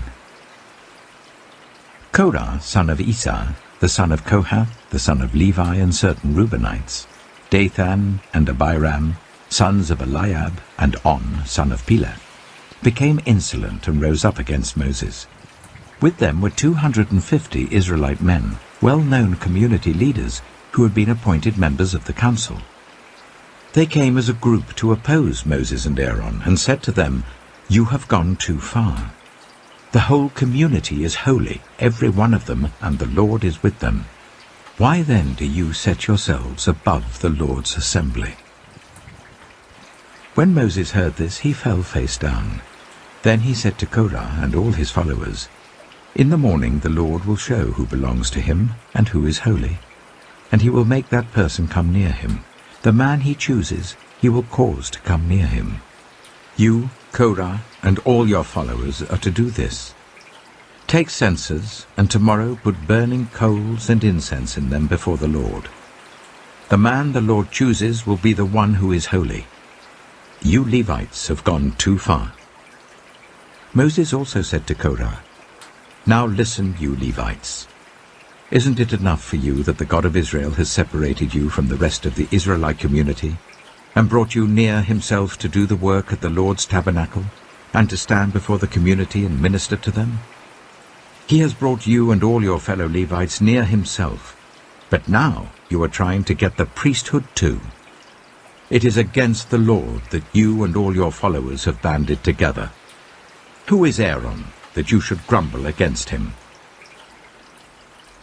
Then Moses summoned Dathan and Abiram, the sons of Eliab. But they said, "We will not come. Isn't it enough that you have brought us up out of a land flowing with milk and honey to kill us in the wilderness? And now you also want to lord it over us? Moreover, you haven't brought us into a land flowing with milk and honey, or given us an inheritance of fields and vineyards. Do you want to treat these men like slaves? No, we will not come." Then Moses became very angry and said to the Lord, "Do not accept their offering. I have not taken so much as a donkey from them, nor have I wronged any of them."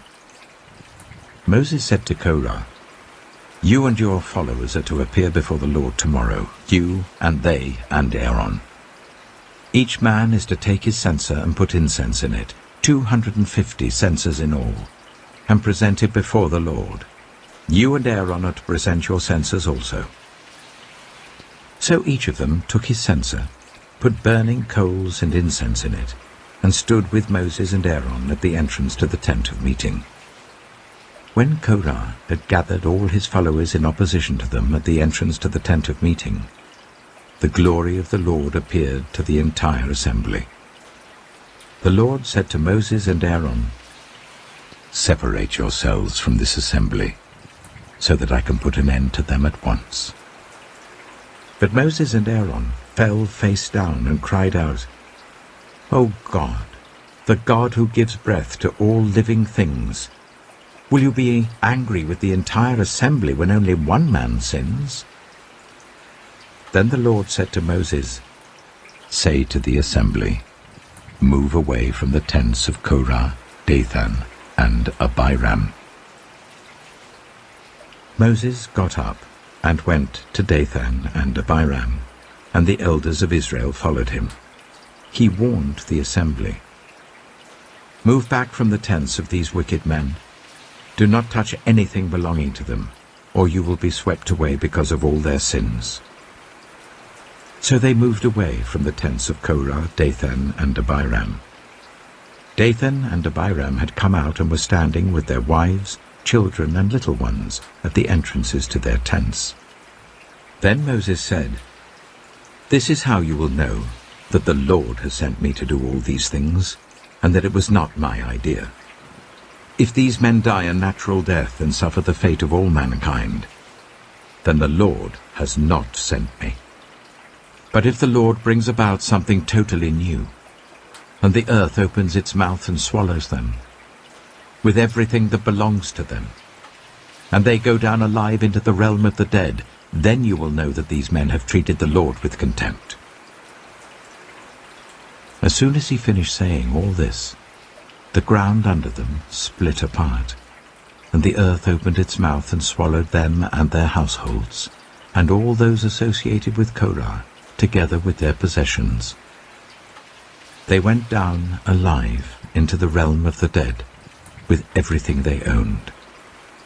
The earth closed over them, and they perished, and were gone from the community. At their cries, all the Israelites around them fled, shouting, "The earth is going to swallow us too." And fire came out from the Lord and consumed the 250 men who were offering the incense. The Lord said to Moses, "Tell Eleazar, son of Aaron the priest, to remove the censers from the charred remains and scatter the coals some distance away, for the censers are holy, the censers of the men who sinned at the cost of their lives. Hammer the censers into sheets to overlay the altar, for they were presented before the Lord and have become holy. Let them be a sign to the Israelites." So Eleazar the priest collected the bronze censers brought by those who had been burned to death, and he had them hammered out to overlay the altar, as the Lord directed him through Moses. This was to remind the Israelites that no one except a descendant of Aaron should come to burn incense before the Lord, or he would become like Korah and his followers. The next day, the whole Israelite community grumbled against Moses and Aaron. "You have killed the Lord's people," they said. But when the assembly gathered in opposition to Moses and Aaron and turned towards the tent of meeting, suddenly the cloud covered it, and the glory of the Lord appeared. Then Moses and Aaron went to the front of the tent of meeting, and the Lord said to Moses, "Get away from this assembly, so that I can put an end to them at once." And they fell face down. Then Moses said to Aaron, "Take your censer and put incense in it, along with burning coals from the altar, and hurry to the assembly to make atonement for them. Wrath has come out from the Lord. The plague has started." So Aaron did as Moses said and ran into the midst of the assembly. The plague had already started among the people, but Aaron offered the incense and made atonement for them. He stood between the living and the dead, and the plague stopped. But 14,700 people died from the plague, in addition to those who had died because of Korah. Then Aaron returned to Moses at the entrance to the tent of meeting, for the plague had stopped. Numbers chapter 17. The Lord said to Moses, "Speak to the Israelites, and get 12 staffs from them, one from the leader of each of their ancestral tribes. Write the name of each man on his staff. On the staff of Levi, write Aaron's name, for there must be one staff for the head of each ancestral tribe. Place them in the tent of meeting in front of the ark of the covenant law, where I meet with you.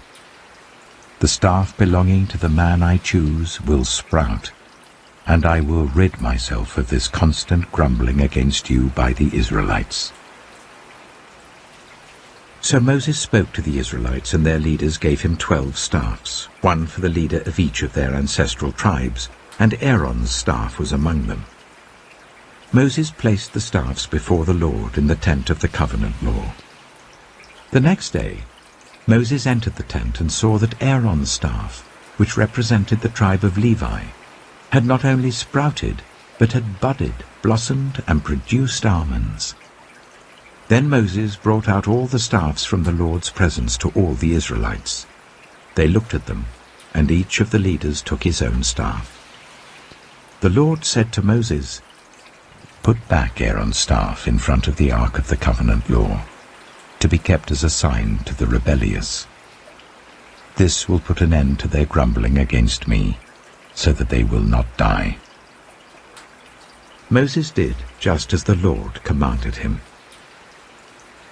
The Israelites said to Moses, "We shall die. We are lost.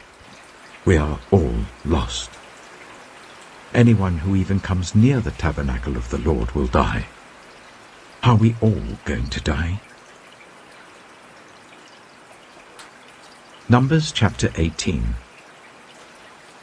The Lord said to Aaron, "You, your sons, and your family are to bear the responsibility for offenses connected with the sanctuary, and and you and your sons alone are to bear the responsibility for offenses connected with the priesthood. Bring your fellow Levites from your ancestral tribe to join you and assist you when you and your sons minister before the tent of the covenant law. They are to be held responsible to you, and are to perform all the duties of the tent. But they must not go near the furnishings of the sanctuary or the altar, otherwise both they and you will die. They are to join you and be responsible for the care of the tent of meeting, all the work at the tent, and no one else may come near where you are. You are to be responsible for the care of the sanctuary and the altar, so that my wrath will not fall on the Israelites again. I myself have selected your fellow Levites from among the Israelites as a gift to you, dedicated to the Lord to do the work at the tent of meeting. But only you and your sons may serve as priests in connection with everything at the altar and inside the curtain. I am giving you the service of the priesthood as a gift. Anyone else who comes near the sanctuary is to be put to death." Then the Lord said to Aaron, "I myself have put you in charge of the offerings presented to me. All the holy offerings the Israelites give me, I give to you and your sons as your portion, your perpetual share. You are to have the part of the most holy offerings that is kept from the fire. From all the gifts they bring me as most holy offerings, whether grain or sin or guilt offerings, that part belongs to you and your sons. Eat it as something most holy. Every male shall eat it. You must regard it as holy. This also is yours. Whatever is set aside from the gifts of all the wave offerings of the Israelites, I give this to you and your sons and daughters as your perpetual share. Everyone in your household who is ceremonially clean may eat it. I give you all the finest olive oil and all the finest new wine and grain they give to the Lord as the first fruits of their harvest. All the land's first fruits that they bring to the Lord will be yours. Everyone in your household who is ceremonially clean may eat it. Everything in Israel that is devoted to the Lord is yours. The first offspring of every womb, both human and animal, that is offered to the Lord is yours. But you must redeem every firstborn son and every firstborn male of unclean animals. When they are a month old, you must redeem them at the redemption price set at 5 shekels of silver, according to the sanctuary shekel, which weighs 20 gerahs. But you must not redeem the firstborn of an ox, a sheep, or a goat. They are holy. Splash their blood against the altar, and burn their fat as a food offering, an aroma pleasing to the Lord. Their meat is to be yours, just as the breast of the wave offering and the right thigh are yours. Whatever is set aside from the holy offerings the Israelites present to the Lord, I give to you and your sons and daughters as your perpetual share. It is an everlasting covenant of salt before the Lord, for both you and your offspring." The Lord said to Aaron, "You will have no inheritance in their land, nor will you have any share among them. I am your share and your inheritance among the Israelites. I give to the Levites all the tithes in Israel as their inheritance in return for the work they do while serving at the tent of meeting. From now on, the Israelites must not go near the tent of meeting, or they will bear the consequences of their sin and will die. It is the Levites who are to do the work at the tent of meeting and bear the responsibility for any offenses they commit against it. This is a lasting ordinance for the generations to come. They will receive no inheritance among the Israelites. Instead, I give to the Levites as their inheritance the tithes that the Israelites present as an offering to the Lord. That is why I said concerning them, They will have no inheritance among the Israelites. The Lord said to Moses, "Speak to the Levites and say to them, when you receive from the Israelites the tithe I give you as your inheritance, you must present 1/10 of that tithe as the Lord's offering. Your offering will be reckoned to you as grain from the threshing floor, or juice from the winepress. In this way you also will present an offering to the Lord from all the tithes you receive from the Israelites. From these tithes you must give the Lord's portion to Aaron the priest. You must present as the Lord's portion the best and holiest part of everything given to you. Say to the Levites, when you present the best part, it will be reckoned to you as the product of the threshing floor or the winepress. You and your households may eat the rest of it anywhere, for it is your wages for your work at the tent of meeting. By presenting the best part of it, you will not be guilty in this matter. Then you will not defile the holy offerings of the Israelites, and you will not die." Numbers chapter 19. The Lord said to Moses and Aaron, "This is a requirement of the law that the Lord has commanded. Tell the Israelites to bring you a red heifer without defect or blemish, and that has never been under a yoke. Give it to Eleazar the priest. It is to be taken outside the camp and slaughtered in his presence. Then Eleazar the priest is to take some of its blood on his finger and sprinkle it 7 times towards the front of the tent of meeting. While he watches, the heifer is to be burned, its hide, flesh, blood, and intestines. The priest is to take some cedar wood, hyssop, and scarlet wool, and throw them onto the burning heifer. After that, the priest must wash his clothes and bathe himself with water. He may then come into the camp, but he will be ceremonially unclean till evening. The man who burns it must also wash his clothes and bathe with water, and he too will be unclean till evening. A man who is clean shall gather up the ashes of the heifer and put them in a ceremonially clean place outside the camp. They are to be kept by the Israelite community for use in the water of cleansing. It is for purification from sin. The man who gathers up the ashes of the heifer must also wash his clothes, and he too will be unclean till evening.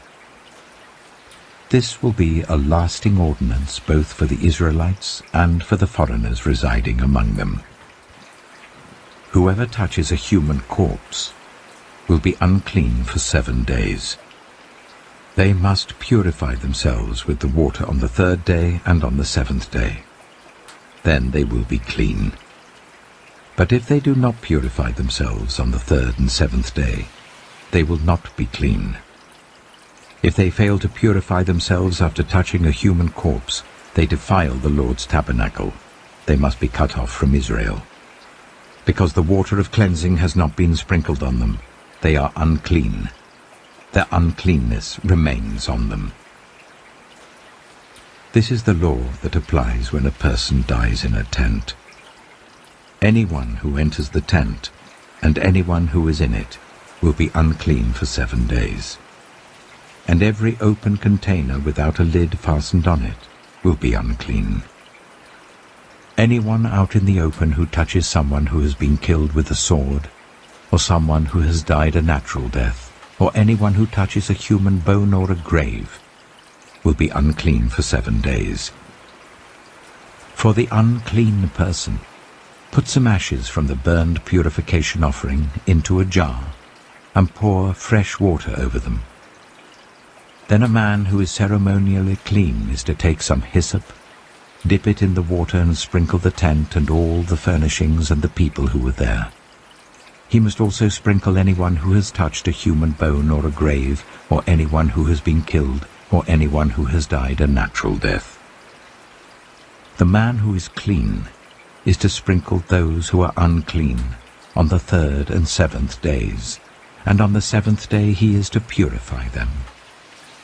Those who are being cleansed must wash their clothes and bathe with water, and that evening they will be clean. But if those who are unclean do not purify themselves, they must be cut off from the community, because they have defiled the sanctuary of the Lord. The water of cleansing has not been sprinkled on them, and they are unclean. This is a lasting ordinance for them. The man who sprinkles the water of cleansing must also wash his clothes, and anyone who touches the water of cleansing will be unclean till evening. Anything that an unclean person touches becomes unclean, and anyone who touches it becomes unclean till evening. Numbers chapter 20. In the first month, the whole Israelite community arrived at the desert of Zin, and they stayed at Kadesh. There Miriam died and was buried. Now there was no water for the community, and the people gathered in opposition to Moses and Aaron. They quarreled with Moses and said, "If only we had died when our brothers fell dead before the Lord. Why did you bring the Lord's community into this wilderness, that we and our livestock should die here? Why did you bring us up out of Egypt to this terrible place? It has no corn or figs, grapevines or pomegranates, and there is no water to drink." Moses and Aaron went from the assembly to the entrance to the tent of meeting and fell face down, and the glory of the Lord appeared to them. The Lord said to Moses, "Take the staff, and you and your brother Aaron gather the assembly together. Speak to that rock before their eyes, and it will pour out its water. You will bring water out of the rock for the community, so that they and their livestock can drink." So Moses took the staff from the Lord's presence, just as he commanded him. He and Aaron gathered the assembly together in front of the rock, and Moses said to them, "Listen, you rebels, must we bring you water out of this rock?" Then Moses raised his arm and struck the rock twice with his staff. Water gushed out, and the community and their livestock drank. But the Lord said to Moses and Aaron, "Because you did not trust in me enough to honor me as holy in the sight of the Israelites, you will not bring this community into the land I give them." These were the waters of Meribah, where the Israelites quarreled with the Lord, and where he was proved holy among them. Moses sent messengers from Kadesh to the king of Edom, saying, "This is what your brother Israel says. You know about all the hardships that have come on us. Our ancestors went down into Egypt, and we lived there many years. The Egyptians ill-treated us and our ancestors, but when we cried out to the Lord, he heard our cry, and sent an angel and brought us out of Egypt. Now we are here at Kadesh, a town on the edge of your territory. Please let us pass through your country. We will not go through any field or vineyard or drink water from any well. We will travel along the king's highway and not turn to the right or to the left until we have passed through your territory." But Edom answered, "You may not pass through here. If you try, we will march out and attack you with the sword." The Israelites replied, "We will go along the main road, and if we or our livestock drink any of your water, we will pay for it.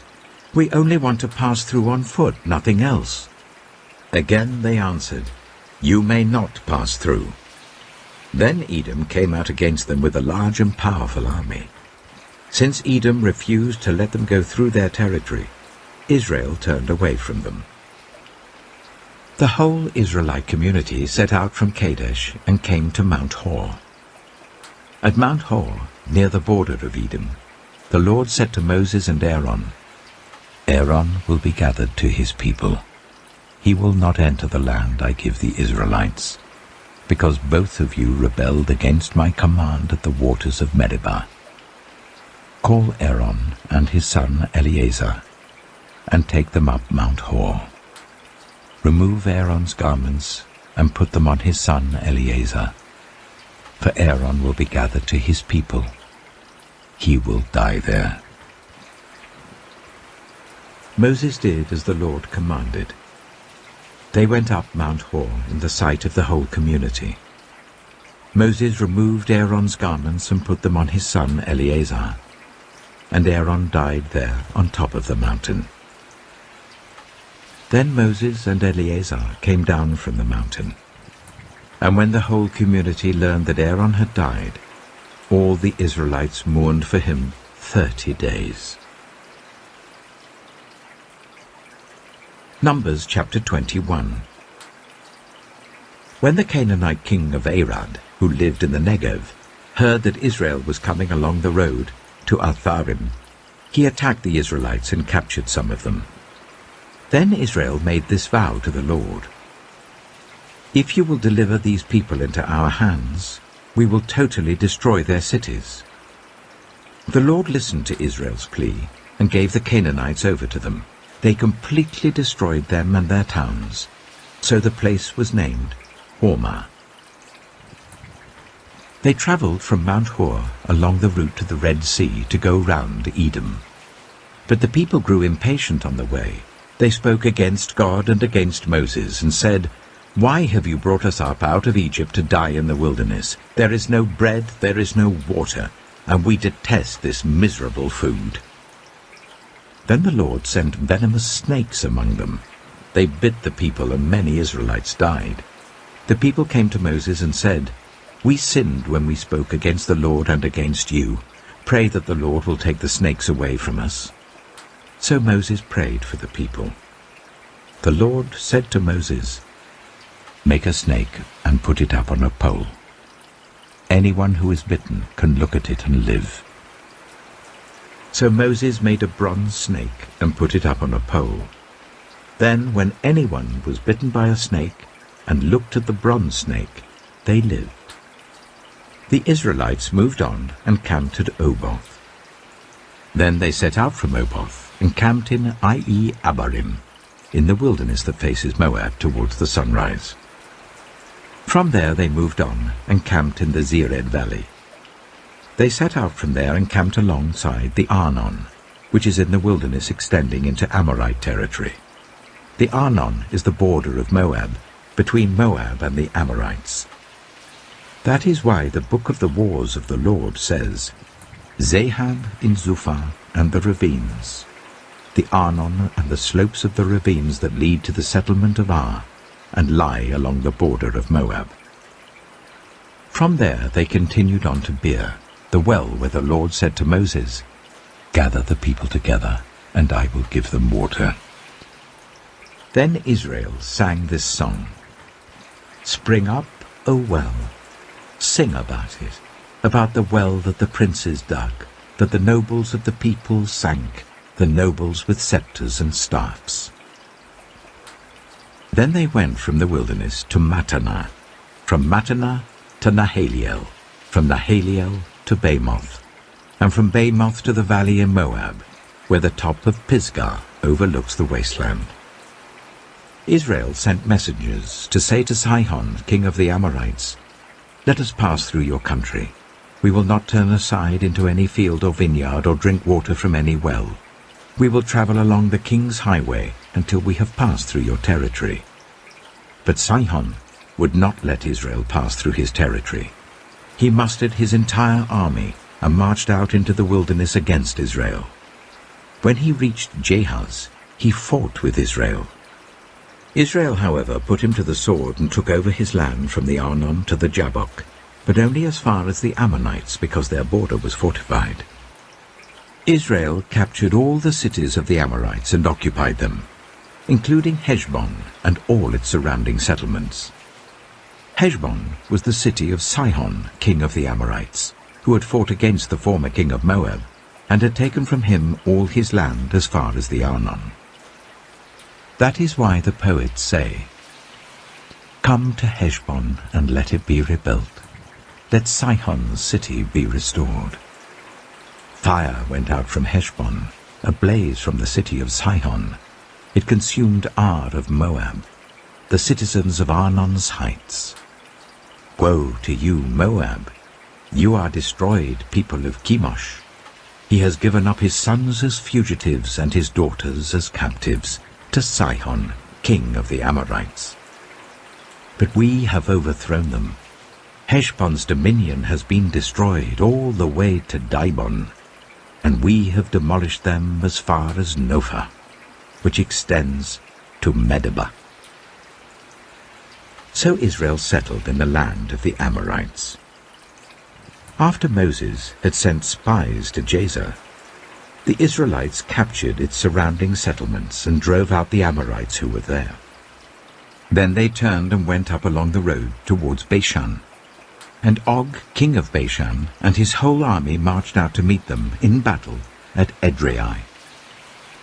The Lord said to Moses, "Do not be afraid of him, for I have delivered him into your hands, along with his whole army and his land.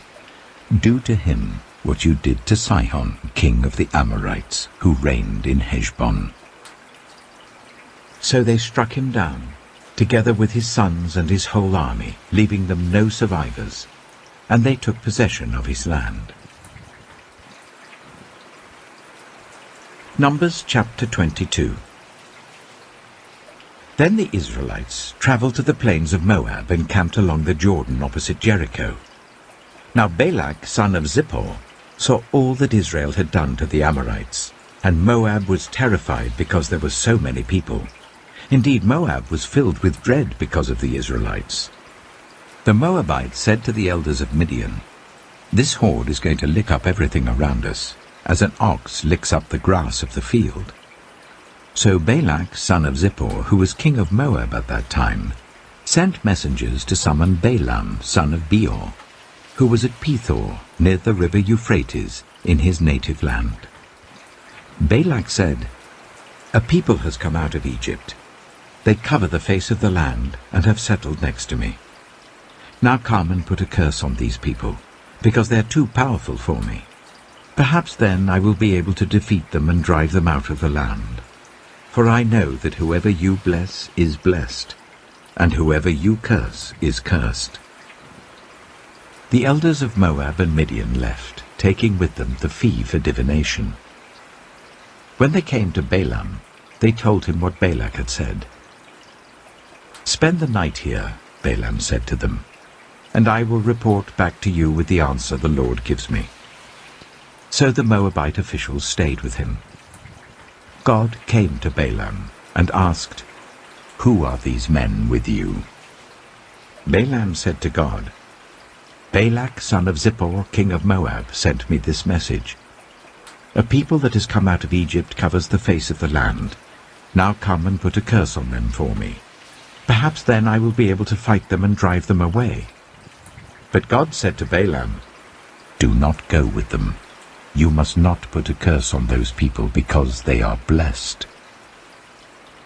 The next morning Balaam got up and said to Balak's officials, "Go back to your own country, for the Lord has refused to let me go with you." So the Moabite officials returned to Balak and said, "Balaam refused to come with us." Then Balak sent other officials more numerous and more distinguished than the first. They came to Balaam and said, "This is what Balak son of Zippor says. Do not let anything keep you from coming to me, because I will reward you handsomely and do whatever you say. Come and put a curse on these people for me." But Balaam answered them, "Even if Balak gave me all the silver and gold in his palace, I could not do anything great or small to go beyond the command of the Lord my God. Now spend the night here so that I can find out what else the Lord will tell me." That night God came to Balaam and said, "Since these men have come to summon you, go with them, but do only what I tell you." Balaam got up in the morning, saddled his donkey, and went with the Moabite officials. But God was very angry when he went, and the angel of the Lord stood in the road to oppose him. Balaam was riding on his donkey, and his 2 servants were with him. When the donkey saw the angel of the Lord standing in the road with a drawn sword in his hand, It turned off the road into a field. Balaam beat it to get it back on the road. Then the angel of the Lord stood in a narrow path through the vineyards with walls on both sides. When the donkey saw the angel of the Lord, it pressed close to the wall, crushing Balaam's foot against it. So he beat the donkey again. Then the angel of the Lord moved on ahead and stood in a narrow place where there was no room to turn, either to the right or to the left. When the donkey saw the angel of the Lord, it lay down under Balaam, and he was angry and beat it with his staff. Then the Lord opened the donkey's mouth, and it said to Balaam, "What have I done to you to make you beat me these 3 times?" Balaam answered the donkey, "You have made a fool of me. If only I had a sword in my hand, I would kill you here and now." The donkey said to Balaam, "Am I not your own donkey, which you have always ridden to this day? Have I been in the habit of doing this to you?" "No," he said. Then the Lord opened Balaam's eyes, and he saw the angel of the Lord standing in the road with his sword drawn. So he bowed low and fell face down. The angel of the Lord asked him, "Why have you beaten your donkey these 3 times? I have come here to oppose you because your path is a reckless one before me.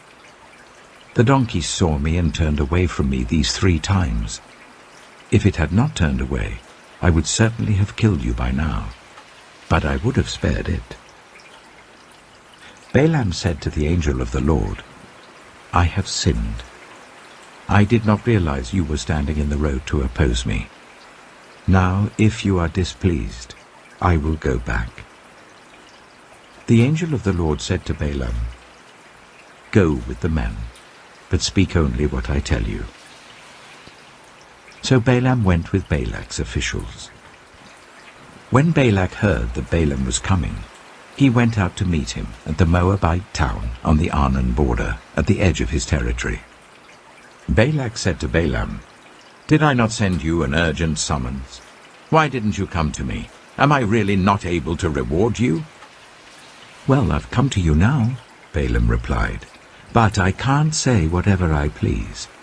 I must speak only what God puts in my mouth." Then Balaam went with Balak to Kiriath-Huzoth. Balak sacrificed cattle and sheep and gave some to Balaam and the officials who were with him. The next morning Balak took Balaam up to Bamoth Baal, and from there he could see the outskirts of the Israelite camp. Numbers chapter 23.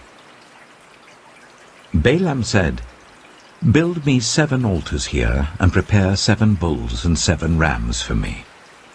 Balak did as Balaam said, and the 2 of them offered a bull and a ram on each altar. Then Balaam said to Balak, "Stay here beside your offering while I go aside. Perhaps the Lord will come to meet with me. Whatever he reveals to me I will tell you." Then he went off to a barren height. God met with him, and Balaam said, "I have prepared 7 altars, and on each altar I have offered a bull and a ram." The Lord put a word in Balaam's mouth and said, "Go back to Balak and give him this word." So he went back to him and found him standing beside his offering with all the Moabite officials. Then Balaam spoke his message. "Balak brought me from Aram, the king of Moab from the eastern mountains. Come," he said, "curse Jacob for me. Come, denounce Israel." How can I curse those whom God has not cursed? How can I denounce those whom the Lord has not denounced? From the rocky peaks I see them. From the heights I view them. I see people who live apart and do not consider themselves one of the nations. Who can count the dust of Jacob, or number even a fourth of Israel? Let me die the death of the righteous, and may my final end be like theirs. Balak said to Balaam, "What have you done to me? I brought you to curse my enemies, but you have done nothing but bless them." He answered, "Must I not speak what the Lord puts in my mouth?" Then Balak said to him, "Come with me to another place where you can see them. You will not see them all, but only the outskirts of their camp, and from there curse them for me." So he took him to the field of Zophim on the top of Pisgah, and there he built 7 altars and offered a bull and a ram on each altar. Balaam said to Balak, "Stay here beside your offering, while I meet with him over there." The Lord met with Balaam and put a word in his mouth and said, "Go back to Balak and give him this word." So he went to him and found him standing beside his offering with the Moabite officials. Balak asked him, "What did the Lord say?" Then he spoke his message. "Arise, Balak, and listen. Hear me, son of Zippor. God is not human, that he should lie, not a human being, that he should change his mind. Does he speak and then not act? Does he promise and not fulfill? I have received a command to bless. He has blessed, and I cannot change it. No misfortune is seen in Jacob, no misery observed in Israel. The Lord their God is with them. The shout of the king is among them. God brought them out of Egypt. They have the strength of a wild ox. There is no divination against Jacob, no evil omens against Israel. It will now be said of Jacob and of Israel, see what God has done. The people rise like a lioness. They rouse themselves like a lion that does not rest till it devours its prey and drinks the blood of its victims. Then Balak said to Balaam, neither curse them at all, nor bless them at all. Balaam answered, did I not tell you I must do whatever the Lord says? Then Balak said to Balaam, come, let me take you to another place. Perhaps it will please God to let you curse them for me from there. And Balak took Balaam to the top of Peor, overlooking the wasteland. Balaam said, build me 7 altars here, and prepare 7 bulls and 7 rams for me. Balak did as Balaam had said, and offered a bull and a ram on each altar. Numbers chapter 24. Now when Balaam saw that it pleased the Lord to bless Israel, he did not resort to divination as at other times, but turned his face toward the wilderness. When Balaam looked out and saw Israel encamped tribe by tribe, the Spirit of God came on him, and he spoke his message. The prophecy of Balaam, son of Beor, the prophecy of one whose eye sees clearly, the prophecy of one who hears the words of God, who sees a vision from the Almighty, who falls prostrate and whose eyes are opened. How beautiful are your tents, Jacob, your dwelling places, Israel. Like valleys they spread out, like gardens beside a river, like aloes planted by the Lord, like cedars beside the waters. Water will flow from their buckets, their seed will have abundant water. Their king will be greater than Agag, their kingdom will be exalted. God brought them out of Egypt, they have the strength of a wild ox. They devour hostile nations and break their bones in pieces. With their arrows they pierce them. Like a lion they crouch and lie down. Like a lioness. Who dares to rouse them? May those who bless you be blessed, and those who curse you be cursed. Then Balak's anger burned against Balaam. He struck his hands together and said to him, I summoned you to curse my enemies, but you have blessed them these 3 times. Now leave at once and go home. I said I would reward you handsomely, but the Lord has kept you from being rewarded. Balaam answered Balak, did I not tell the messengers you sent me? Even if Balak gave me all the silver and gold in his palace, I could not do anything of my own accord, good or bad, to go beyond the command of the Lord. and I must say only what the Lord says? Now I am going back to my people, but come, let me warn you of what this people will do to your people in days to come." Then he spoke his message. The prophecy of Balaam, son of Beor. The prophecy of one whose eye sees clearly. The prophecy of one who hears the words of God, who has knowledge from the Most High, who sees a vision from the Almighty, who falls prostrate, and whose eyes are opened. I see him, but not now. I behold him, but not near. A star will come out of Jacob, a scepter will rise out of Israel. He will crush the foreheads of Moab, the skulls of all the people of Sheth. Edom will be conquered. Seir, his enemy, will be conquered, but Israel will grow strong. A ruler will come out of Jacob and destroy the survivors of the city. Then Balaam saw Amalek and spoke his message. Amalek was first among the nations, but their end will be utter destruction. Then he saw the Kenites and spoke his message. Your dwelling place is secure, your nest is set in a rock, yet you Kenites will be destroyed when Ashur takes you captive. Then he spoke his message. Alas, who can live when God does this? Ships will come from the shores of Cyprus. They will subdue Ashur and Eber, but they too will come to ruin. Then Balaam got up and returned home, and Balak went his own way. Numbers chapter 25. While Israel was staying in Shittim, the men began to indulge in sexual immorality with Moabite women, who invited them to the sacrifices to their gods. The people ate the sacrificial meal and bowed down before these gods. So Israel yoked themselves to the Baal of Peor, and the Lord's anger burned against them. The Lord said to Moses, "Take all the leaders of these people, kill them, and expose them in broad daylight before the Lord, so that the Lord's fierce anger may turn away from Israel." So Moses said to Israel's judges, "Each of you must put to death those of your people who have yoked themselves to the Baal of Peor."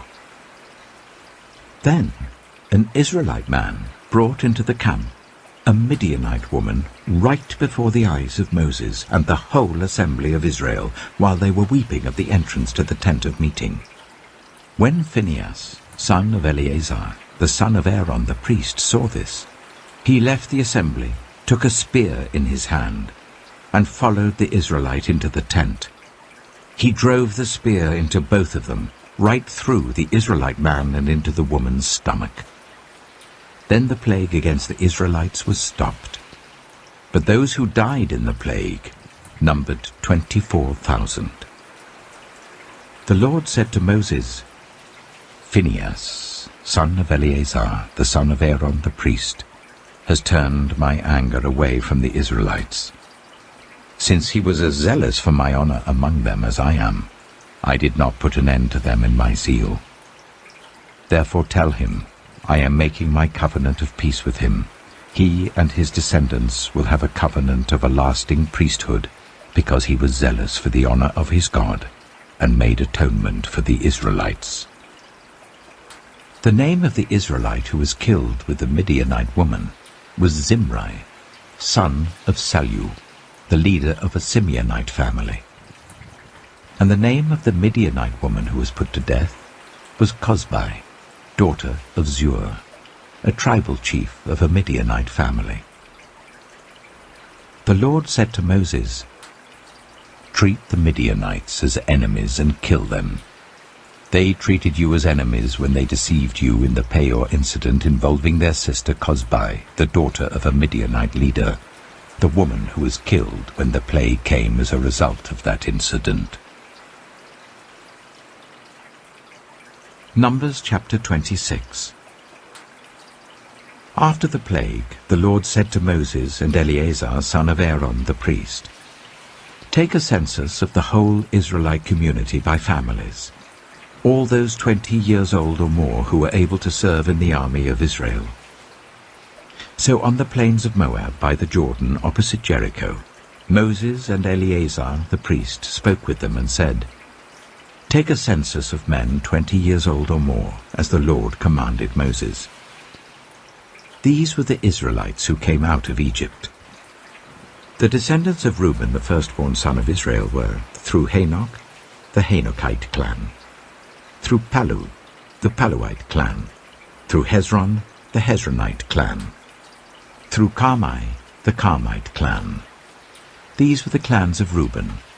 Those numbered were 43,730. The son of Palu was Eliab. The sons of Eliab were Nemuel, Dathan, and Abiram. The same Dathan and Abiram were the community officials who rebelled against Moses and Aaron, and were among Korah's followers when they rebelled against the Lord. The earth opened its mouth and swallowed them along with Korah, whose followers died when the fire devoured the 250 men, and they served as a warning sign. The line of Korah, however, did not die out. The descendants of Simeon by their clans were, through Nemuel, the Nemuelite clan; through Jamin, the Jaminite clan; through Jachin, the Jachinite clan; through Zerah, the Zerahite clan; through Sheol, the Sheolite clan. These were the clans of Simeon. Those numbered were 22,200. The descendants of Gad by their clans were, through Zephon, the Zephonite clan; through Haggai, the Haggite clan; through Shunai, the Shunite clan; through Ozni, the Oznite clan; through Eri, the Erite clan; through Arodai, the Arodite clan; through Areli, the Arelite clan. These were the clans of Gad. Those numbered were 40,500. And Onan were sons of Judah, but they died in Canaan. The descendants of Judah by their clans were, through Shelah, the Shelahite clan; through Perez, the Perezite clan; through Zerah, the Zerahite clan. The descendants of Perez were, through Hezron, the Hezronite clan; through Hamul, the Hamulite clan. These were the clans of Judah. Those numbered were 76,500. The descendants of Issachar by their clans were, through Tola, the Tolaite clan; through Puah, the Puahite clan; through Jashab, the Jashabite clan; through Shimron, the Shimronite clan. These were the clans of Issachar. Those numbered were 64,300. The descendants of Zebulun by their clans were, through Sered, the Seredite clan; through Elon, the Elonite clan; through Jaliel, the Jalielite clan. These were the clans of Zebulun. Those numbered were 60,500. The descendants of Joseph by their clans through Manasseh and Ephraim were, the descendants of Manasseh, through Machir, the Machirite clan. Machir was the father of Gilead; through Gilead, the Gileadite clan. These were the descendants of Gilead. Through Iezer, the Iezerite clan; through Helek, the Helekite clan; through Asriel, the Asrielite clan; through Shechem, the Shechemite clan; through Shemida, the Shemidite clan; through Hepher, the Hepherite clan. Zelophehad, son of Hepher, had no sons. He had only daughters, whose names were Mahlah, Noah, Hoglah, Milcah, and Tirzah. These were the clans of Manasseh. Those numbered were 52,700. These were the descendants of Ephraim by their clans. Through Shuthelah, the Shuthelahite clan; through Becher, the Becherite clan; through Tehan, the Tehanite clan. These were the descendants of Shuthelah, through Aaron, the Aaronite clan. These were the clans of Ephraim. Those numbered were 32,500. These were the descendants of Joseph by their clans. The descendants of Benjamin by their clans were, through Bela, the Belaite clan, through Ashbel, the Ashbelite clan, through Ahiram, the Ahiramite clan, through Shufam, the Shufamite clan, through Hufam, the Hufamite clan. The descendants of Bela through Ard and Naaman were, through Ard, the Ardite clan, through Naaman, the Naamite clan. These were the clans of Benjamin. Those numbered were 45,600. These were the descendants of Dan by their clans, through Shuham, the Shuhamite clan. These were the clans of Dan. All of them were Shuhamite clans, and those numbered were 64,400. The descendants of Asher by their clans were, through Imnah, the Imnite clan, through Ishvi, the Ishvite clan, through Beriah, the Beriahite clan, and through the descendants of Beriah, through Heber, the Heberite clan, through Malkiel, the Malkielite clan. Asher had a daughter named Sirah. These were the clans of Asher. Those numbered were 53,400. The descendants of Naphtali by their clans were, through Jaziel, the Jazielite clan, through Gunai, the Gunite clan, through Jezer, the Jezerite clan, through Shillem, the Shillemite clan. These were the clans of Naphtali. Those numbered were 45,400.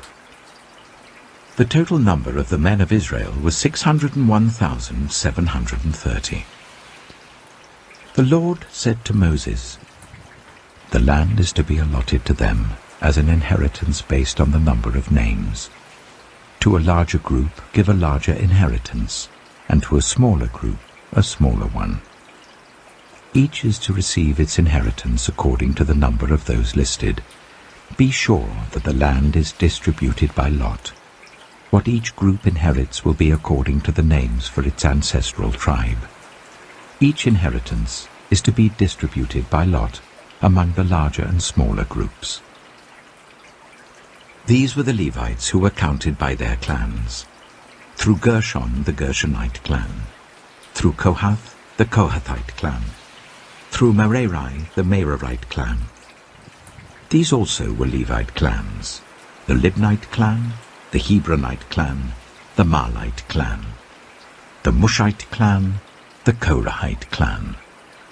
Kohath was the forefather of Amram. The name of Amram's wife was Jochebed, a descendant of Levi who was born to the Levites in Egypt. To Amram she bore Aaron, Moses, and their sister Miriam. Aaron was the father of Nadab and Abihu, Eleazar and Ithamar.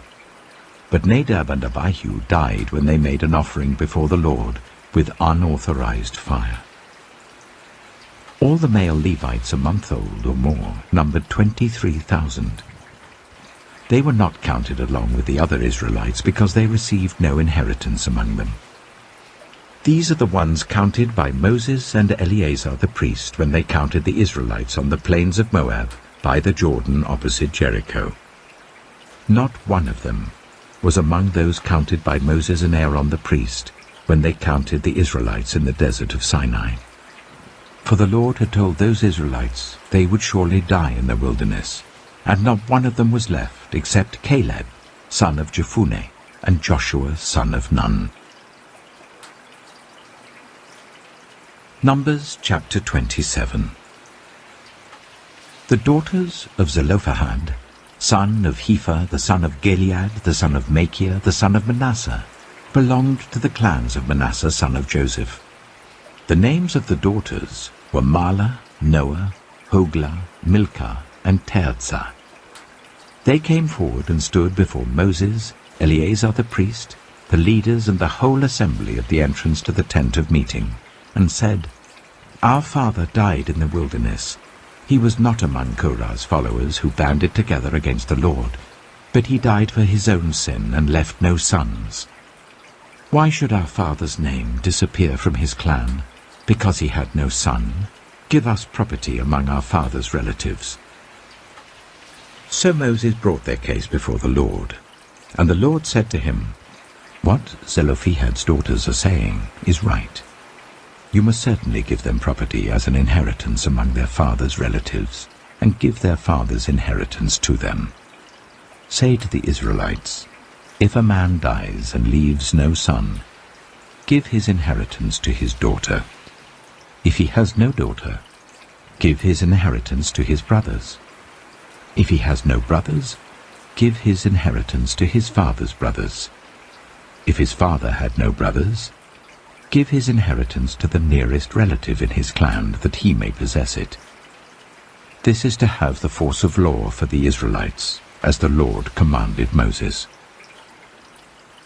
Then the Lord said to Moses, "Go up this mountain in the Abarim range, and see the land I have given the Israelites. After you have seen it, you too will be gathered to your people as your brother Aaron was. For when the community rebelled at the waters in the desert of Zin, both of you disobeyed my command to honor me as holy before their eyes." These were the waters of Meribah Kadesh, in the desert of Zin. Moses said to the Lord, "May the Lord, the God who gives breath to all living things, appoint someone over this community to go out and come in before them, one who will lead them out and bring them in, so that the Lord's people will not be like sheep without a shepherd." So the Lord said to Moses, "Take Joshua, son of Nun, a man in whom is the spirit of leadership, and lay your hand on him. Make him stand before Eleazar the priest and the entire assembly, and commission him in their presence. Give him some of your authority, so that the whole Israelite community will obey him. He is to stand before Eleazar the priest, who will obtain decisions for him by inquiring of the Urim before the Lord. At his command, he and the entire community of the Israelites will go out, and at his command they will come in." Moses did as the Lord commanded him. He took Joshua and made him stand before Eleazar the priest and the whole assembly. Then he laid his hands on him and commissioned him, as the Lord instructed through Moses. Numbers chapter 28. The Lord said to Moses, "Give this command to the Israelites, and say to them, make sure that you present to me at the appointed time my food offerings as an aroma pleasing to me. Say to them, this is the food offering you are to present to the Lord. 2 lambs a year old without defect as a regular burnt offering each day. Offer 1 lamb in the morning and the other at twilight, together with a grain offering of 1/10 of an ephah of the finest flour, mixed with 1/4 of a hin of oil from pressed olives. This is the regular burnt offering instituted at Mount Sinai as a pleasing aroma, a food offering presented to the Lord. The accompanying drink offering is to be 1/4 of a hin of fermented drink with each lamb. Pour out the drink offering to the Lord at the sanctuary. Offer the 2nd lamb at twilight, along with the same kind of grain offering and drink offering that you offer in the morning. This is a food offering, an aroma pleasing to the Lord. On the Sabbath day, make an offering of 2 lambs a year old without defect, together with its drink offering, and a grain offering of 1/5 of an ephah of the finest flour mixed with olive oil. This is the burnt offering for every Sabbath, in addition to the regular burnt offering and its drink offering. On the 1st of every month, present to the Lord a burnt offering of 2 young bulls, 1 ram, and 7 male lambs a year old, all without defect. With each bull there is to be a grain offering of 3/10 of an ephah of the finest flour mixed with oil. With the ram, a grain offering of 1/5 of an ephah of the finest flour mixed with oil. And with each lamb, a grain offering of 1/10 of an ephah of the finest flour mixed with oil. This is for a burnt offering, a pleasing aroma, a food offering presented to the Lord.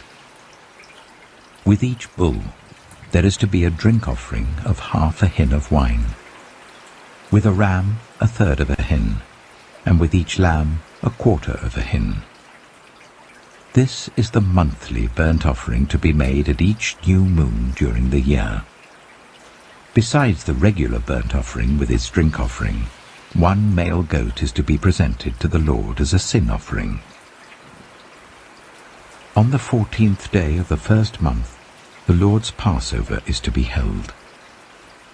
On the 15th day of this month, there is to be a festival. For 7 days eat bread made without yeast. On the first day hold a sacred assembly, and do not do any of your ordinary work. Present to the Lord a food offering consisting of a burnt offering of 2 young bulls, 1 ram, and 7 male lambs a year old, all without defect. With each bull offer a grain offering of 3/10 of an ephah of the finest flour mixed with oil. With the ram 1/5, and with each of the 7 lambs 1/10. Include 1 male goat as a sin offering to make atonement for you. Offer these in addition to the regular morning burnt offerings. In this way, present the food offering every day for 7 days as an aroma pleasing to the Lord. It is to be offered in addition to the regular burnt offering and its drink offering. On the 7th day, hold a sacred assembly, and do not do any ordinary work. On the day of first fruits, when you present to the Lord an offering of new grain during the festival of weeks, hold a sacred assembly, and do not do any of your ordinary work. Present a burnt offering of 2 young bulls, 1 ram, and 7 male lambs a year old as an aroma pleasing to the Lord. With each bull there is to be a grain offering of 3/10 of an ephah of the finest flour mixed with oil. With the ram 1/5, and with each of the 7 lambs 1/10. Include 1 male goat to make atonement for you. Offer these together with their drink offerings, in addition to the regular burnt offering and its grain offering. Be sure the animals are without defect. Numbers chapter 29. On the first day of the 7th month hold a sacred assembly, and do not do any of your ordinary work. It is a day for you to sound the trumpets. As an aroma pleasing to the Lord, offer a burnt offering of 1 young bull, 1 ram, and 7 male lambs a year old, all without defect. With the bull offer a grain offering of 3/10 of an ephah of the finest flour mixed with olive oil.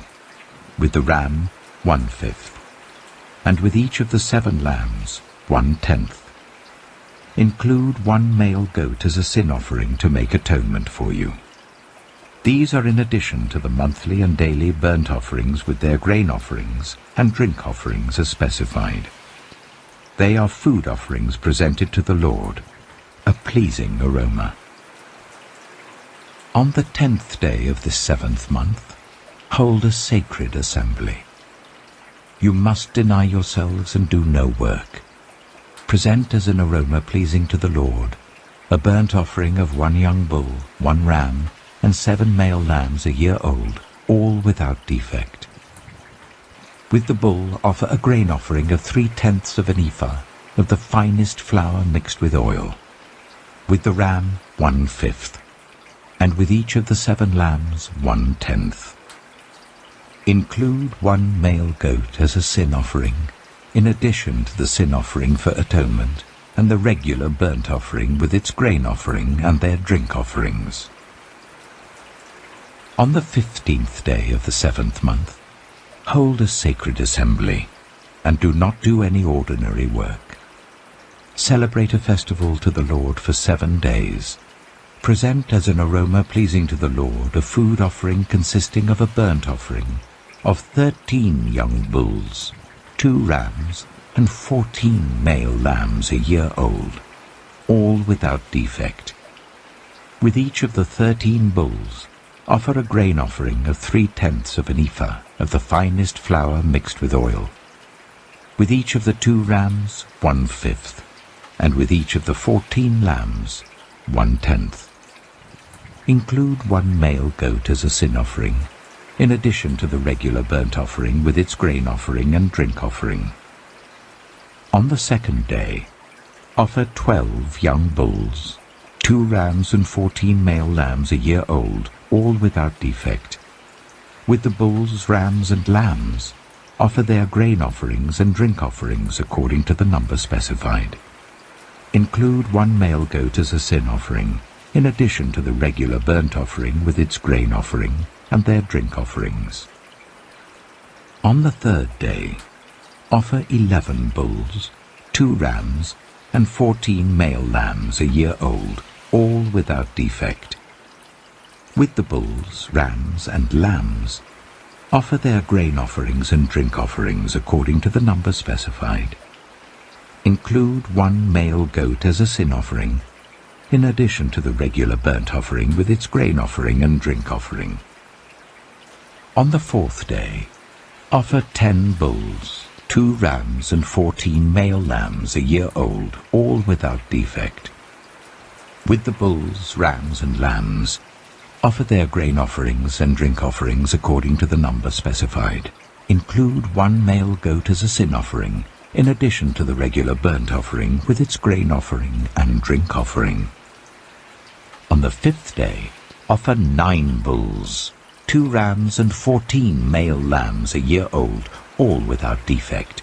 With the bulls, rams, and lambs, offer their grain offerings and drink offerings according to the number specified.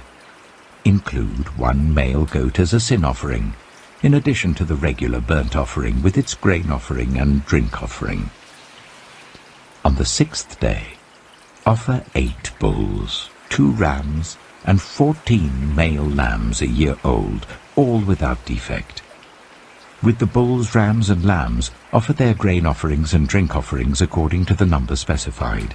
Include 1 male goat as a sin offering, in addition to the regular burnt offering with its grain offering and drink offering.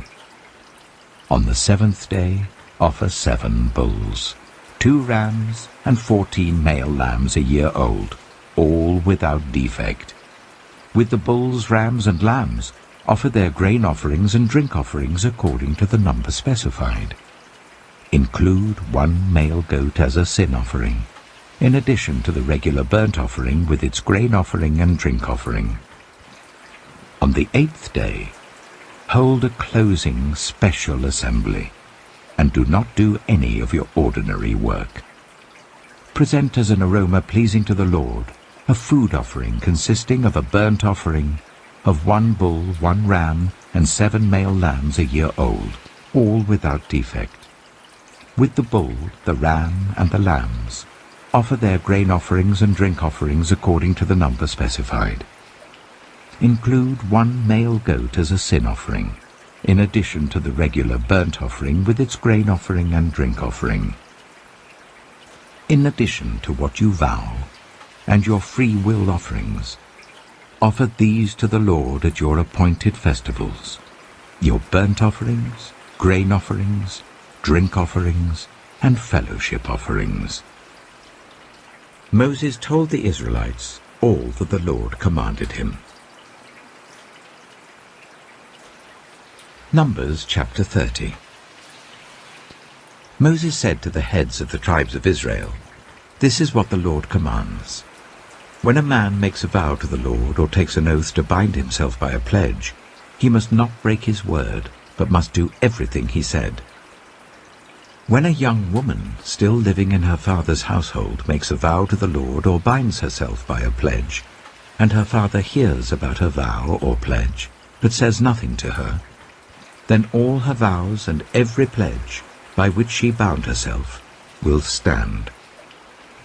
But if her father forbids her when he hears about it, none of her vows or the pledges by which she bound herself will stand. The Lord will release her because her father has forbidden her." If she marries after she makes a vow, or after her lips utter a rash promise by which she binds herself, and her husband hears about it but says nothing to her, then her vows or the pledges by which she bound herself will stand. But if her husband forbids her when he hears about it, he nullifies the vow that binds her, or the rash promise by which she binds herself, and the Lord will release her. Any vow or obligation taken by a widow or divorced woman will be binding on her. If a woman living with her husband makes a vow or binds herself by a pledge under oath, and her husband hears about it but says nothing to her and does not forbid her, then all her vows or the pledges by which she bound herself will stand. But if her husband nullifies them when he hears about them, then none of the vows or pledges that came from her lips will stand. Her husband has nullified them, and the Lord will release her. Her husband may confirm or nullify any vow she makes or any sworn pledge to deny herself. But if her husband says nothing to her about it from day to day, then he confirms all her vows or the pledges binding on her. He confirms them by saying nothing to her when he hears about them. If, however, he nullifies them some time after he hears about them, then he must bear the consequences of her wrongdoing. These are the regulations the Lord gave Moses concerning relationships between a man and his wife, and between a father and his young daughter still living at home. Numbers chapter 31. The Lord said to Moses, "Take vengeance on the Midianites for the Israelites. After that you will be gathered to your people." So Moses said to the people, "Arm some of your men to go to war against the Midianites, so that they may carry out the Lord's vengeance on them. Send into battle 1,000 men from each of the tribes of Israel." So 12,000 men armed for battle, 1,000 from each tribe, were supplied from the clans of Israel. Moses sent them into battle, 1,000 from each tribe, along with Phinehas, son of Eleazar the priest, who took with him articles from the sanctuary and the trumpets for signaling. They fought against Midian, as the Lord commanded Moses, and killed every man.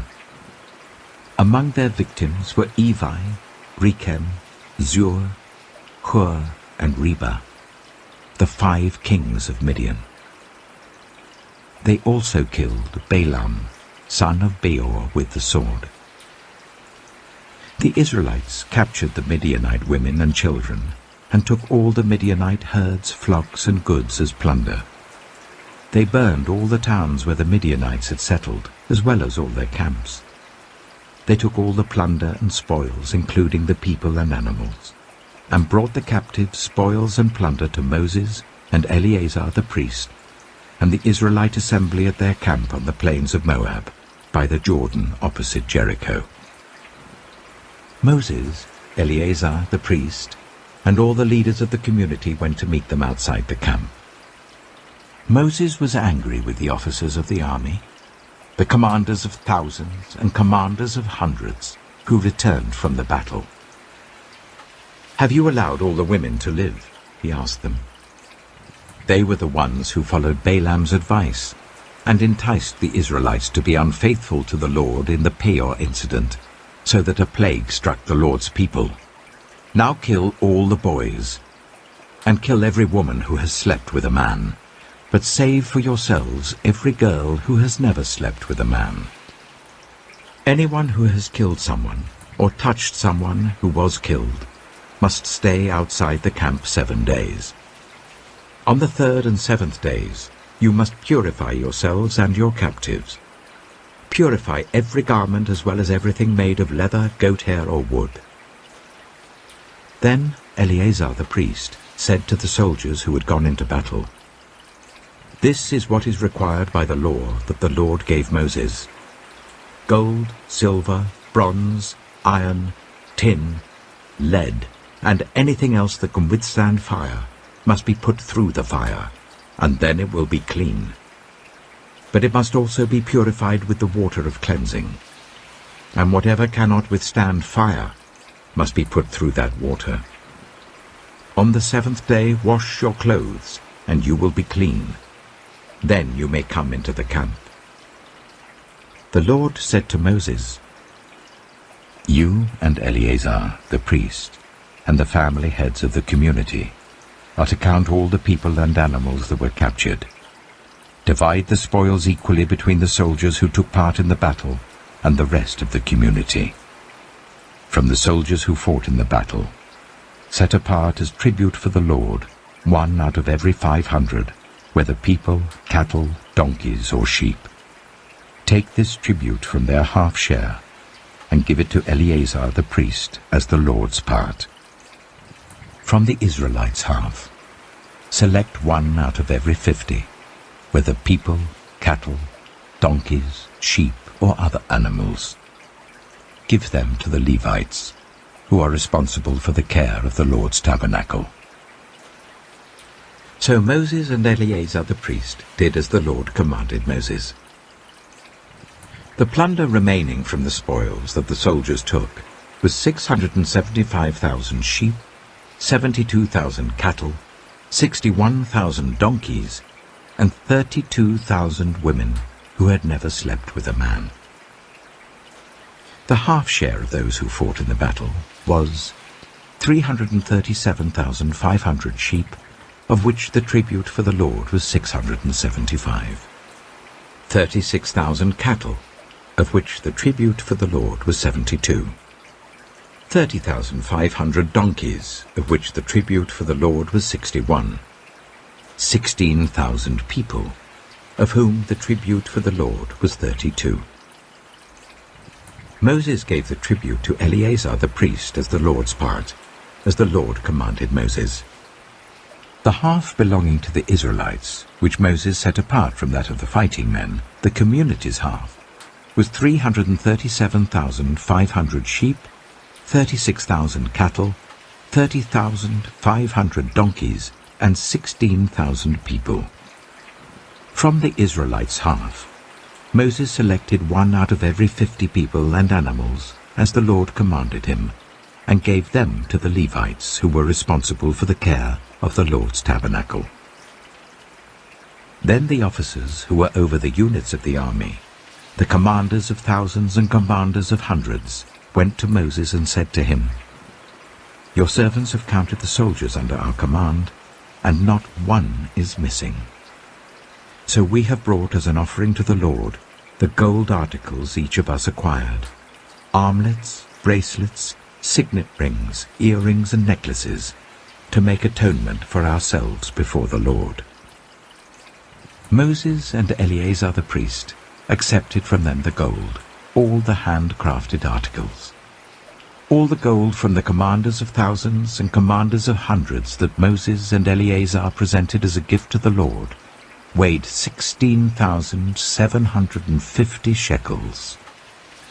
Each soldier had taken plunder for himself. Moses and Eleazar the priest accepted the gold from the commanders of thousands and commanders of hundreds, and brought it into the tent of meeting as a memorial for the Israelites before the Lord. Numbers chapter 32. The Reubenites and Gadites, who had very large herds and flocks, saw that the lands of Jazer and Gilead were suitable for livestock. So they came to Moses and Eleazar the priest, and to the leaders of the community, and said, "Ataroth, Dibon, Jazer, Nimrah, Heshbon, Elealeh, Sebam, Nebo, and Beon, the land the Lord subdued before the people of Israel, are suitable for livestock, and your servants have livestock. If we have found favor in your eyes," they said, "let this land be given to your servants as our possession. Do not make us cross the Jordan." Moses said to the Gadites and Reubenites, "Should your fellow Israelites go to war while you sit here? Why do you discourage the Israelites from crossing over into the land the Lord has given them? This is what your fathers did when I sent them from Kadesh Barnea to look over the land. After they went up to the valley of Eshcol and viewed the land, they discouraged the Israelites from entering the land the Lord had given them. The Lord's anger was aroused that day, and he swore this oath: "Because they have not followed me wholeheartedly, not one of those who were 20 years old or more when they came up out of Egypt will see the land I promised on oath to Abraham, Isaac, and Jacob, not one, except Caleb, son of Jephunneh, the Kenizzite, and Joshua, son of Nun, for they followed the Lord wholeheartedly."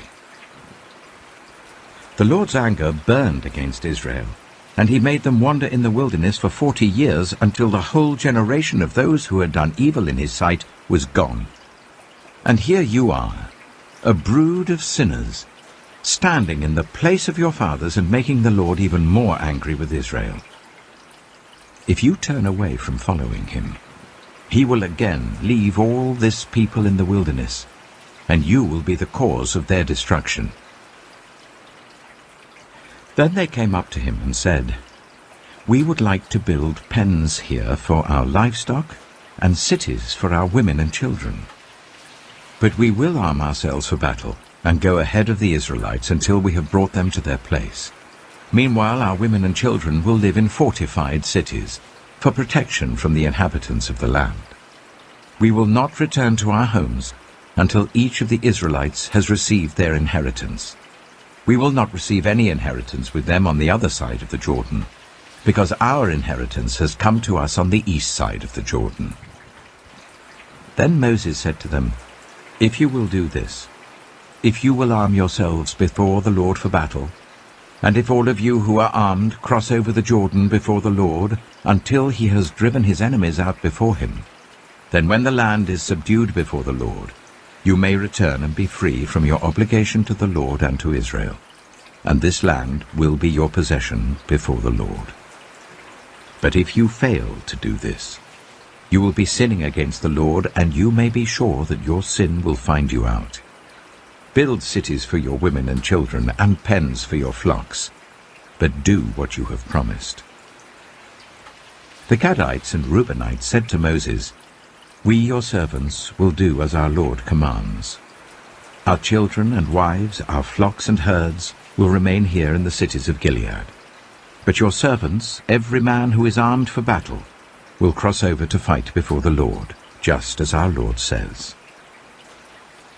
Then Moses gave orders about them to Eleazar the priest and Joshua son of Nun, and to the family heads of the Israelite tribes.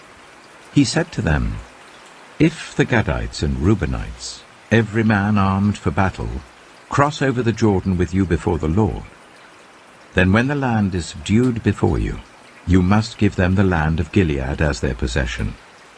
But if they do not cross over with you armed, they must accept their possession with you in Canaan." The Gadites and Reubenites answered, "Your servants will do what the Lord has said. We will cross over before the Lord into Canaan armed, but the property we inherit will be on this side of the Jordan." Then Moses gave to the Gadites, the Reubenites, and the half-tribe of Manasseh, son of Joseph, the kingdom of Sihon, king of the Amorites, and the kingdom of Og, king of Bashan, the whole land with its cities and the territory around them. The Gadites built up Dibon, Ataroth, Aroah, Atroth-Shophan, Jazer, Jogbedah, Beth-Nimrah, and Beth-Haran, as fortified cities, and built pens for their flocks. And the Reubenites rebuilt Heshbon, Elealeh, and Kiriathaim, as well as Nebo and Baal-Meon. These names were changed. And Sibmah. They gave names to the cities they rebuilt. The descendants of Machir, son of Manasseh, went to Gilead, captured it, and drove out the Amorites who were there. So Moses gave Gilead to the Machirites, the descendants of Manasseh, and they settled there. Jair, a descendant of Manasseh, captured their settlements and called them Havoth-Jair. And Nobah captured Kinah and its surrounding settlements and called it Nobah after himself. Numbers chapter 33. Here are the stages in the journey of the Israelites when they came out of Egypt by divisions under the leadership of Moses and Aaron. At the Lord's command, Moses recorded the stages in their journey. This is their journey by stages. The Israelites set out from Ramesses on the 15th day of the first month, the day after the Passover. They marched out defiantly in full view of all the Egyptians, who were burying all their firstborn, whom the Lord had struck down among them, for the Lord had brought judgment on their gods. The Israelites left Ramesses and camped at Succoth. They left Succoth and camped at Etham, on the edge of the desert.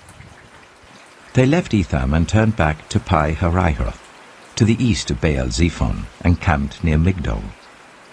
They left Pi-hahiroth and passed through the sea into the desert, and when they had travelled for 3 days in the desert of Etham, they camped at Marah. They left Marah and went to Elim, where there were 12 springs and 70 palm trees, and they camped there. They left Elim and camped by the Red Sea. They left the Red Sea and camped in the desert of Sin. They left the desert of Sin and camped at Dophkah. They left Dophkah and camped at Ailush. They left Ailush and camped at Rephidim, where there was no water for the people to drink. They left Rephidim and camped in the desert of Sinai. They left the desert of Sinai and camped at Kibroth Hattaavah. They left Kibroth Hattaavah and camped at Hazeroth. They left Hazeroth and camped at Rithmah. They left Rithmah and camped at Rimmon-Perez. They left Rimmon-Perez and camped at Libnah. They left Libnah and camped at Rissah. They left Rissah and camped at Kehalath. They left Kehalath and camped at Mount Shepher. They left Mount Shepher and camped at Haredah. They left Haredah and camped at Makheloth. They left Makheloth and camped at Teath. They left Teath and camped at Tirah. They left Tirah and camped at Mithkah. They left Mithkah and camped at Hashmonah. They left Hashmonah and camped at Moseroth. They left Moseroth and camped at Bene-Jaakhan. They left Bene-Jaakhan and camped at Hor-Haggidgad. They left Hor-Haggidgad and camped at Jothbathah. They left Jothbathah and camped at Abronah. They left Abronah and camped at Ezion-Geber. They left Ezion-Geber and camped at Kadesh in the desert of Zin. They left Kadesh and camped at Mount Hor, on the border of Edom. At the Lord's command, Aaron the priest went up Mount Hor, where he died on the first day of the 5th month of the 40th year, after the Israelites came out of Egypt. Aaron was 123 years old when he died on Mount Hor. The Canaanite king of Arad, who lived in Negev of Canaan, heard that the Israelites were coming. They left Mount Hor and camped at Zalmonah. They left Zalmonah and camped at Punon. They left Punon and camped at Oboth. They left Oboth and camped at Layabarim, on the border of Moab. They left Layabarim and camped at Dibon-Gad. They left Dibon-Gad and camped at Almon-Diblathaim. They left Almon-Diblathaim and camped in the mountains of Abarim, near Nebo. They left the mountains of Abarim and camped on the plains of Moab by the Jordan opposite Jericho. There, on the plains of Moab, they camped along the Jordan from Beth-Jeshimoth to Abel-Shittim. On the plains of Moab by the Jordan opposite Jericho, the Lord said to Moses, "Speak to the Israelites and say to them, when you cross the Jordan into Canaan, drive out all the inhabitants of the land before you. Destroy all their carved images and their cast idols, and demolish all their high places. Take possession of the land and settle in it, for I have given you the land to possess. Distribute the land by lot according to your clans. To a larger group give a larger inheritance, and to a smaller group a smaller one. Whatever falls to them by lot will be theirs. Distribute it according to your ancestral tribes. But if you do not drive out the inhabitants of the land, Those you allow to remain will become barbs in your eyes and thorns in your sides. They will give you trouble in the land where you live, and then I will do to you what I plan to do to them. Numbers chapter 34. The Lord said to Moses, "Command the Israelites and say to them, when you enter Canaan, the land that will be allotted to you as an inheritance is to have these boundaries. Your southern side will include some of the desert of Zin along the border of Edom. Your southern boundary will start in the east from the southern end of the Dead Sea, cross south of Scorpion Pass, continue on to Zin, and go south of Kadesh Barnea.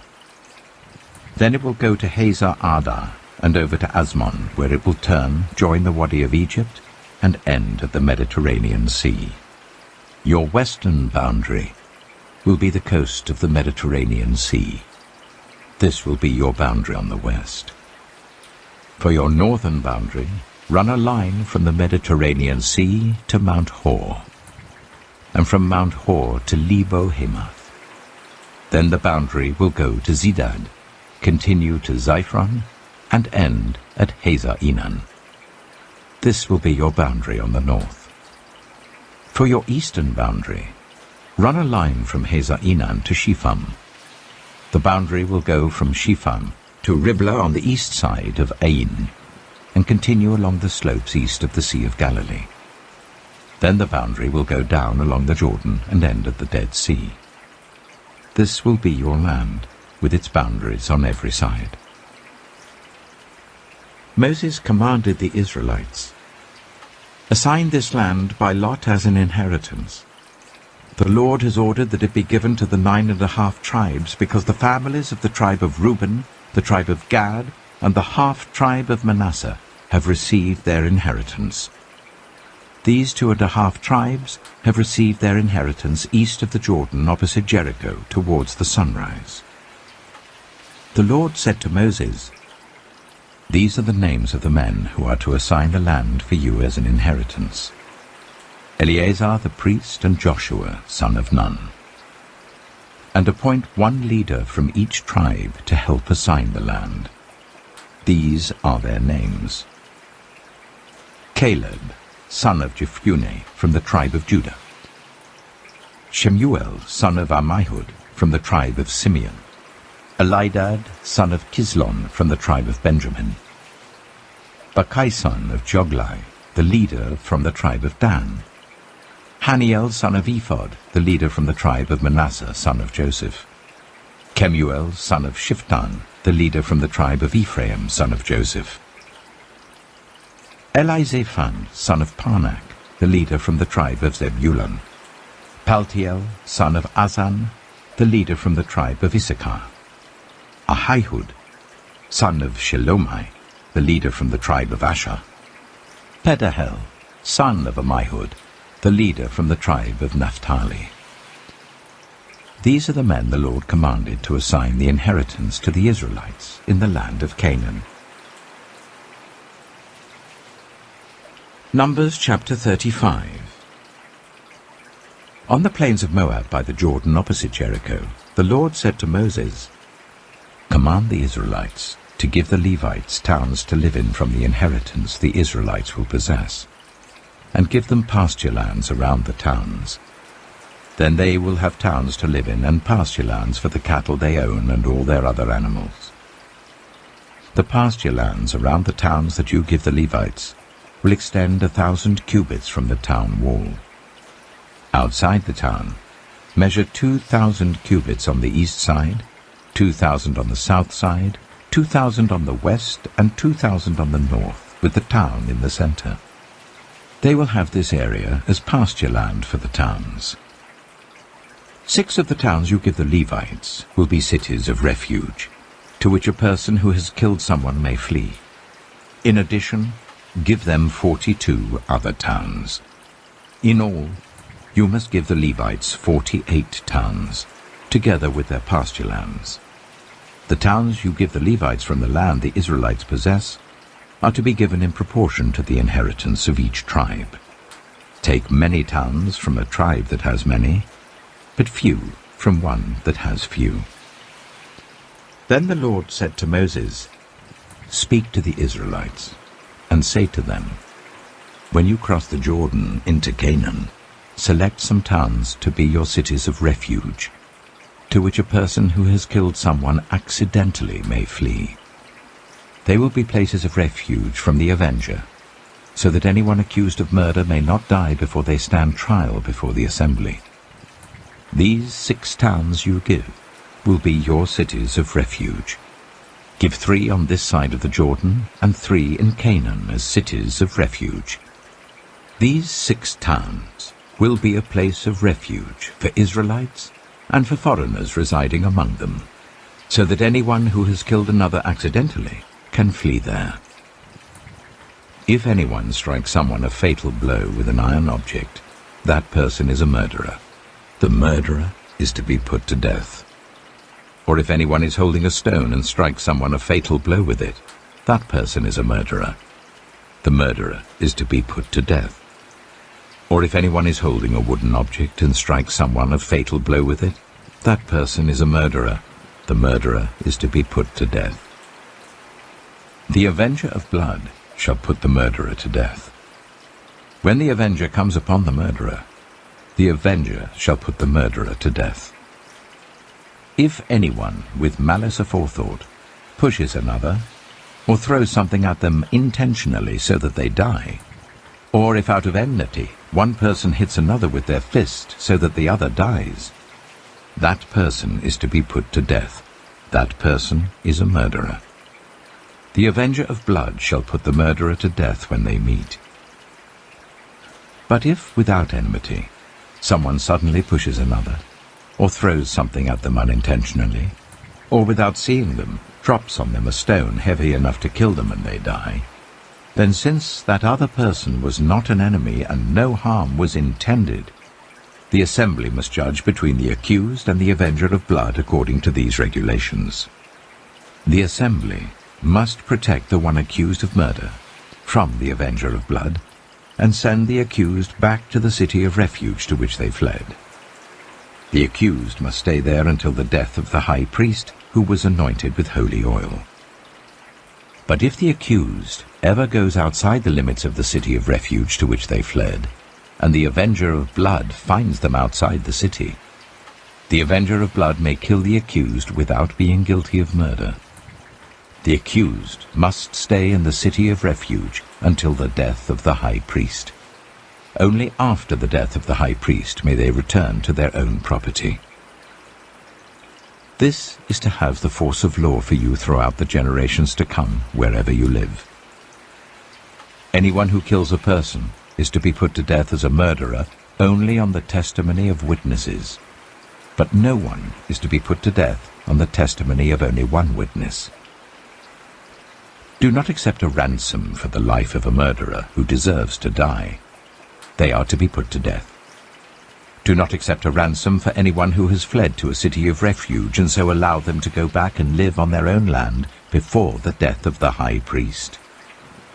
Do not pollute the land where you are. Bloodshed pollutes the land, and atonement cannot be made for the land on which blood has been shed, except by the blood of the one who shed it.